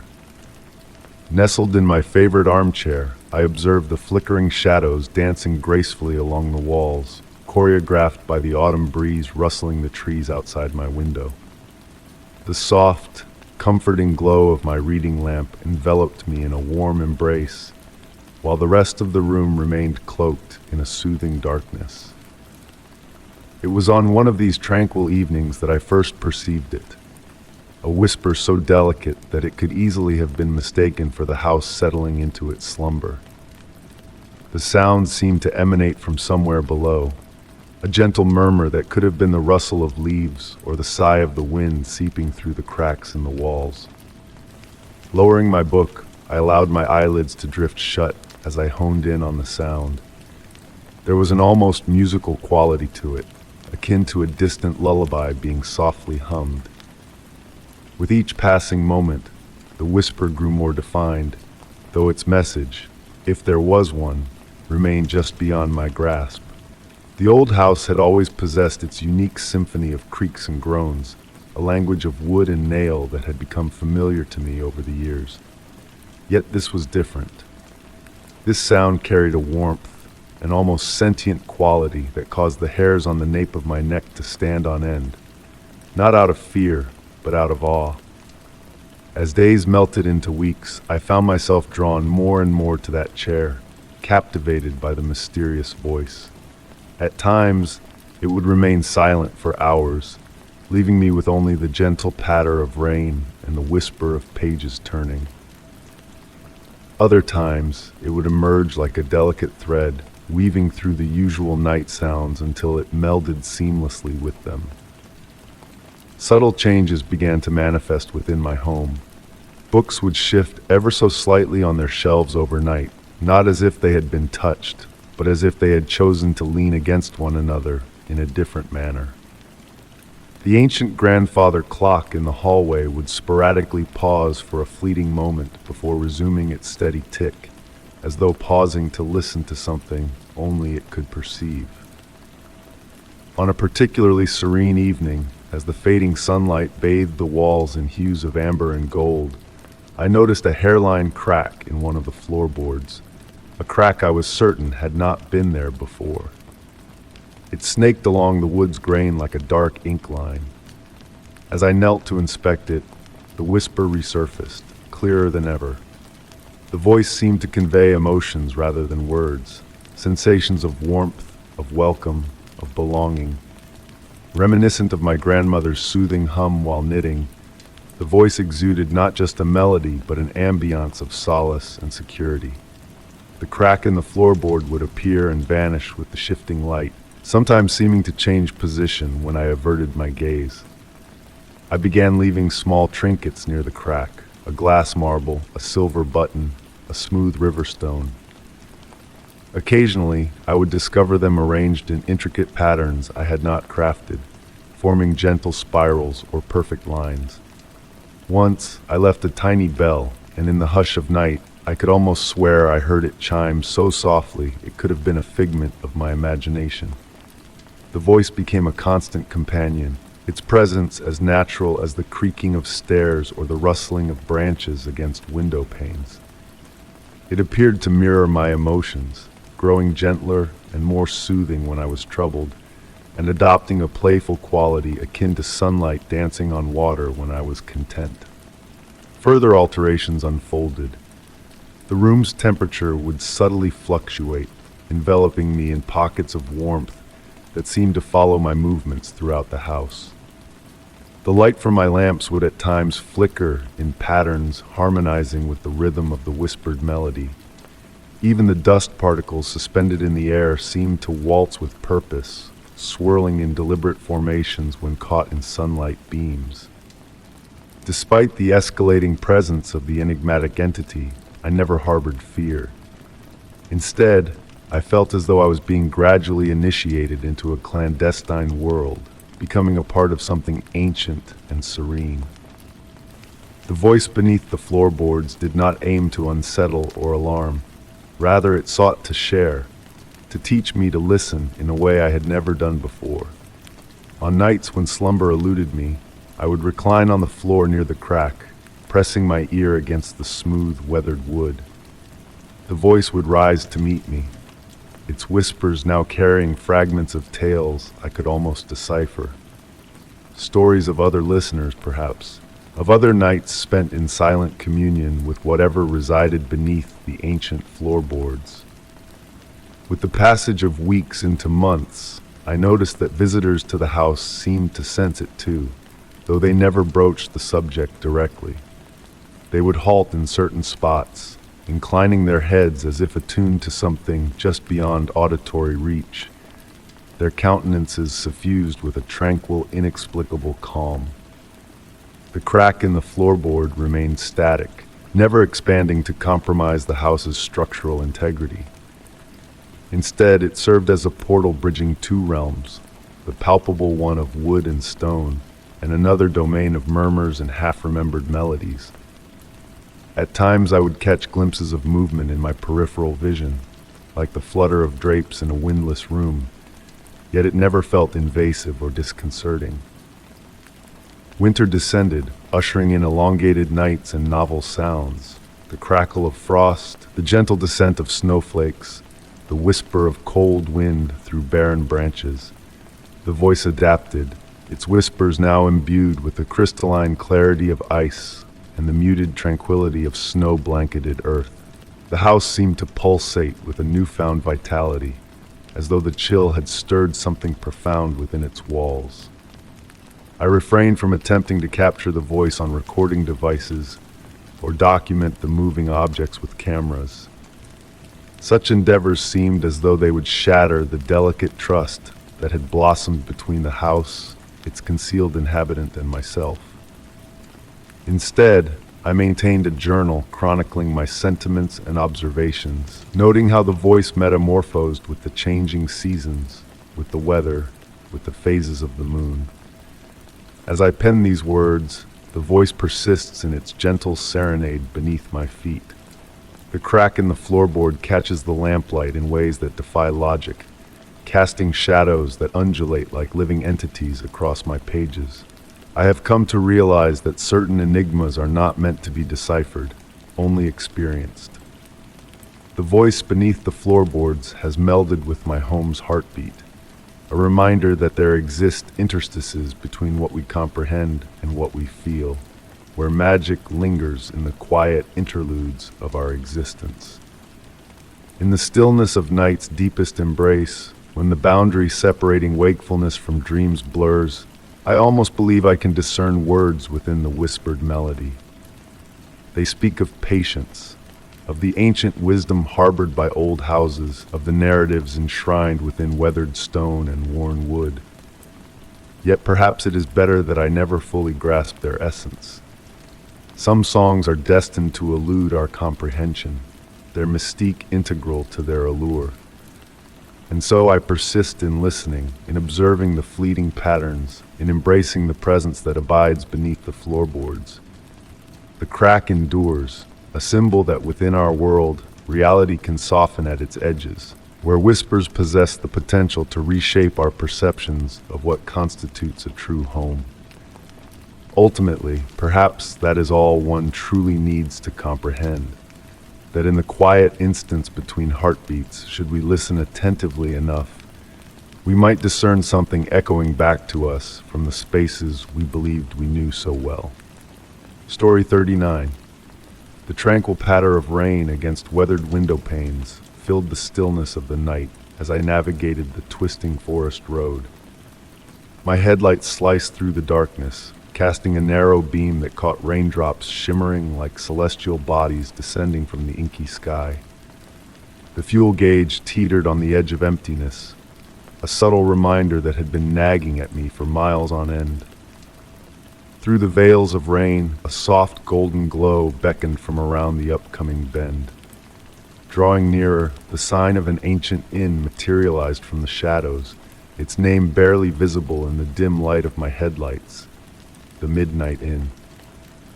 The structure rose tall, a 3-story silhouette against the stormy heavens, its Victorian design a stark contrast to the night's obsidian backdrop. Windows aglow exuded a welcoming aura that promised solace from the relentless downpour outside. The gravel driveway whispered beneath my tires as I came to a halt. The engine's hum faded into the night, leaving only the rhythmic symphony of raindrops on the car's roof. A sheltered wooden porch encircled the inn, its timbers murmuring soft creaks that harmonized with the wind chimes swaying in the gentle breeze. Stepping out, the air enveloped me with the earthy fragrance of damp soil and aged wood, intermingled with a hint of something floral, perhaps honeysuckle or jasmine from the lush garden enveloping the property. The porch stairs sighed beneath my weight as I approached the sturdy oak door, its brass knocker worn smooth by countless hands preceding mine. Inside, the foyer glowed in the warm light of antique sconces. The wallpaper, faded yet intricate with its vine and floral motif, seemed to sway and twirl in the flickering illumination. A grand clock stood sentinel in a corner, its pendulum swinging in a mesmerizing cadence, its hands eternally fixed at midnight, regardless of the hour. The innkeeper materialized with a grace that eluded my awareness, an elderly woman with silver hair coiled in an elegant bun, clad in a high-necked dress reminiscent of a bygone era. Her smile was tender, her movements fluid as she presented the leather-bound guest registry. "Welcome to the Midnight Inn," her voice akin to the gentle rustle of autumn leaves in the wind. "We've been awaiting your arrival." I hadn't booked a room, couldn't have, stumbling upon this haven by chance, but wariness led me to dismiss the cryptic remark. The pen she offered felt weighty in my grasp, its ink leaving shimmering blue marks that seemed to dance before sinking into the thick parchment. As I inscribed my name, I noted the previous entry dated precisely a year ago to the day. Ascending a spiraling staircase, each step cushioned by a plush burgundy carpet muffling our ascent, the air grew cooler, carrying a faint perfume of lavender and aged tomes. Paintings adorned the walls, landscapes and portraits whose gazes seemed to track our progress with knowing benevolence. My chamber awaited at the end of the third-floor corridor, moonlight cascading through a generous window despite the storm clouds witnessed earlier.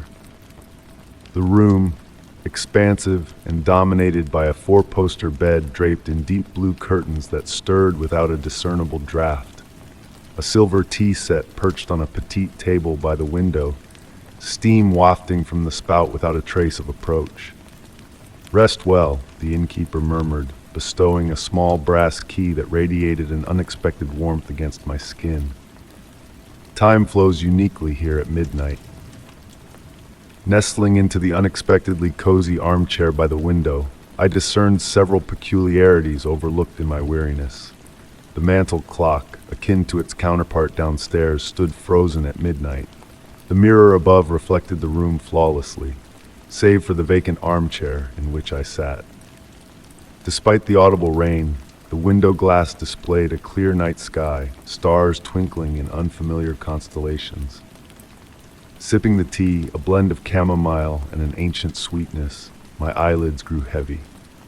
Shadows in the room deepened and softened, not menacingly, but rather enfolding me like a comforting embrace, accompanied by distant whispers of what might have been a lullaby or the wind in the rafters. Drifting between consciousness and dreams, the moonlight painted silver tails on the walls that I almost comprehended.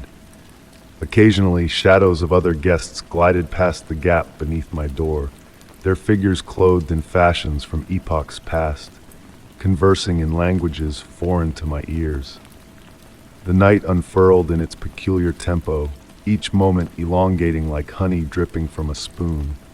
Hours or minutes blurred indistinguishably. The grandfather clock below tolled midnight incessantly, each chime carrying a cryptic melody hinting at untold secrets just beyond reach. When dawn eventually arrived, if it truly was dawn, the inn appeared mysteriously deserted. My signature vanished from the guest registry, and the teacup left no mark on the gleaming tabletop.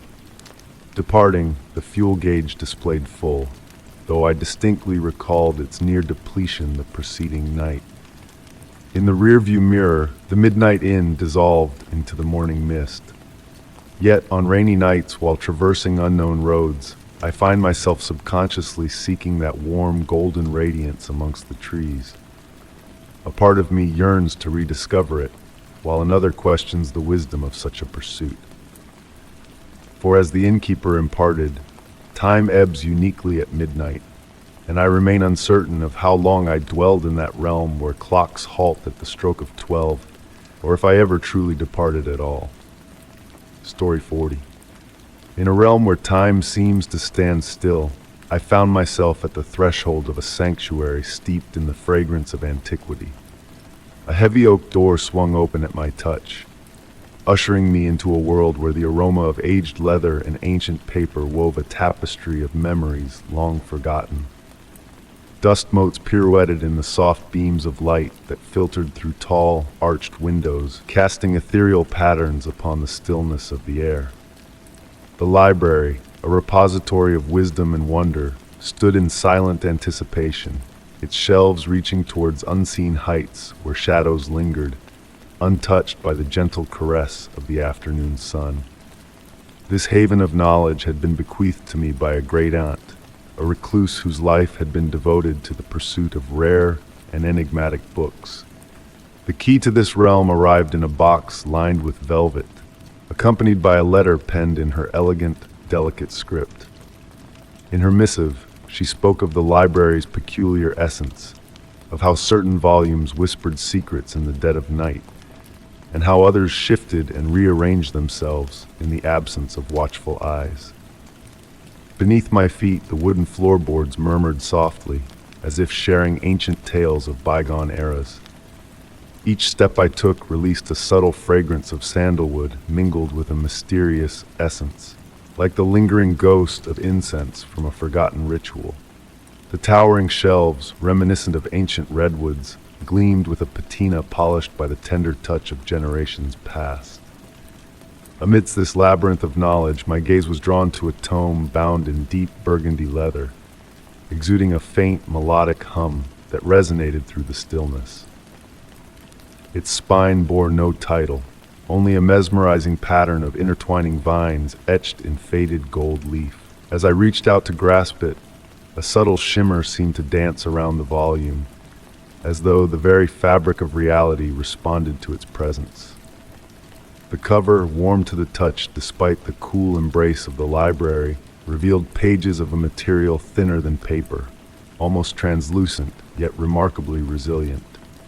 The text within danced in an elegant script, shifting and morphing before my eyes, weaving a narrative that transcended language barriers. Ink of varying hues adorned the pages, shifting from midnight blue to deep purple to burnished gold, each shade harmonizing with the tale it portrayed. Venturing deeper into the heart of the library, I began to discern subtle anomalies that whispered of hidden enchantments. Books leaned towards me as I passed, while others shrank back into the shadows of their shelves. Peripheral visions hinted at elusive movements, as if the very essence of the library itself was alive and sentient, orchestrating a silent symphony of secrets. The light filtering through the windows took on a peculiar quality, casting shadows that defied conventional logic, dancing with a life of their own. In a secluded corner, a cozy reading nook beckoned, adorned with an armchair exuding a warmth that felt like a whispered invitation. A delicate tea set rested on a nearby table, its porcelain as fragile as a dream, inviting contemplation and reflection. As I settled into the inviting embrace of the chair, the library seemed to shift and rearrange itself, the shelves forming intimate alcoves that cradled me in their embrace.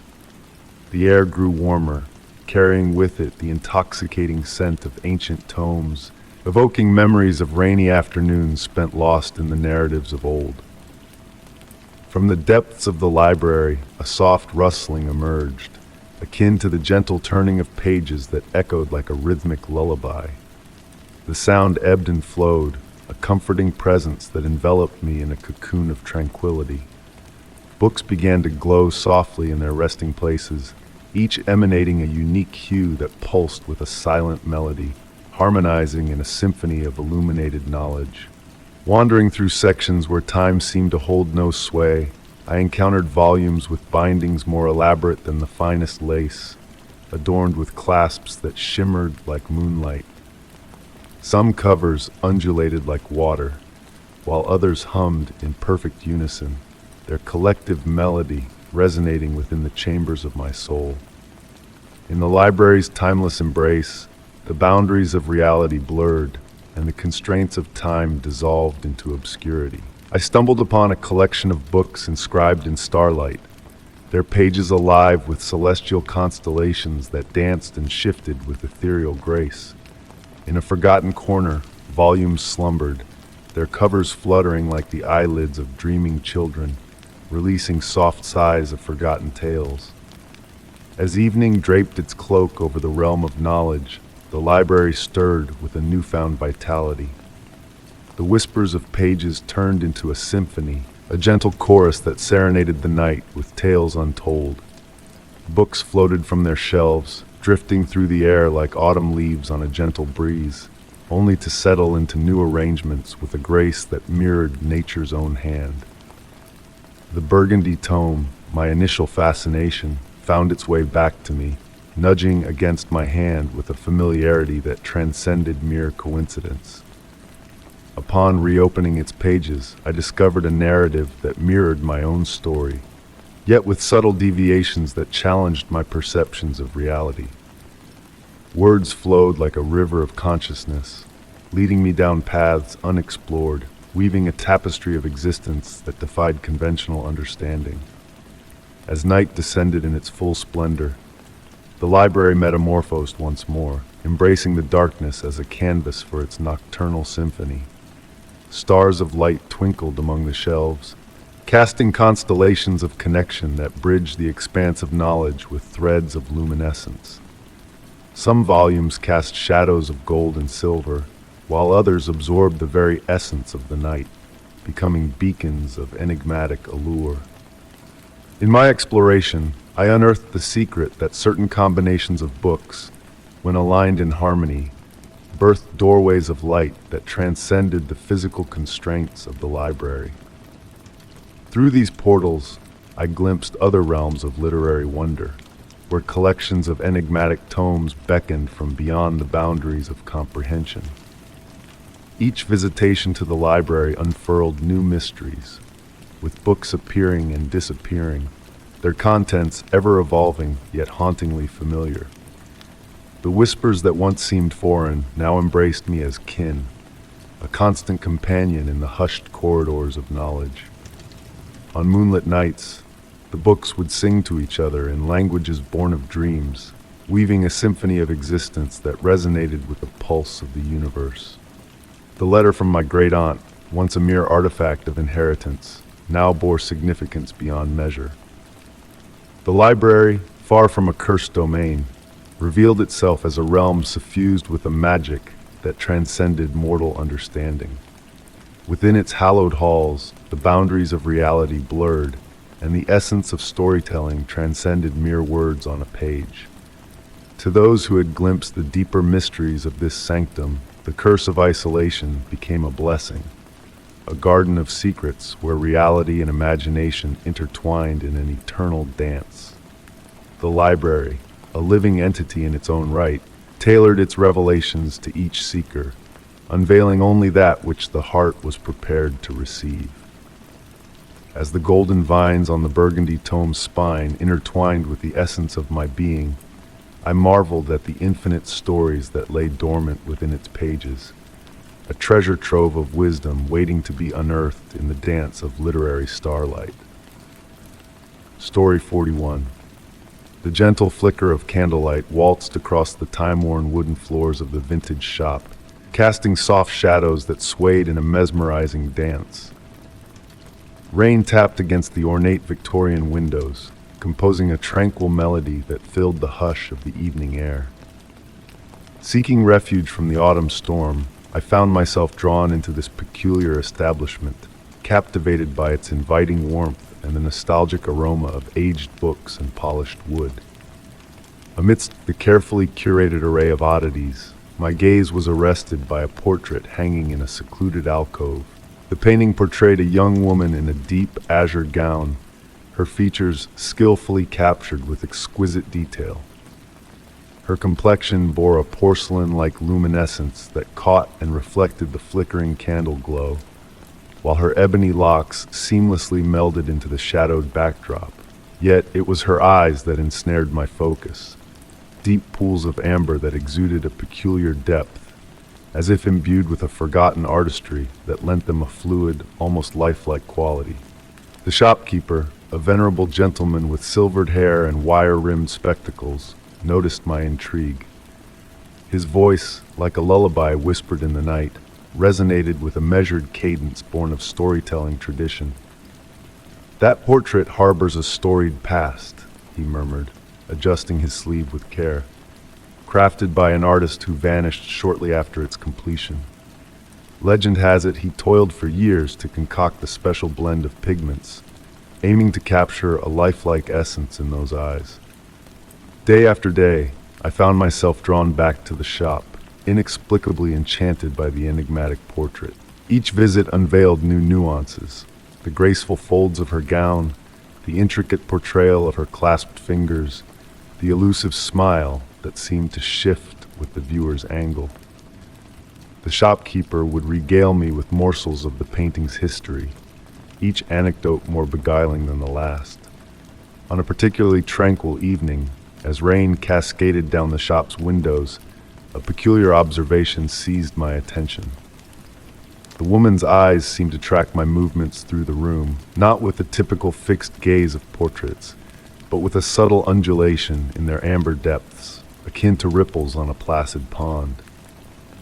The dancing candlelight caught these minuscule shifts, fleeting glimmers that eluded direct scrutiny.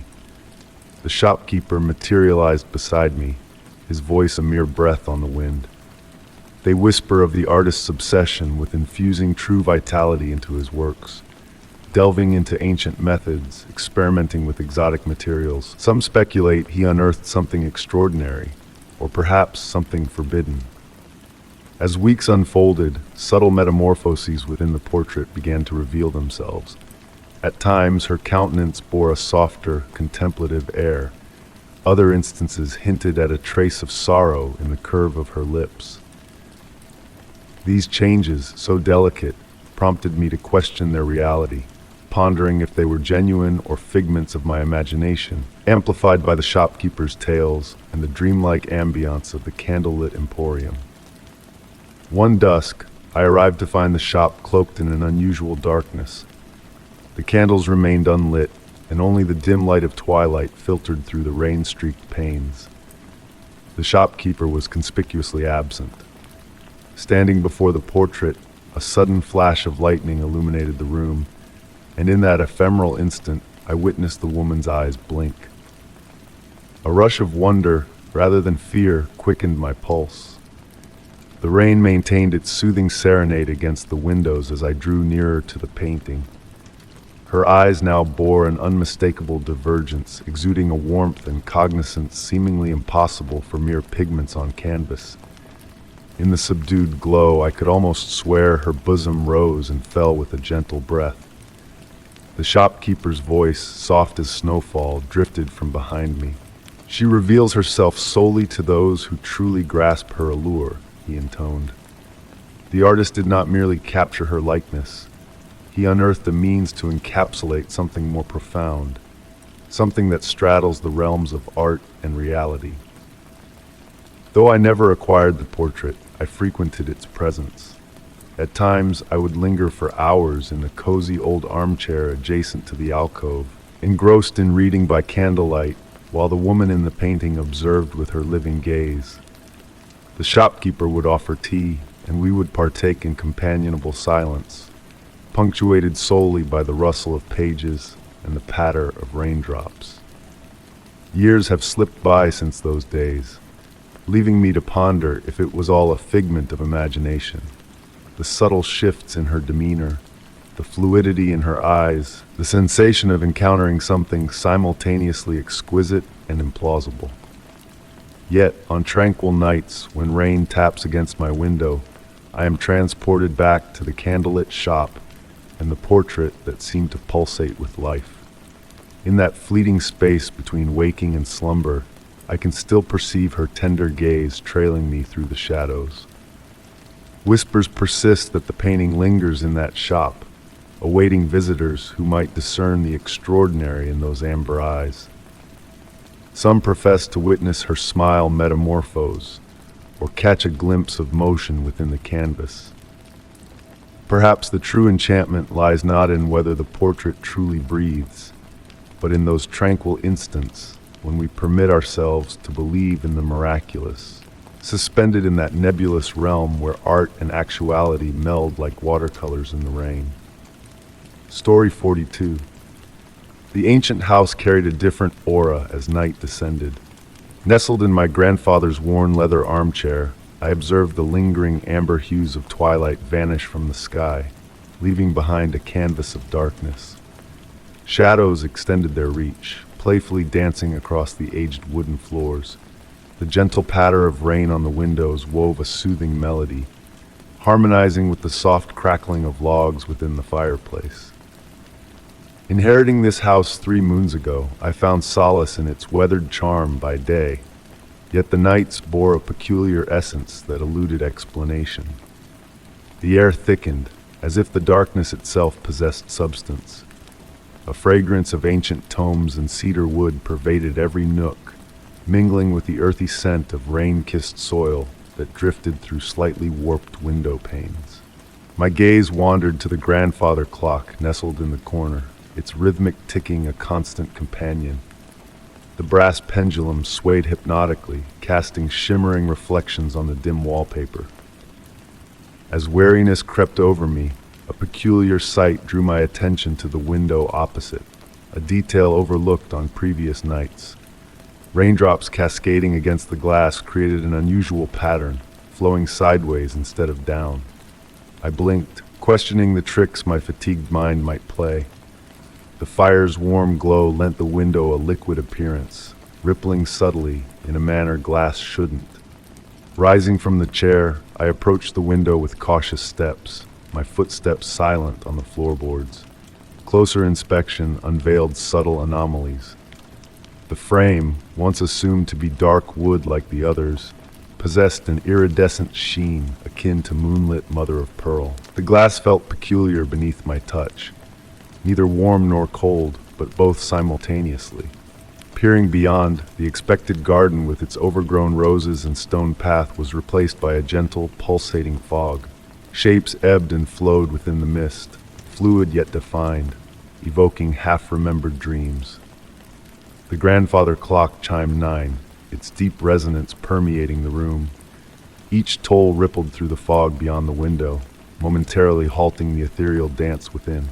Rain's whispers intensified, a gentle murmur reminiscent of leaves rustling in a summer breeze. Settling onto the window seat, my reflection waned as I fixated on the mysteries unfolding outside. The fog thinned in places, revealing glimpses of another room, one impossible to exist beyond this second-story window. Elegant furniture, suspended books, and a mirror image of the window facing back at me flickered within the mist. Indecipherable whispers, warm and familiar, permeated the air.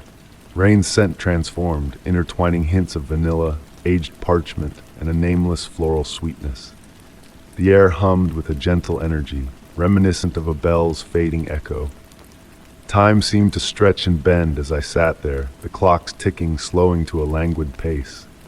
Patterns formed within the fog, narrating tales of bygone nights, past observers, and mysterious windows.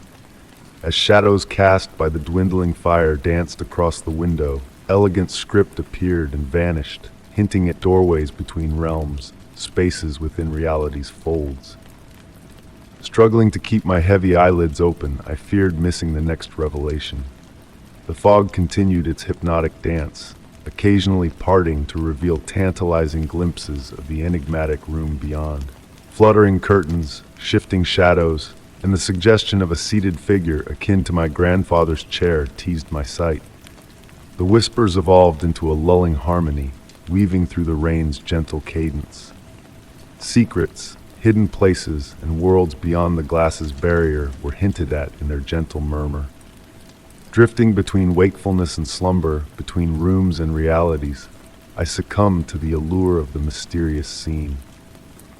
As sleep beckoned, a soft click, reminiscent of an unlocked door, and the faint creak of hinges lingered in my fading awareness. Awakening in my grandfather's chair at dawn, a forgotten blanket draped over me, I found the window restored to normalcy, revealing only the rain-soaked garden. On the window seat lay a single sheet of paper, its script shifting and elusive. Despite my efforts, the elegant writing defied my attempts at comprehension. Yet, on nights when rain falls just so and shadows align perfectly, a fleeting understanding teases my senses.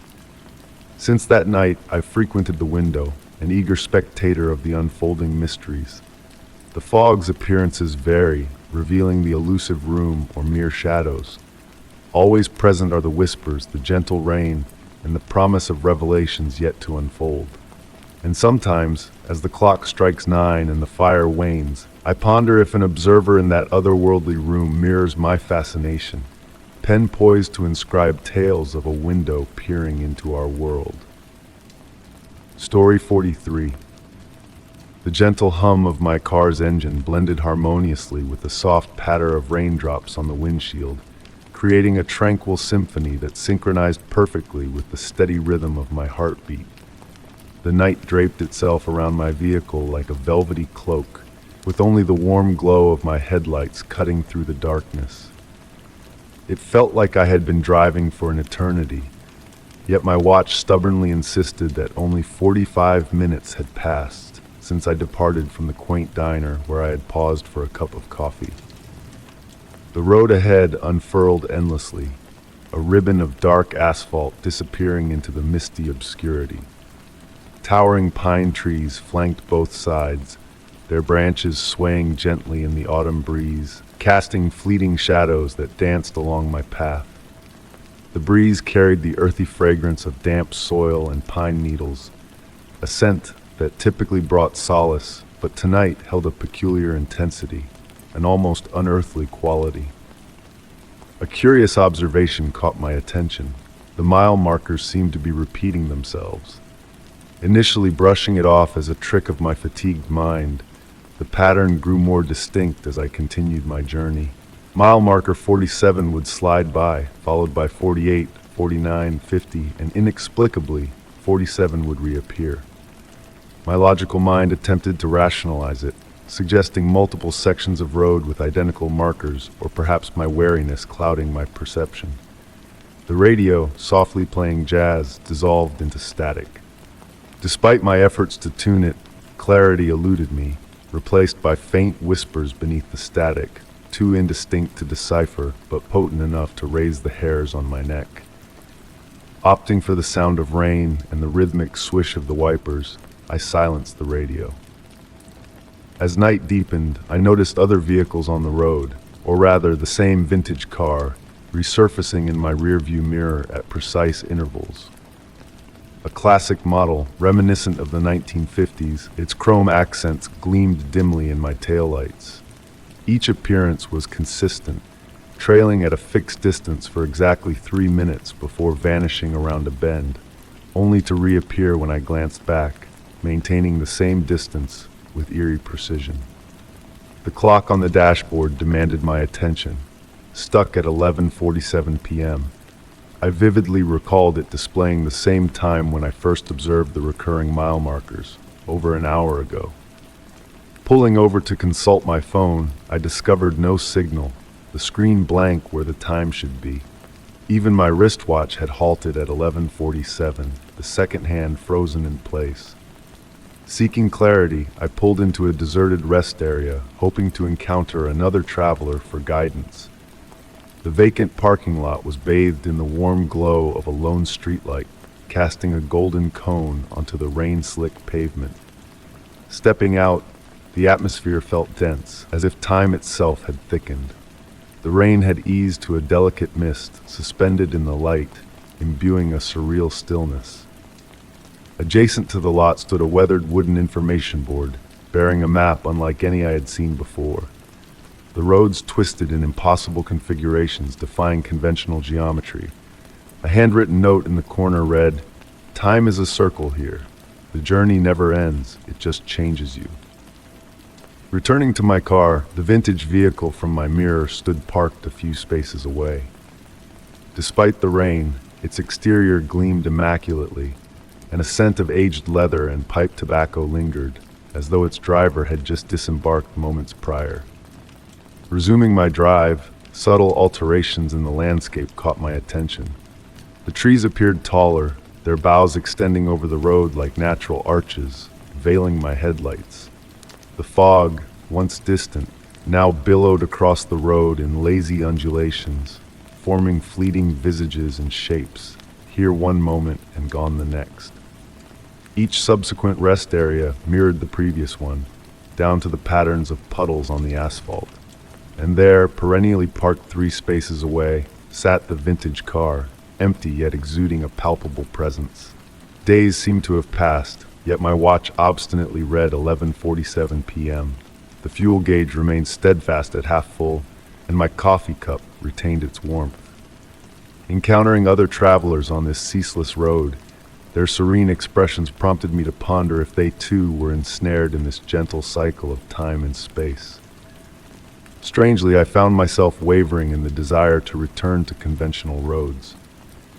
There existed a peculiar comfort in this realm where time held no sway, where the voyage itself evolved into both destination and purpose. The whispers amidst the static had transformed into a familiar, almost melodic cadence, while the fog's elusive shapes felt akin to old acquaintances. I began to grasp the essence of the note's enigmatic message regarding the transformative nature of the journey. With each passage of mile marker 47, a novel detail emerged, an unseen pattern in the trees, a subtle alteration in the light's quality, a fresh melody woven into the whispering static. The road remained unaltered, yet my perception underwent a metamorphosis, akin to a musical piece revealing deeper layers upon each rendition. Amidst the unending night, I contemplated whether I had unearthed a rare and precious realm, a domain where the pursuit of a destination surrendered to the tranquility of perpetual expedition. The rain persisted in its gentle cadence on the windshield, while ahead mile marker 47 beckoned. This time, I anticipated a discovery, an unnoticed element awaiting my evolved perception. On a road devoid of termination, revelations awaited, mysteries unfurled, and versions of self awaited realization. Thus, accompanied by the gentle purr of my engine, the soothing rain, and the subdued murmurs of a road without end, I traversed onward, delving into the infinite beginnings that this enigmatic path offered. Story 44. The gentle patter of rain against the window panes enveloped the old house in a comforting melody, a soft percussion reverberating through the empty corridors. Just a fortnight ago, I had inherited this Victorian mansion from my grandmother, and with each passing day, new enigmas unfurled from the shadows of its weathered nooks. The wooden floorboards murmured beneath my steps, whispering tales of bygone eras in muted tones. On that particular autumn evening, as the melancholic wind wove through the window crevices, a mysterious pull drew me towards the narrow staircase ascending to the attic. The brass door handle felt cool against my palm, turning effortlessly as if beckoning me into this forgotten realm. A blend of aged books and memories long forsaken greeted me as I climbed the groaning stairs, my flashlight carving gentle paths through the dancing dust motes that shimmered like celestial embers in the dimness. Each step unveiled the treasures my grandmother had safeguarded over her lifetime, each item harboring a story waiting to be unraveled. The attic sprawled before me, a vast expanse shrouded in white sheets like silent phantoms keeping eternal vigil. My footfalls were hushed by the thick layer of dust cloaking the wooden floor, while the rain continued its tranquil symphony on the slanted roof above, cocooning me in a tranquil solitude. Amidst the veiled furniture and clustered boxes, a peculiar sight captured my gaze. Nestled in the farthest corner, partially obscured by an ancient trunk, sat a Victorian rocking chair untouched by dust, its worn velvet upholstery retaining a deep burgundy hue.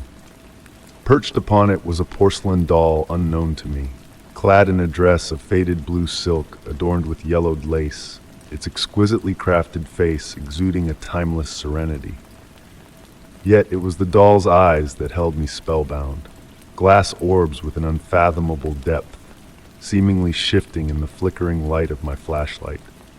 Approaching cautiously, the floorboards groaned softly beneath me, their protest echoing in the stillness. The doll sat motionless, hands folded in its lap, as if awaiting a presence long departed. A small key protruded from its back, hinting at a concealed music box within, though I hesitated to wind it in the attic's silence.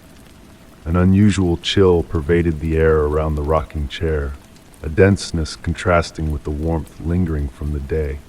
Tentatively reaching out to touch the doll's porcelain cheek, I was met not with expected coolness, but a gentle warmth pulsating faintly beneath my fingertips. In that fleeting instant, a faint melody seemed to drift through the air, akin to a distant music box playing a lullaby from afar.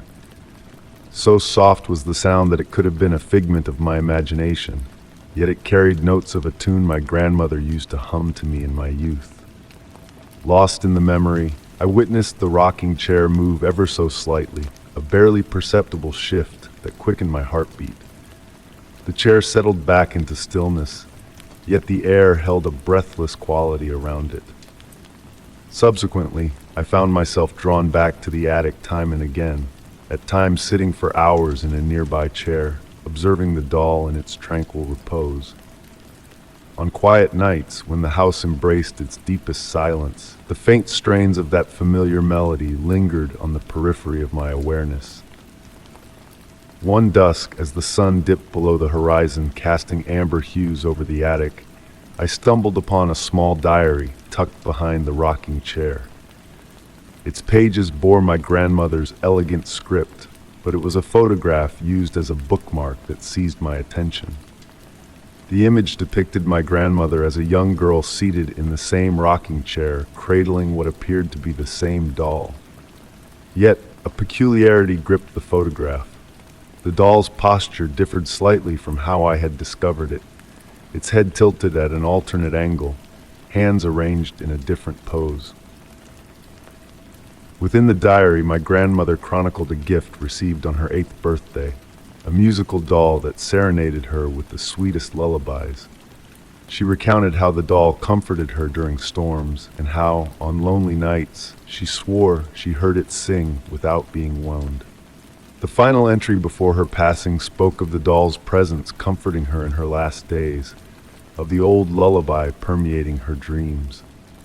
The diary abruptly ceased, as though interrupted mid-sentence. Presently, during quiet evenings in my grandmother's home, I am often drawn back to the attic. The doll remains perched in its chair, its serene countenance unaltered yet somehow evolving with each encounter. At times, on the brink of slumber, the familiar lullaby descends from above, a gentle reminder of my grandmother's enduring love, encapsulated in porcelain and silk, safeguarding the house and its narratives. The enigma surrounding the doll endures, perhaps destined to remain unsolved. Some mysteries are best left as wistful ponderings, drifting between reality and dreams.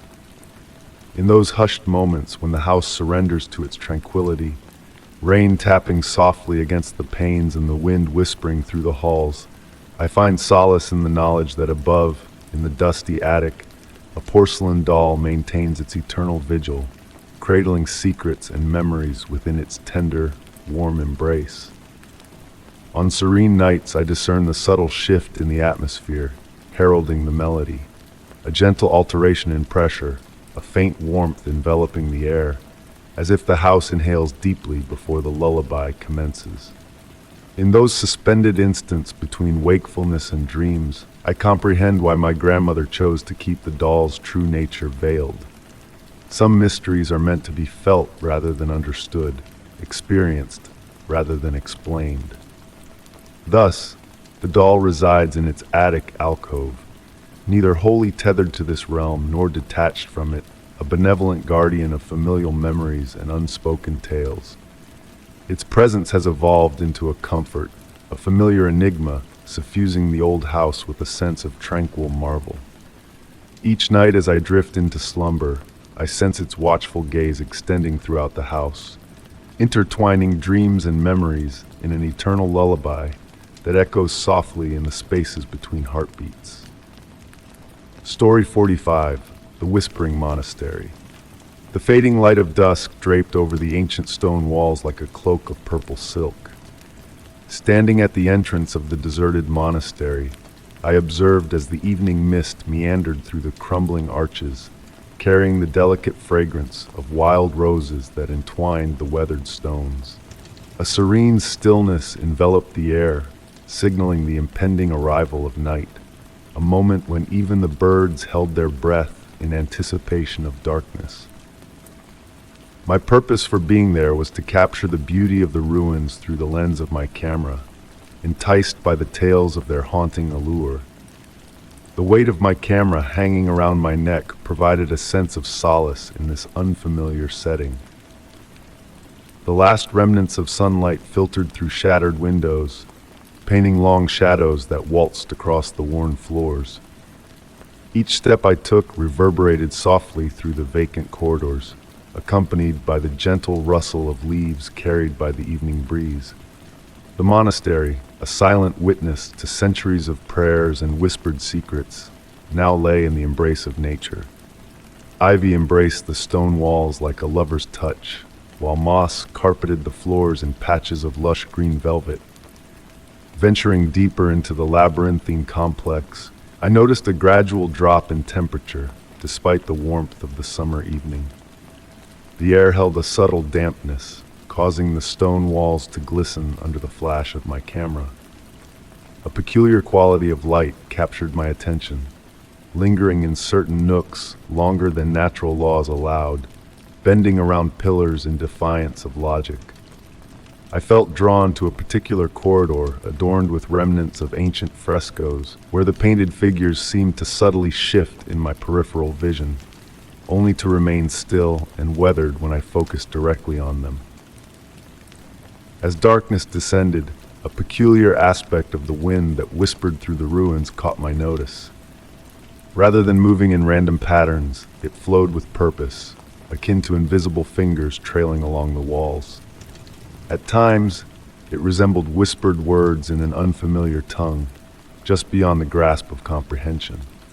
Setting up my tripod in what must have been the main chapel, I prepared for long exposure shots in the waning light, the space still exuding an aura of reverence amidst its decay. Fragments of stained glass cast kaleidoscopic patterns on the floor when illuminated by my camera's flash. While adjusting my settings, I discerned a subtle rhythm in the ambient sounds surrounding me. The wind's whispers grew more distinct, weaving through the ruins like a melodic breath, blending with the intensified perfume of roses and the earthy scent of ancient stone. Caught in the mesmerizing pattern of sound and scent, I swayed slightly as I gazed through my camera's viewfinder, noticing how the shadows seemed to gather in peculiar formations, responding to the wind's rhythmic dance. They ebbed and flowed like a slumbering creature's breath, their subtle movements eluding capture by my lens. With the progression of night, the temperature continued to plummet, my breath forming wispy clouds in the air. The wind's whispers took on an urgent quality, and amidst its murmurs, I could almost discern my name carried on the currents, woven from the rustling air and the gentle clinks of loose tiles. Compelled by an unnamed force, I ventured deeper into the heart of the monastery, my camera capturing images while my senses remained transfixed. Moonlight filtered through the fractured roof, creating ethereal patterns that almost coalesced into recognizable shapes, as if faces obscured by rippling water. In what appeared to be the monastery's library, vacant shelves lined the walls, their aged wood exuding a sense of antiquity. Here, the wind's voice resonated most distinctly, like the turning of pages in an unseen book, carrying whispers that hinted at elusive meanings. Shadows in the corners deepened, pulsating gently with each breath of wind. Framing a final shot as moonlight spilled across the empty shelves, I closed my eyes, immersing myself in the symphony of sounds. The wind's voice had transitioned into a melodic tapestry, recounting tales of bygone eras, of prayers uttered and secrets safeguarded within those ancient walls. Upon opening my eyes, I perceived a shift in the darkness surrounding me. Shadows now held depth, resembling portals to another realm. The wind's song crescendoed, reverberating through my bones, though the air remained eerily calm. Peripheral movements caught my eye, figures cloaked in robes gliding between the bookcases, vanishing upon my direct gaze. Reluctantly gathering my equipment, I retraced my steps through the ruins, the wind's whispers bidding me a farewell tinged with melancholy. At the monastery's threshold, I turned for a final glimpse. In the moonlight's glow, the ruins shimmered as if suspended between realms, caught in a moment of transition. Reviewing the photographs later revealed only the stark reality of crumbling stone and shadow. Yet, on certain nights, when the wind weaves its ancient melody outside my window, echoes of that otherworldly song find their way to me. In the depths of slumber, I return to the moonlit ruins, where the wind still imparts its ancient secrets to those willing to listen. In moments of solitude, I ponder the animated shadows, the whispers that almost formed words. The enigma of that night remains unexplained, and perhaps that is as it should be. Some mysteries are destined to linger in the liminal space between reality and imagination, between the known and the sensed but unproven. The monastery endures, I am certain, its stones continuing to sing their silent hymn to the wind. Thoughts of revisiting flicker through my mind, of waiting in the ancient library as shadows deepen and whispers stir once more. Yet, an intangible intuition warns me that it would not be the same. Some doors once opened lead only to memory, to dream, and to the stories we craft when darkness falls and the wind murmurs in voices just beyond comprehension.